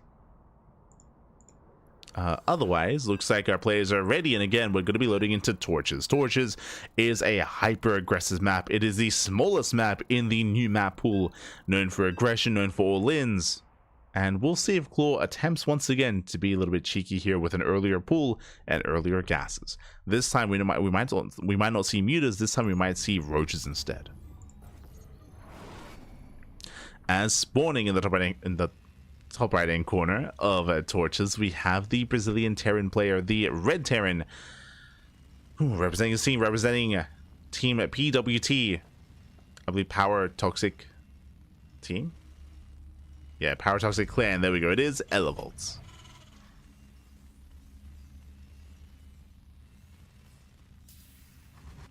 And spawning in the bottom right hand corner, we have the Brazilian Zerg player for Eximius Gaming. It is Claw. Claw opening up with an early pool. So early pool timing once again out of Claw. Now, as a reminder, we did see this last series as well, or last game. Actually, Elevolts with the historic wins over Claw. Okay, my apologies. I thought it was the opposite. I thought Claw had the history over Elevolts. Never mind. Hello guys, I'm Brazilian. Bom dia, papi, bom dia. ¿Qué tal? ¿Cómo estás? Fala galera. Let's go. As we are settling into torches, shout out to Iceguy, of course, for observing, for admitting, showing off and showcasing the healing pad, of course, on the left-hand side. What's important about this map, though, is the short rush distance by air and short rush distance by ground. Very short rush distance. Aggression is favored on torches. And we'll see how aggressive our players are going to be. For now, with that earlier spawning pool, we have Lings fanning out across the map. The goal here is to delay the CC. Once again, Elevolts does open up with the CC on the high ground. So a very safe opener out of Elevolts. Does take the high ground command center. With this, he will be safe. And with this, the initial Lings will not achieve anything. So very nice setup there from Elevolts. Meanwhile, Claw back at home going for the gas geyser. And last game, we saw Claw invest into even more gas. He got link speed, stayed in gas, and went into 2-base lair into 2-base muta. Now we'll see if he does something similar here. We'll keep an eye on Claw. Likewise, Elevolts, I'm sure, will do the same. Oh. No! Who is it? No, like, Claw, come back to us. Ay, ay, ay. Feels bad, man. Feels bad. As it looks like we do have some connectivity issues here. We've gone the entire broadcast without any issues, but ooh, hopefully everything is okay. As we'll wait to make sure that Claw's internet is stable before jumping in. Ooh. It's all good. It happens to the best of us. Happens to the best of us. Oh, as it looks like Claw, he lets us know that everything is okay. And that he is good to continue.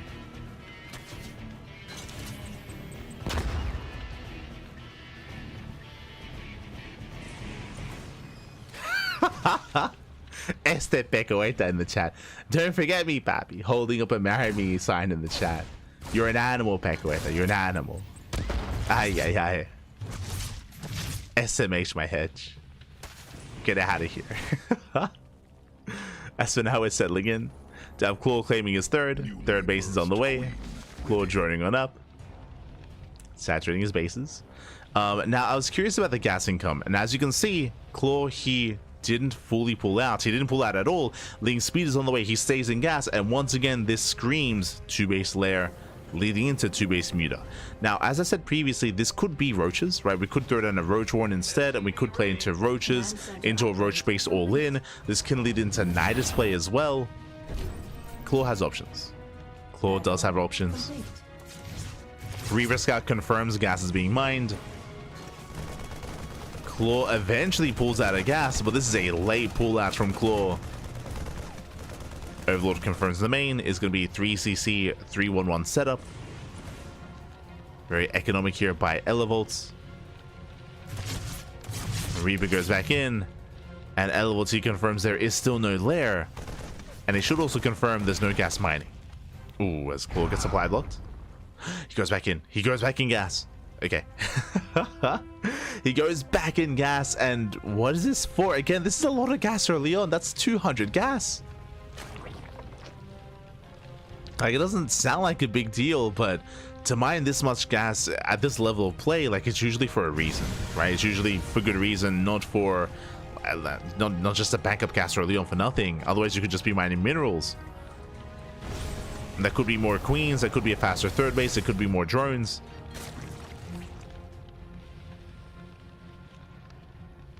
So, what is the plan here for Claw? As he has up to 300 gas. And the supply block also does hinder him as well. Also, a brutal supply block.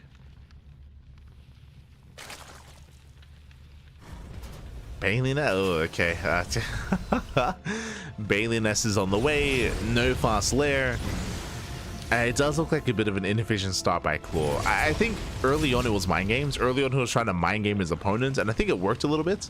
But now we have a 5-minute lair. It's a late lair. Late lair. A bit of an earlier Bailey Ness to be more defensive.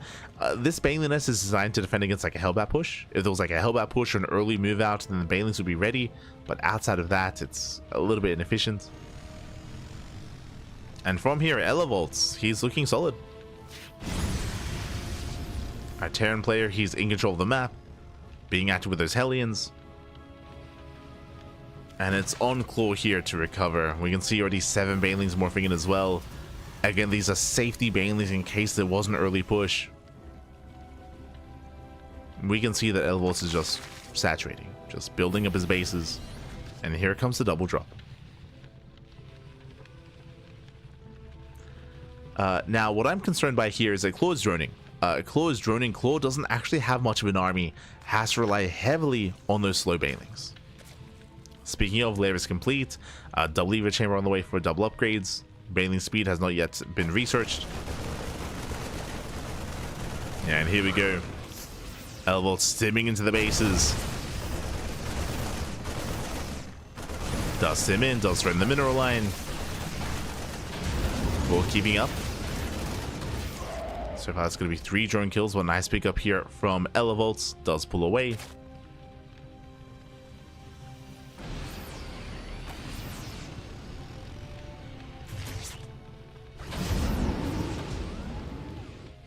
Elevolts pulling back. Again, just building up his army.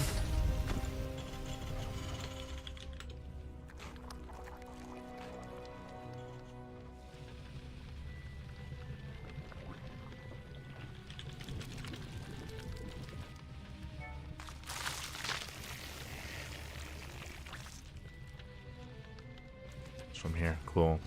We're going to stabilize, trying to get into Withering Bane. So far, Elevolts still maintains map control, rotating between the bases. Heading towards the 4th. And Claw is trying to keep up. Still no Baneling speed. And he shouldn't be able to catch these Marines. There we go, hot pick up. Elevolts does pull away.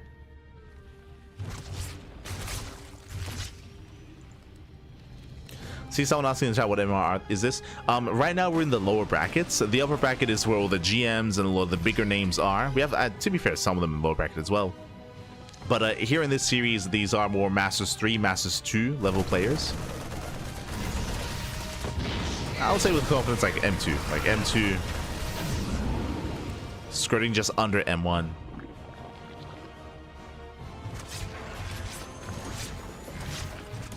But it's relatively close in skill, as Liberator does get into the main. Picks up a queen, does throw in the middle line. Oh, that's going to be 3, 4, 5 drones going. There's 6 drone kills. Ay, ay, ay. 6 drones. Liberator will fall, but that was well worth it. Claw getting pulled apart. Attempting to get into Lingbane Hydra.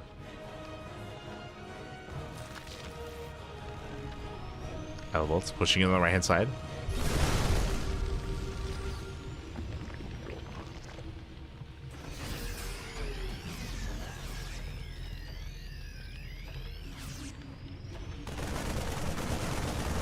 Does break out.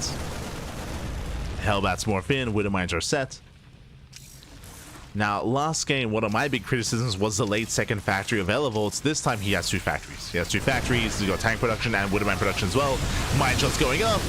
Oh my god, brutal connections. The Lingbane just evaporates to the Widowmines. And Elevolts, he takes the fight. He takes the fight. He stims on in. Keep going. Keep going, Pappy.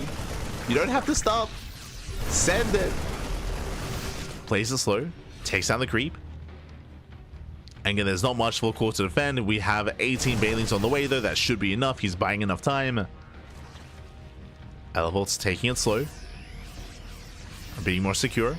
Bearing in mind that he's going for the gold base as a 4th. Jesus. Does go for the gold. Banelings, they catch reinforcements. And Claw holds. Claw, he does defend. Coming in for the wraparound. He wants that bio army. Ellis does pick up in time, does pull away. Oh, does boost.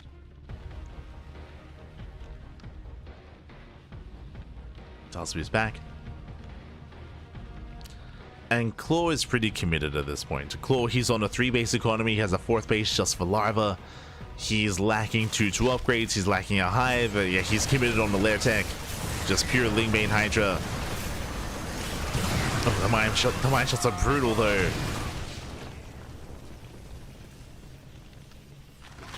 And Elevos just has to survive, just has to defend. He does wall up.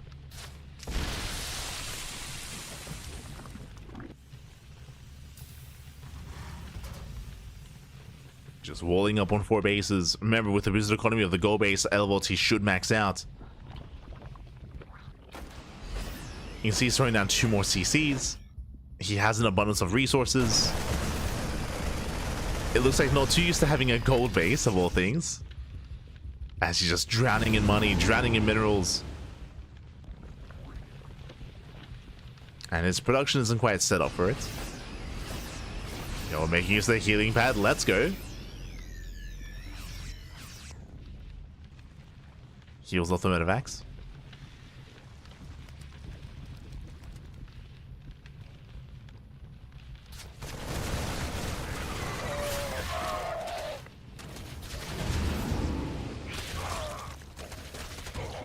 Medevacs are healed up. Elbot's pushing in. So far, Claw is able to keep up with the movement here of his opponents. For the most part, he's keeping up. What Elbots is really missing here is extra axes. He needs extra axes, a Ghost Academy to get ready for further tech. But his production is lackluster, and that's why he's taking a little bit longer to max out and to spend his money. But he has gotten there. And now that he's maxed, he should be trading. He should be active here to trade with his army, to make use of that greater supply.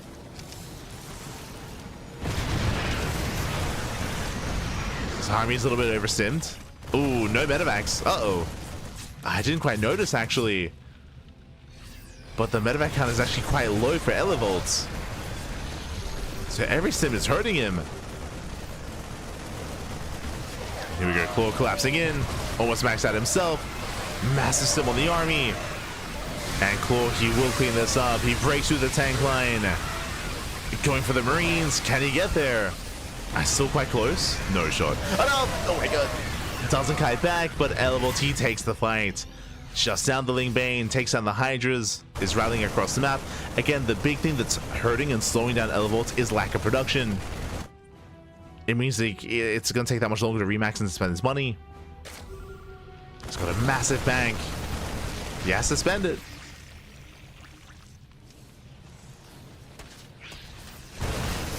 Oh. Macho going off. Macho goes off, shuts down the Lings. Tank does fall. Likewise, only one starport. That's also what's slowing down his medevac production, as he's making 2 liberators at a time.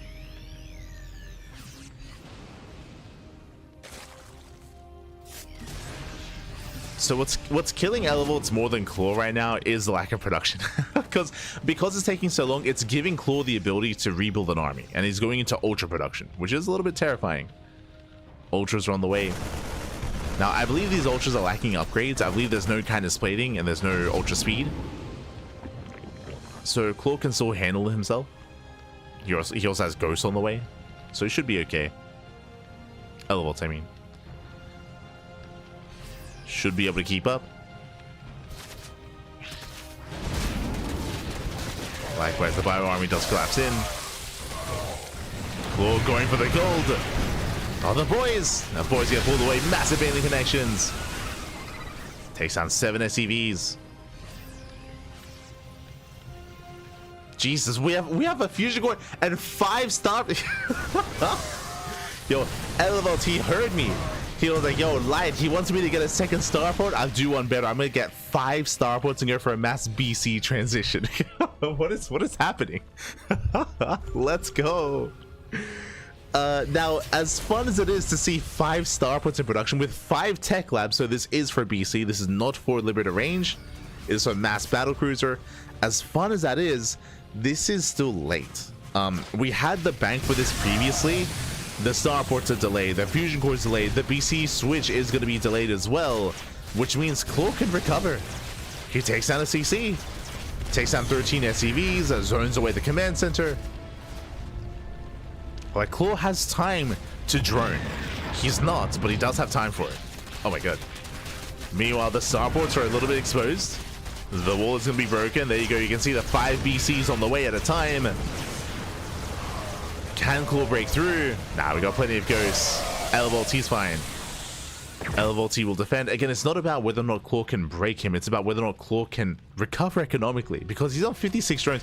We need drones. We need a Spire. And he saw the starports. He knows what's coming. He's still going for it. He wants to end the game. But no shot he can. Yeah, as Ghosts, they hold their own. Where are the snipes? Oh god. Let's pull away. The Ghosts are struggling here. Claw, he's doing it. He's pushing in. The BCs arrive, but are there enough BCs? There are so many Hydras. Yeah, Hydras, they hold their own. This BC switch may have just killed Elevolts. No shot. It may have just killed him. Remember, he has 2,000 minerals in the back. He can't spend his money. Snipes are denied. The BC barely holds. He's holding back. Barely. Behind this, everything's on fire. Elevolts down to 37 SCVs. Again, this BC switch was not hit. It's killing him. Oh no. And Claw, it looks like he has just done it. He takes down most of the BCs, takes down the starports, breaks the natural. Mine shot's going up. Yo, Liberation has arrived. Okay. Let's go. We have some Liberators. Elevolts has the gold base as well, but oh, he might lose the command center. Might lose the CC. When I say might, he will.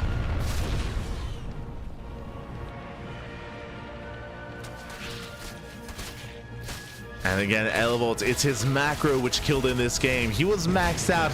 There were like 2 big moments where he could have just ended the game, where he could have just moved that across the map and killed his opponent. But in the end, Claw, he stutter steps forward, he gets on top of the BC.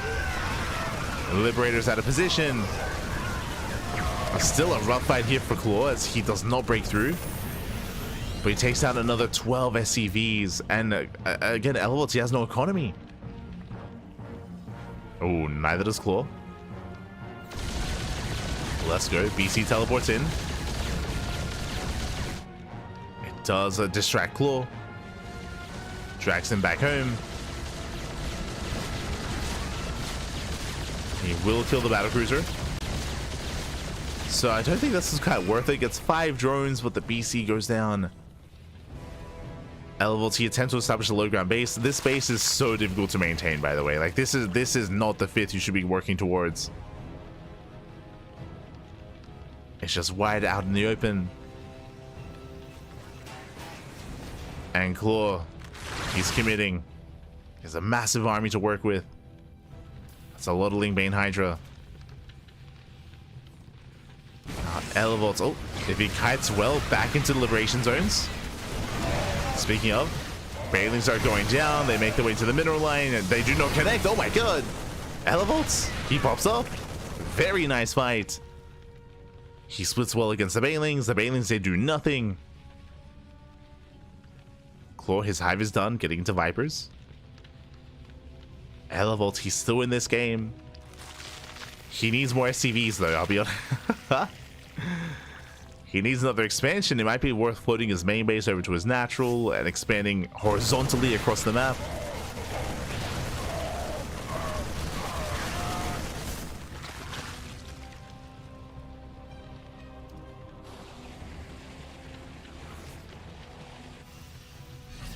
So here we go. The one ultra, yes, it was the one ultra. It was the miscontrol with the snipes. If you recall, it was the one ultra that went up the ramp, and there were no snipes on the ultra. It's crazy. Meanwhile, Liberation has arrived. We have some freedom. Freedom takes down 5 workers. LLT stims in, going for another expansion. Decent setup here. Might just going a friendly fire. Oh my god. Does force some friendly fire. Bailing's rolling in into Marauders. LLT takes the fight. He takes the fight. He stims on forward. He can go for the expansion. It's only Lings. They don't trade well. They do not trade well. Oh my god, the barbarian! He's crazy. Oh my god. I didn't even notice. The forward Bailings. We'll still lose the expansion though. The base goes down. Claw down to 36 drones. He's crazy. Let's go. Oh my god, the healing pad. Healing pad does save the Liberator. Does keep it going. Again, we are cutting it down to the wire here. Elevolt has the better economy. Remember, he has mules on top of just his SCVs. Claw down to 1 mining base. Elevolt, he wants it. He rotates over towards the left-hand side. He's going for the expansion.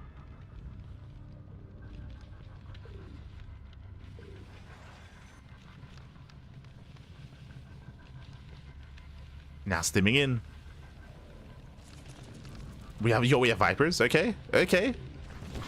Vipers. Marines, they go for the expansion. That's a little bit greedy, not going for the drones. He gets it! Oh my god. Here comes a yoink! Edvacs, they get cleaned up. Nice abductions here at a claw, but it's a little bit too late. He does still lose the expansion. And look at this setup. The depots, the tanks, the Liberation, the Widow Mines as well. Bunkers on the way. Elevolt, he wants Claw to push into this. And Claw is going for it. He's crazy. Now, with Vipers, he can abduct, he can blinding cloud. True. Like, with Vipers, it makes it a little bit easier to engage into that kind of setup. But still ill-advised. Mindshot goes off. And takes down a tank, takes down a Liberator. But, these are still rough trades for Claw. Still rough trades. Looking for another tank. Oh. Gets a Liberator. Takes down the Liberator. Marines, they sim in, they get one, they get 2 Vipers. Oh no, he gets all 3. 3 Vipers go down. 0 Vipers left. Ay, ay, ay. Very close, very clutch. Claw going for the gold.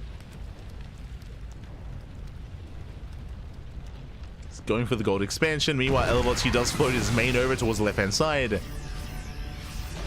Does take another expansion.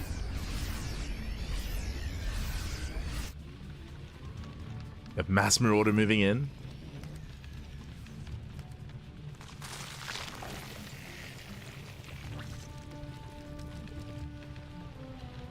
Oh, I'm never gonna sleep today, am I? I'm gonna...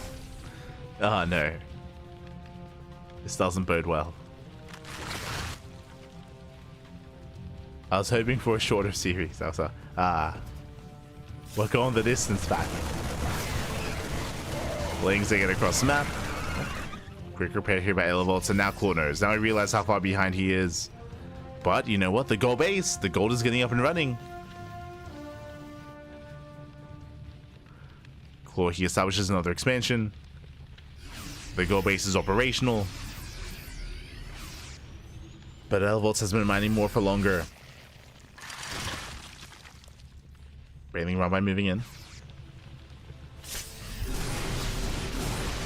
Elevolt gets eyes on the gold, he will deny.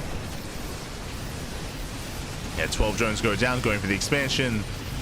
And that is the final mining base of Claw. 0 economy, 0 mining. He needed that gold. He's trying to come in for the surround, but he runs into the wall. Barely Run By comes in, gets 4 SCVs. That's okay. That's not good enough. It's not good enough. Not like this. Elevolt, he's done it. At this point, he can take these Banelings to the face and he can still keep going. The Banelings, he does take them to the face and he still keeps going. He can just stim and keep winning. Keep it up, Pappy. Keep it up. Well, he does bypass the tanks. Catching a ghost. Ghost goes down, Lings they do trickle in, but GG gets called, he runs out of steam, and Elevolt, he will take the series 2-0, advancing on to the next round. GG. Ay, ay, ay. Oh my god, GG, well played. A very tense game, very close, very back and forth. Elevolt, for the most part, was in control of that game. For the most part, Elevolt, he was in a commanding position, but then he went for the BC transition. He went for the massive BC switch, and it almost killed him. It almost killed him, Fabi, because the BCs, they were expensive. They did not come out. I think like 3 BCs popped out and 2 of them died instantly. Likewise, someone in the chat mentioned it, and that is true. At the time, Ultras were trying to break the natural, and we had like 10 plus ghosts, and we didn't see a single snipe. No snipes connected. Instead, the ghosts were just auto attacking the Ultra. The Ultra broke through. Ultra killed almost every single ghost. It was crazy. A lot of chaos, a lot of chaos and a lot of havoc being wreaked. In the end, GG, Elevolt does claim it. Elevolt will advance on. Congratulations. As we get ready for our final best of 3. The final series of this broadcast. As a reminder, we have another cast in a couple of hours. We have another cast in 4 hours. In 4 hours time, we have another cast. So I would like to get at least 2 hours sleep before the next cast. But we'll see. Let's go.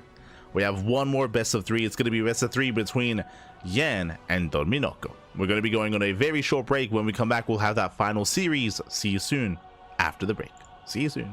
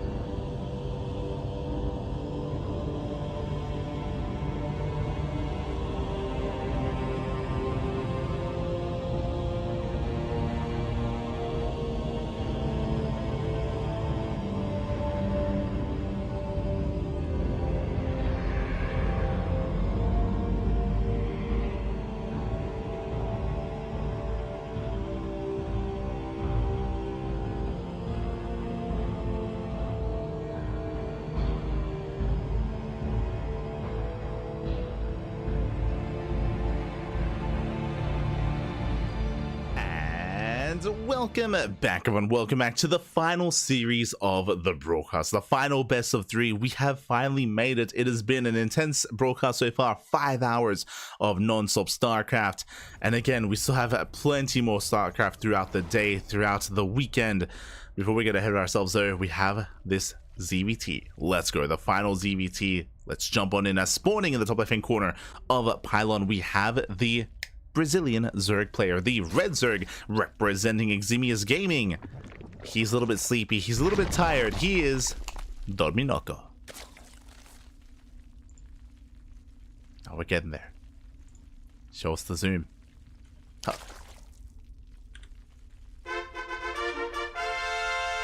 Beautiful.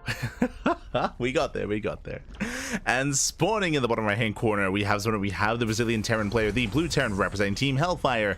It is Yan.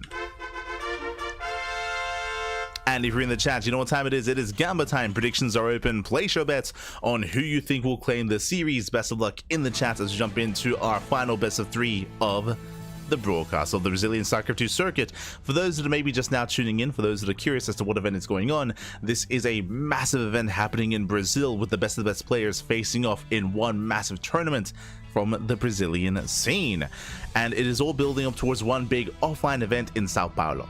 The final, I think the top 4, maybe the top 6 players are going to be facing off in the grand finals in Sao Paulo in a big offline venue that the community has been able to crowdfund and been able to book. So they booked a venue, they have paid for travel costs as well, and there's going to be, yeah, a big event happening in Sao Paulo. Definitely looking forward to it. We, of course, are going to be casting that event in English remotely. We're not going to be there at the event. That'll be crazy. I'd love to go, but that's a little bit out of the question currently, but we're going to be covering it remotely, of course, and this is the online portion of that event. Again, we're working through the group stage into the playoffs, into the upper echelons of the playoffs as well, to determine who will be at that offline event and who will not.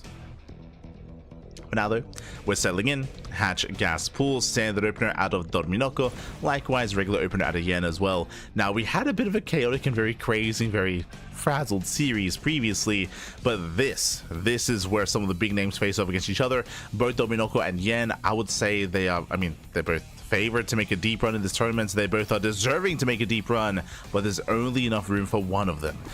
They are two GM level players facing off against each other. Yan is one of the younger players in the scene, Dorminoko one of the more up and comers.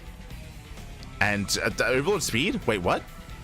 A really fast overload speed out of Dorminoko, but no lair. We have seen this before out of Dorminoko. I believe this is just for scouting. This is very stylistic here from our Zerg player Lings. They get across the map, they delay the CC. My apologies, I said it was a hatch gas pool. It was actually an earlier spawning pool for earlier Lings across the map, and he does disrupt. Behind this, overload speed is finishing, and with overload speed he will get a full scout. Now at the pro level, this is considered inefficient.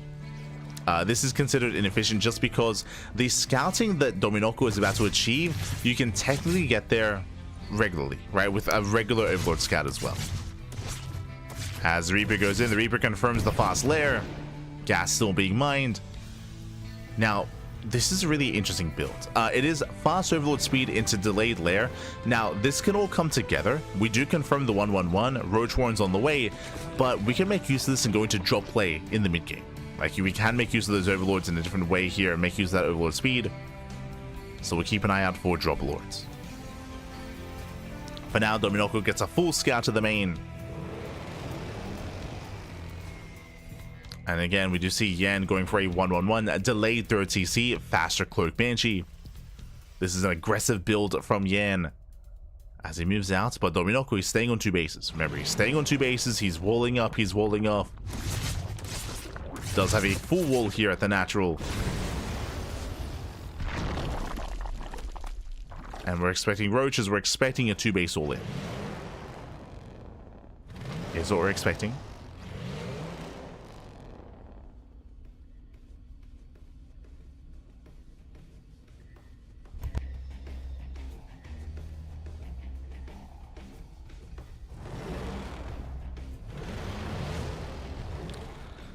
As we see bunkers on the way for Yan. Again, Yan, he sees that there's no third, and yep, here comes the all-in. As you mentioned, with Overlord Speed as the opener, it does mean that Drop Lords are available, and Drop Lords are soon to arrive.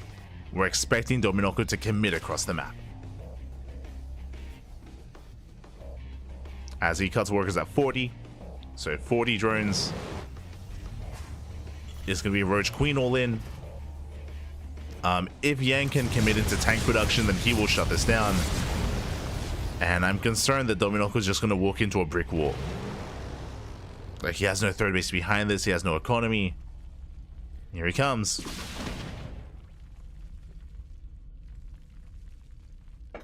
And all or nothing.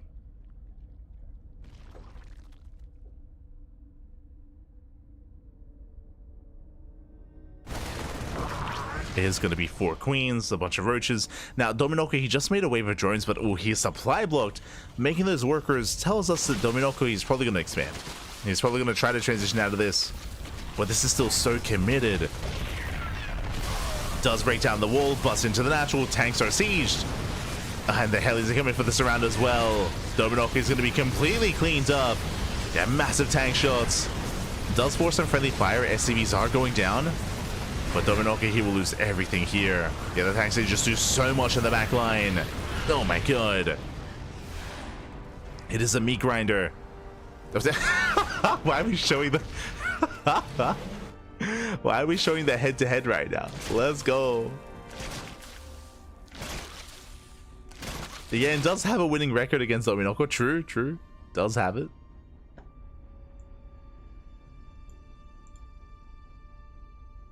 You did notice that Dominoko has taken maps, has taken series. We have a Nidus follow-up. Okay.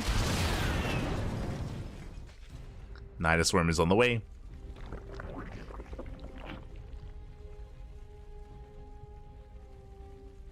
Getting into +1 carapace.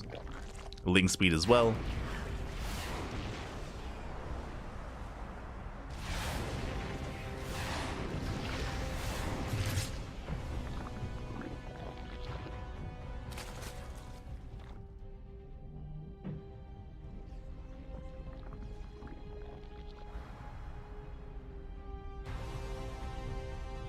Getting to link speed. And it's going to be all or nothing once again for Dominoko. He's not droning. He's not droning anymore. His cutting works at 43. The problem here with these all-ins from Dominoko is that Yan was not playing greedy. Remember, Yan, he went for a 1-1-1 before the 3rd CC. So he already had extra Banshees, extra Hellions, extra tanks. We have Nidus behind the mineral line. Yan, he does notice. Does respond. Shuts down the Nidus. Dominoko, he does poke in towards the 3rd. He will delay. And Dominoko, he just made a wave of drones. He droned up a little bit. So we have more drones on the way. So Dominoko is trying to get into a longer mid-game, into a macro game. But he is behind economically.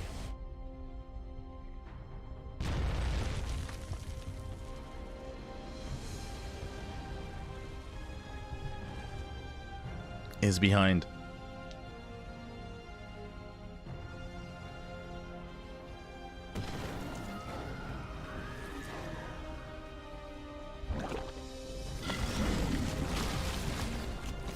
So a couple of roaches pop out. Get the hell out of there. They pull away. Double drop into the main. That's a fast hive, by the way. Dominoko rushing into a hive.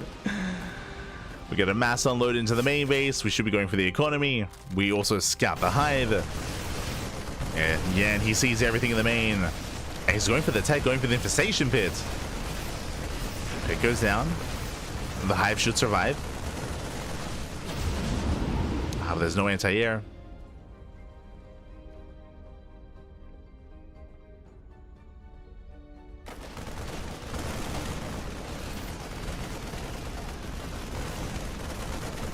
Likewise, Yan jumping here at the 4th base, seeing 0 saturation, 0 workers. Yan, he has a massive supply lead. He's going for the 3rd, and Dominoko is not ready for this. He's not ready for this kind of push. No. A couple of Hydras trickle out, a couple of roaches as well, but there's just no standing army, no shot. As Yan, he will break the expansion. Likewise, dropping in the 4th base as well, taking down the 3rd and the 4th at the same time. And Dominoko just being pulled apart. It was a quirky build that he opened up with, but unfortunately, Yan was being so safe and so secure. GG, well played. Yan, he will take game number 1. Ooh, GG. does take a lead. Again, winding it back, we saw that Dominoko committed into an early all-in. The problem is that Yan was being very safe. He was being very safe. He went for a late third base into faster factory, faster starport, faster production. So by the time the all-in came, by the time the Roach Queen came, there were already 2 tanks. There were already 2 tanks in a bunker at the natural. So we saw just a complete cleanup of Dominoko's army, and he had nothing else behind it. He had no third base, he had no drones, he had no way out of that. GG. GG, well played. With that, the all-in fails, and now we're getting into game number 2, and we'll see if Dominoko can bring it back. I'm curious to see what other builds he has up his sleeve. We'll see if we have another all-in, or if we can get into a longer macro game instead. Let's go. Pressure is on.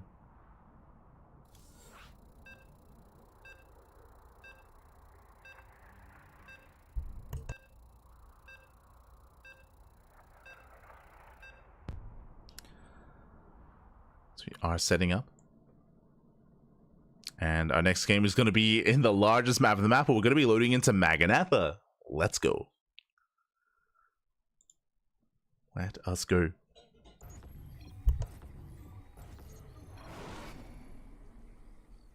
And spawning in the bottom right hand corner of Maganatha, we have the Brazilian Zerg player, the Red Zerg, representing Eximius Gaming down in the series. We'll see if he can bounce back. We'll see if he can force the ace match. It is Dominoko. He's so sleepy. He's so tired. Waiting for the zoom. For those who are curious, Dominoko translates to sleepy. In Spanish, it is dormilón. Of course, in Portuguese, Dominoko. And spawning in the top left-hand corner, we have the blue Terran player with the blue Terran himself. It is Yan for Team Hellfire. Let's go. I say sleepy. Sleepy isn't really the direct translation. I'll say that Dominoko, it means someone that likes to sleep. It's not someone that's tired, not someone that's like sleepy, but someone that like sleeps a lot. Someone that sleeps in. True. Like if someone sleeps in, you call them like a Dominoko.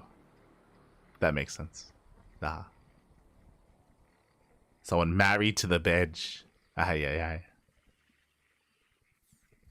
So not quite sleepy, but you know, that's probably the best English word for it.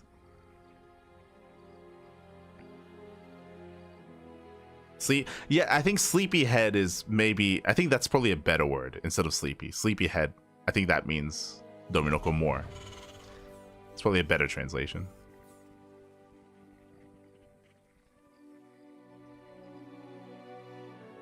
Meanwhile, once again, early spawning pool out of Dominoko. Going into a double hatch follow-up, gasless opener out of our Zerg player. This is a bold move. I've mentioned this before. This is an Erik build. Personally, I'm not too fond of this in ZVT just because it can be abused a little bit easier, but we are loading into Maganatha, and Maganatha is the largest map in the map pool, so if there was ever a map to open up a gasless on, it would be Maganatha. It would be this map. I say that, I think it might actually be, I think maybe Tokamak might be a better map for this. I think so. Regardless, we're going to be opening up. Reaper does dive into the bases, getting eyes on the gases. We'll click and we'll confirm. The gases were later here, were delayed for Dominoko. But relatively early regardless. Like typically in a regular gases opener, you would still delay your gases even further.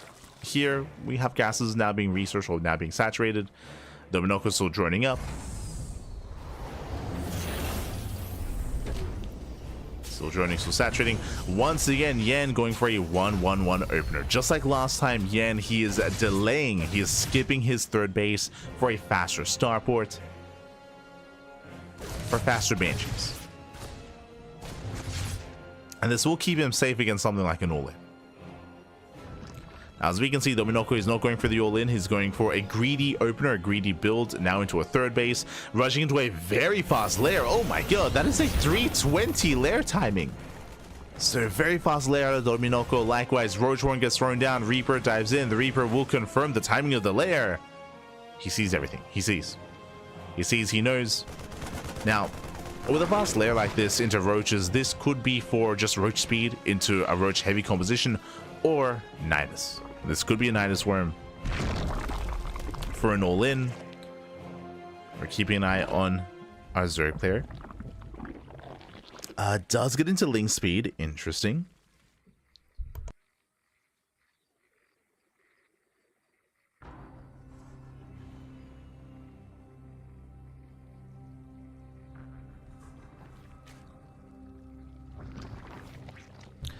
Ling speed is on the way. Hellions, they threaten to dive. So far, Dominoki just fully walls off. Jesus. Does fully wall. No drones at the fourth. Sorry, no drones at the third, let alone the fourth. Barely any workers at the natural. This is an all-in. This has to be an all-in. Show us the Nidus worm. We're waiting for the Nidus. Now Dominoku is droning, but again, his drone count is so low.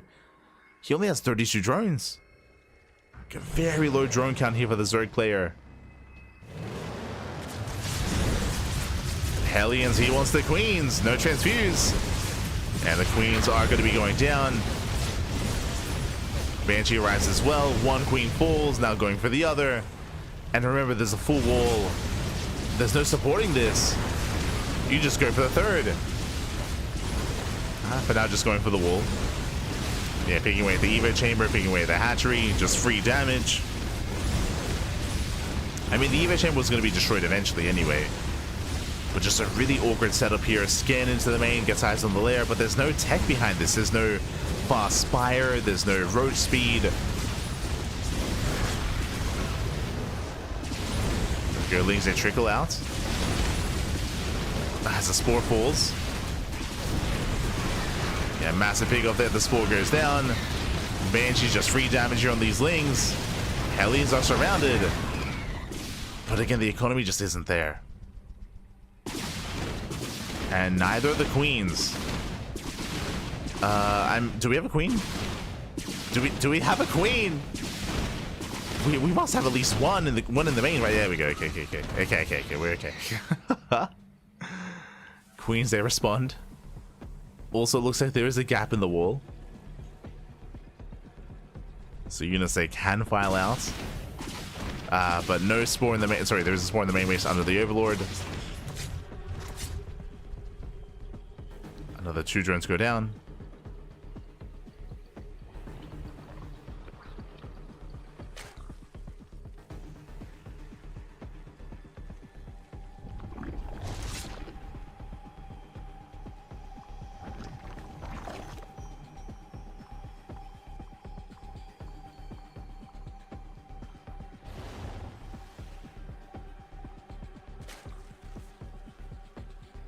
So you got the mine drop here towards the natural. Oof. Oh my god, oh my god.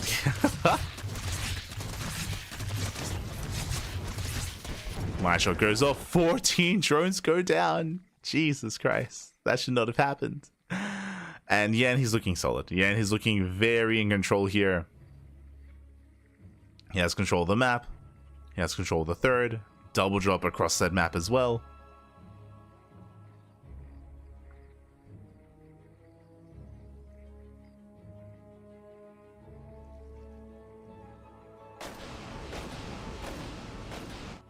And unfortunately, Dominoki, the problem here is that he has to drone. Like, his economy is so low, he has to make workers, and if he doesn't, he's going to be stuck behind. He's going to be perpetually behind.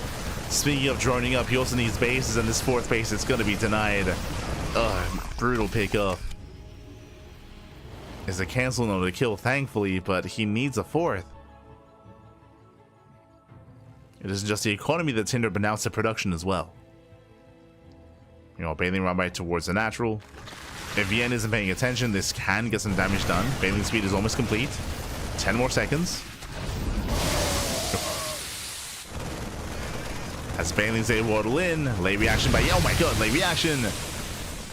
And not bad. 15 SCV kills. Not bad at all. But Yen, he reciprocates. He does one better. He's like, you can kill a mineral and I'll just kill a base. And Dominoku is down to 2 bases. Ay.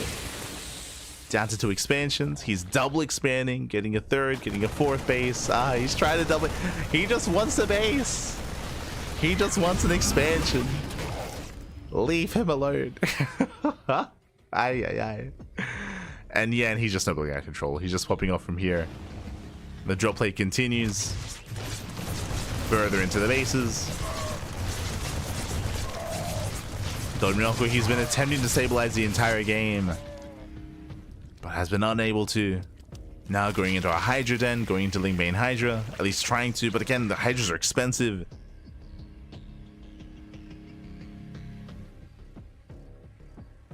And I'll be honest, I don't see Dominoko holding against this push. There's barely a standing army. Yeah, and he stims in. He has Wooden Mines behind this. Another base is going to be going down. And I was hoping for a back and forth here, but it's not going to happen. As Dominoko has been limping along the entire game. Just a really rough opener. I say really rough opener. It was just a really odd opener as well. Like, if you remember, we had like a 3-minute lair, but the lair didn't really lead into anything. We were stuck on 2 bases. It was gasless initially. It was, yeah, a bit of an awkward build. And it did feel a little bit directionless when it came to like what the purpose of it was and where it was going.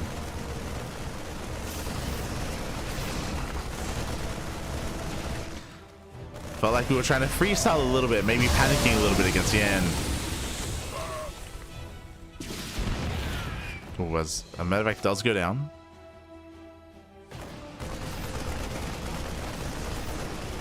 Yeah, still pushing further in. Dominoko supply blocked. He will clean up these drops. He's holding on, Pappy. He's holding on. We can make it.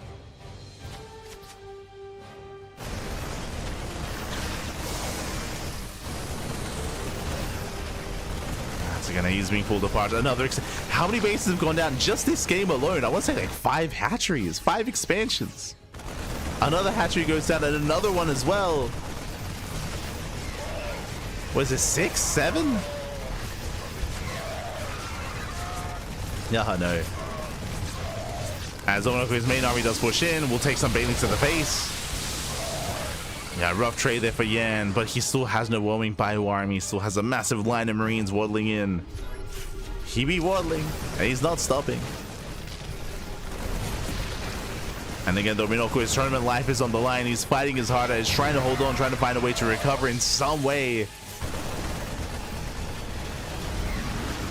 He's hoping for a miracle. But nah, not here. Not against Yan. As GG, well played. Good luck in the next round. And Yan, he will take the series 2-0, advancing on to the lower bracket quarterfinals. GG. GG. Whew. GG, well played. Congratulations, Yan. He will claim the series. A very strong performance here out of Yan. Dominoko had some really interesting openers. I do think that game 1, I mean, it all made sense in game 1. Game 1 was a roach all in with a German taxi, like intermix as well. The problem was that Yan was playing very safe. Here, game 2, once again, really safe play out of Yan. And Dominoko's opener, it didn't really lead into anything. I mentioned it before, but Dominoko, he opened up with the fast lair. Nothing really came of it though. There was no like fast spire or nidus or roach warn into roach speed, or like, there just wasn't anything done with the fast lair, so it all kind of fell by the wayside. It got scattered early on as well. Maybe that's why that we didn't see anything, because it did get scattered. So Dominoko tried to transition out of that into 2-base play, but then he walled off on 2 bases and he lost his 3rd. Like, it was it's just everything kind of fell apart. And GG well played. Congratulations to Yan. He does claim the series, will advance on, and my condolences to Dominoko because he is out of the tournament. And I do rate Dominoko quite highly. I don't think this series really does justice to how good Dominoko is and how good he can look against other players. Again, I would say that he even had a better showing earlier against MasTeR, if you recall. We casted Dominoko in a best of 5 versus MasTeR and did not look bad at all. Did go down, of course. MasTeR is the #1 seed of the tournament. But Dominoko, you know, he had some nice moments in that series as well. This one, a little bit more one-sided. Regardless, GG. GG, well played. And with that, we can catch up on tomorrow's broadcast. !B in the chat. Let's switch our scenes over and catch up on the bracket. Okay, from the top, let's zoom in a little bit. There we go. From the top, we have the upper bracket semis. Initially, as you can see, we just wrapped up the upper quarterfinals with those best of 5s. We had Shakti over Kamikaze, Erik over AlisoN, we had INexorable over Claw, and MasTeR over Dominoko. And bam, we have our top 4. We have our top 4 players. We have Shakti versus Erik in a PvZ and INexorable versus MasTeR in a TVP. I think looking at this lineup, these are the top 4 players. These are the top 4 players of the tournament. These are the top 4 players of Brazil. And I wish them the best. You know, no bias, but let's go, Erik. Let's go, man. Let's go. So we're going to be cheering for Erik in his series. And of course, best of luck to both INexorable and MasTeR as well. Again, these are going to be tomorrow's matches. This is going to be in 20 hours time or 21 hours time at 7 a.m. AEST. Meanwhile, here at 6 a.m. AEST is going to be the scheduled time for these 2 best ofs. Again, I believe the broadcast starts at 5 a.m. Meanwhile, we have the lower bracket, the lower matches. We have the lower matches as well. We just, of course, featured. Oh, let's zoom out a little bit. There we go. We just featured Kamikaze. Kamikaze took down MasTeR. Victor had an upset over AlisoN. Big upset there. So Kamikaze versus Victor is they're gonna be facing off. Meanwhile, Elevolts, he had an upset over Claw, and he's going to be going up against Yan in a TVT. So Erik is the final Zerg player in the tournament. I just realized Claw is out. Dominoko is out. Again, I favored Claw against Elevolts. I did favor him. And I feel like if Dominoko had gone up against AlisoN or MasTeR or Victor or even Kamikaze, I feel like Dominoko had a better chance. But Yan is a beast. Yan is a beast. Yan, you could argue he should be up there in the upper bracket as well. But Yan just had a really rough group. As a reminder, Yan was in the group of death. Scrolling on over here to Group D. Group D was MasTeR, Shakti, and Yan. And Ducklings as well. These are all GMs. These are all GMs. These are all semi-pros or pro players themselves. So Yan, he just had a really rough seeding in the group stage.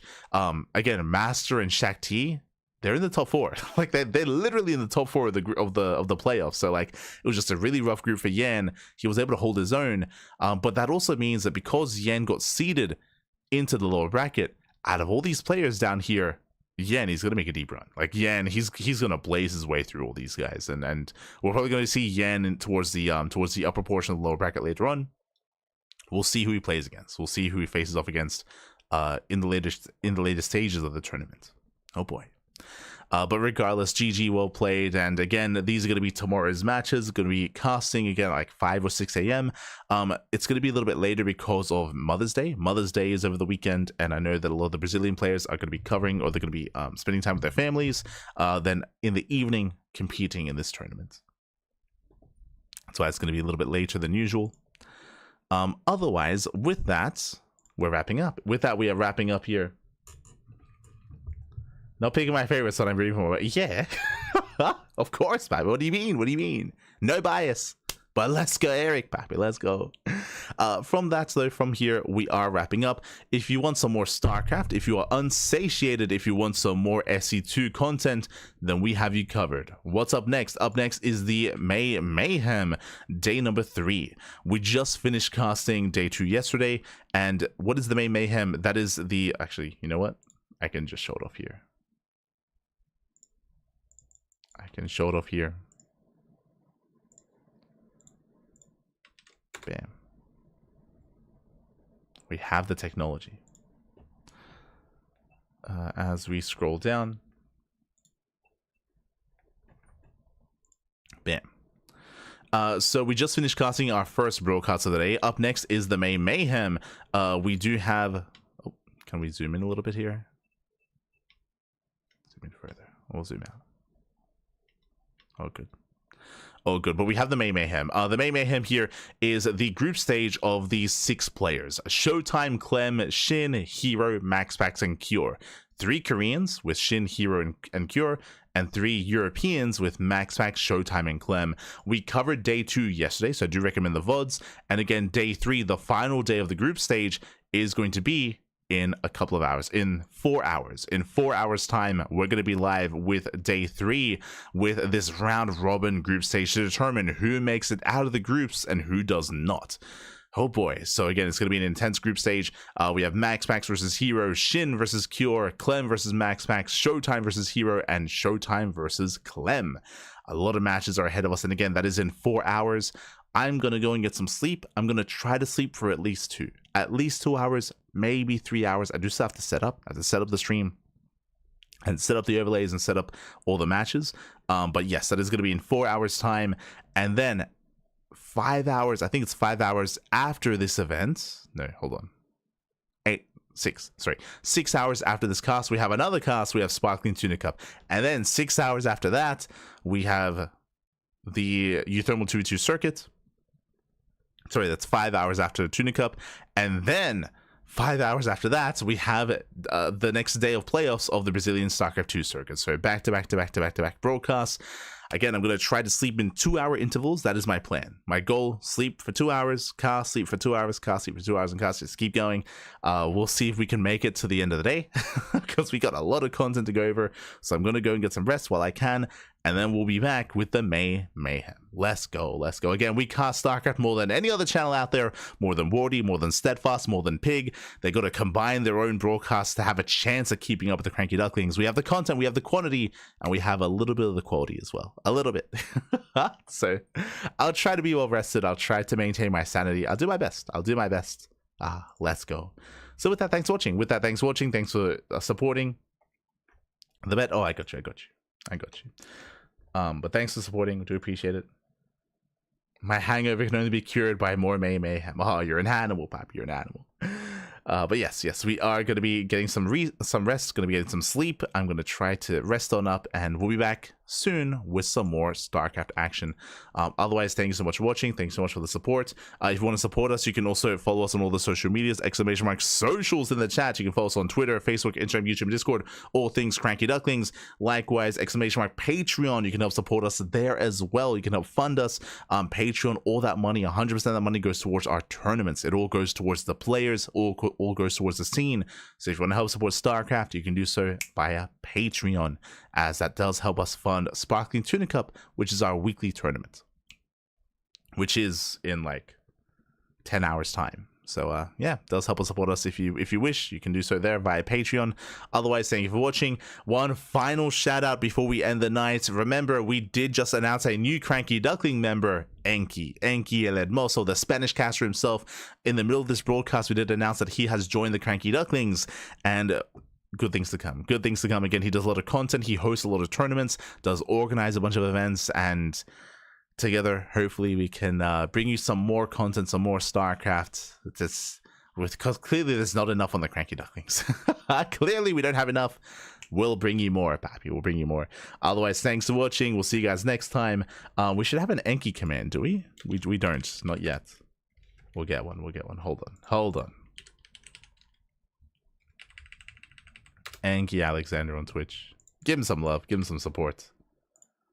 The newest Duckling. Bam. Beautiful.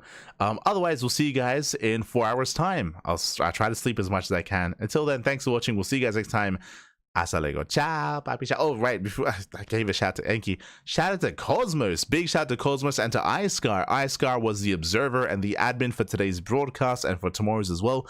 Big shout out to iScar, and a bigger shout out to Cosmos. Cosmos, he is the Brazilian StarCraft 2 caster of StarCraft. Like, he does everything in Brazilian, everything in Portuguese, I should say. And he is one of the big names behind this event, behind the Brazilian StarCraft 2 circuit. Without Cosmos, this event would not be possible. So much love to Cosmos. He is also a near and dear friend to our hearts, to the Ducklings. We've worked together for a long time. Much love to Cosmos. GG. See you next time. Until then, hasta luego. Ciao, papi, ciao. Hasta luego.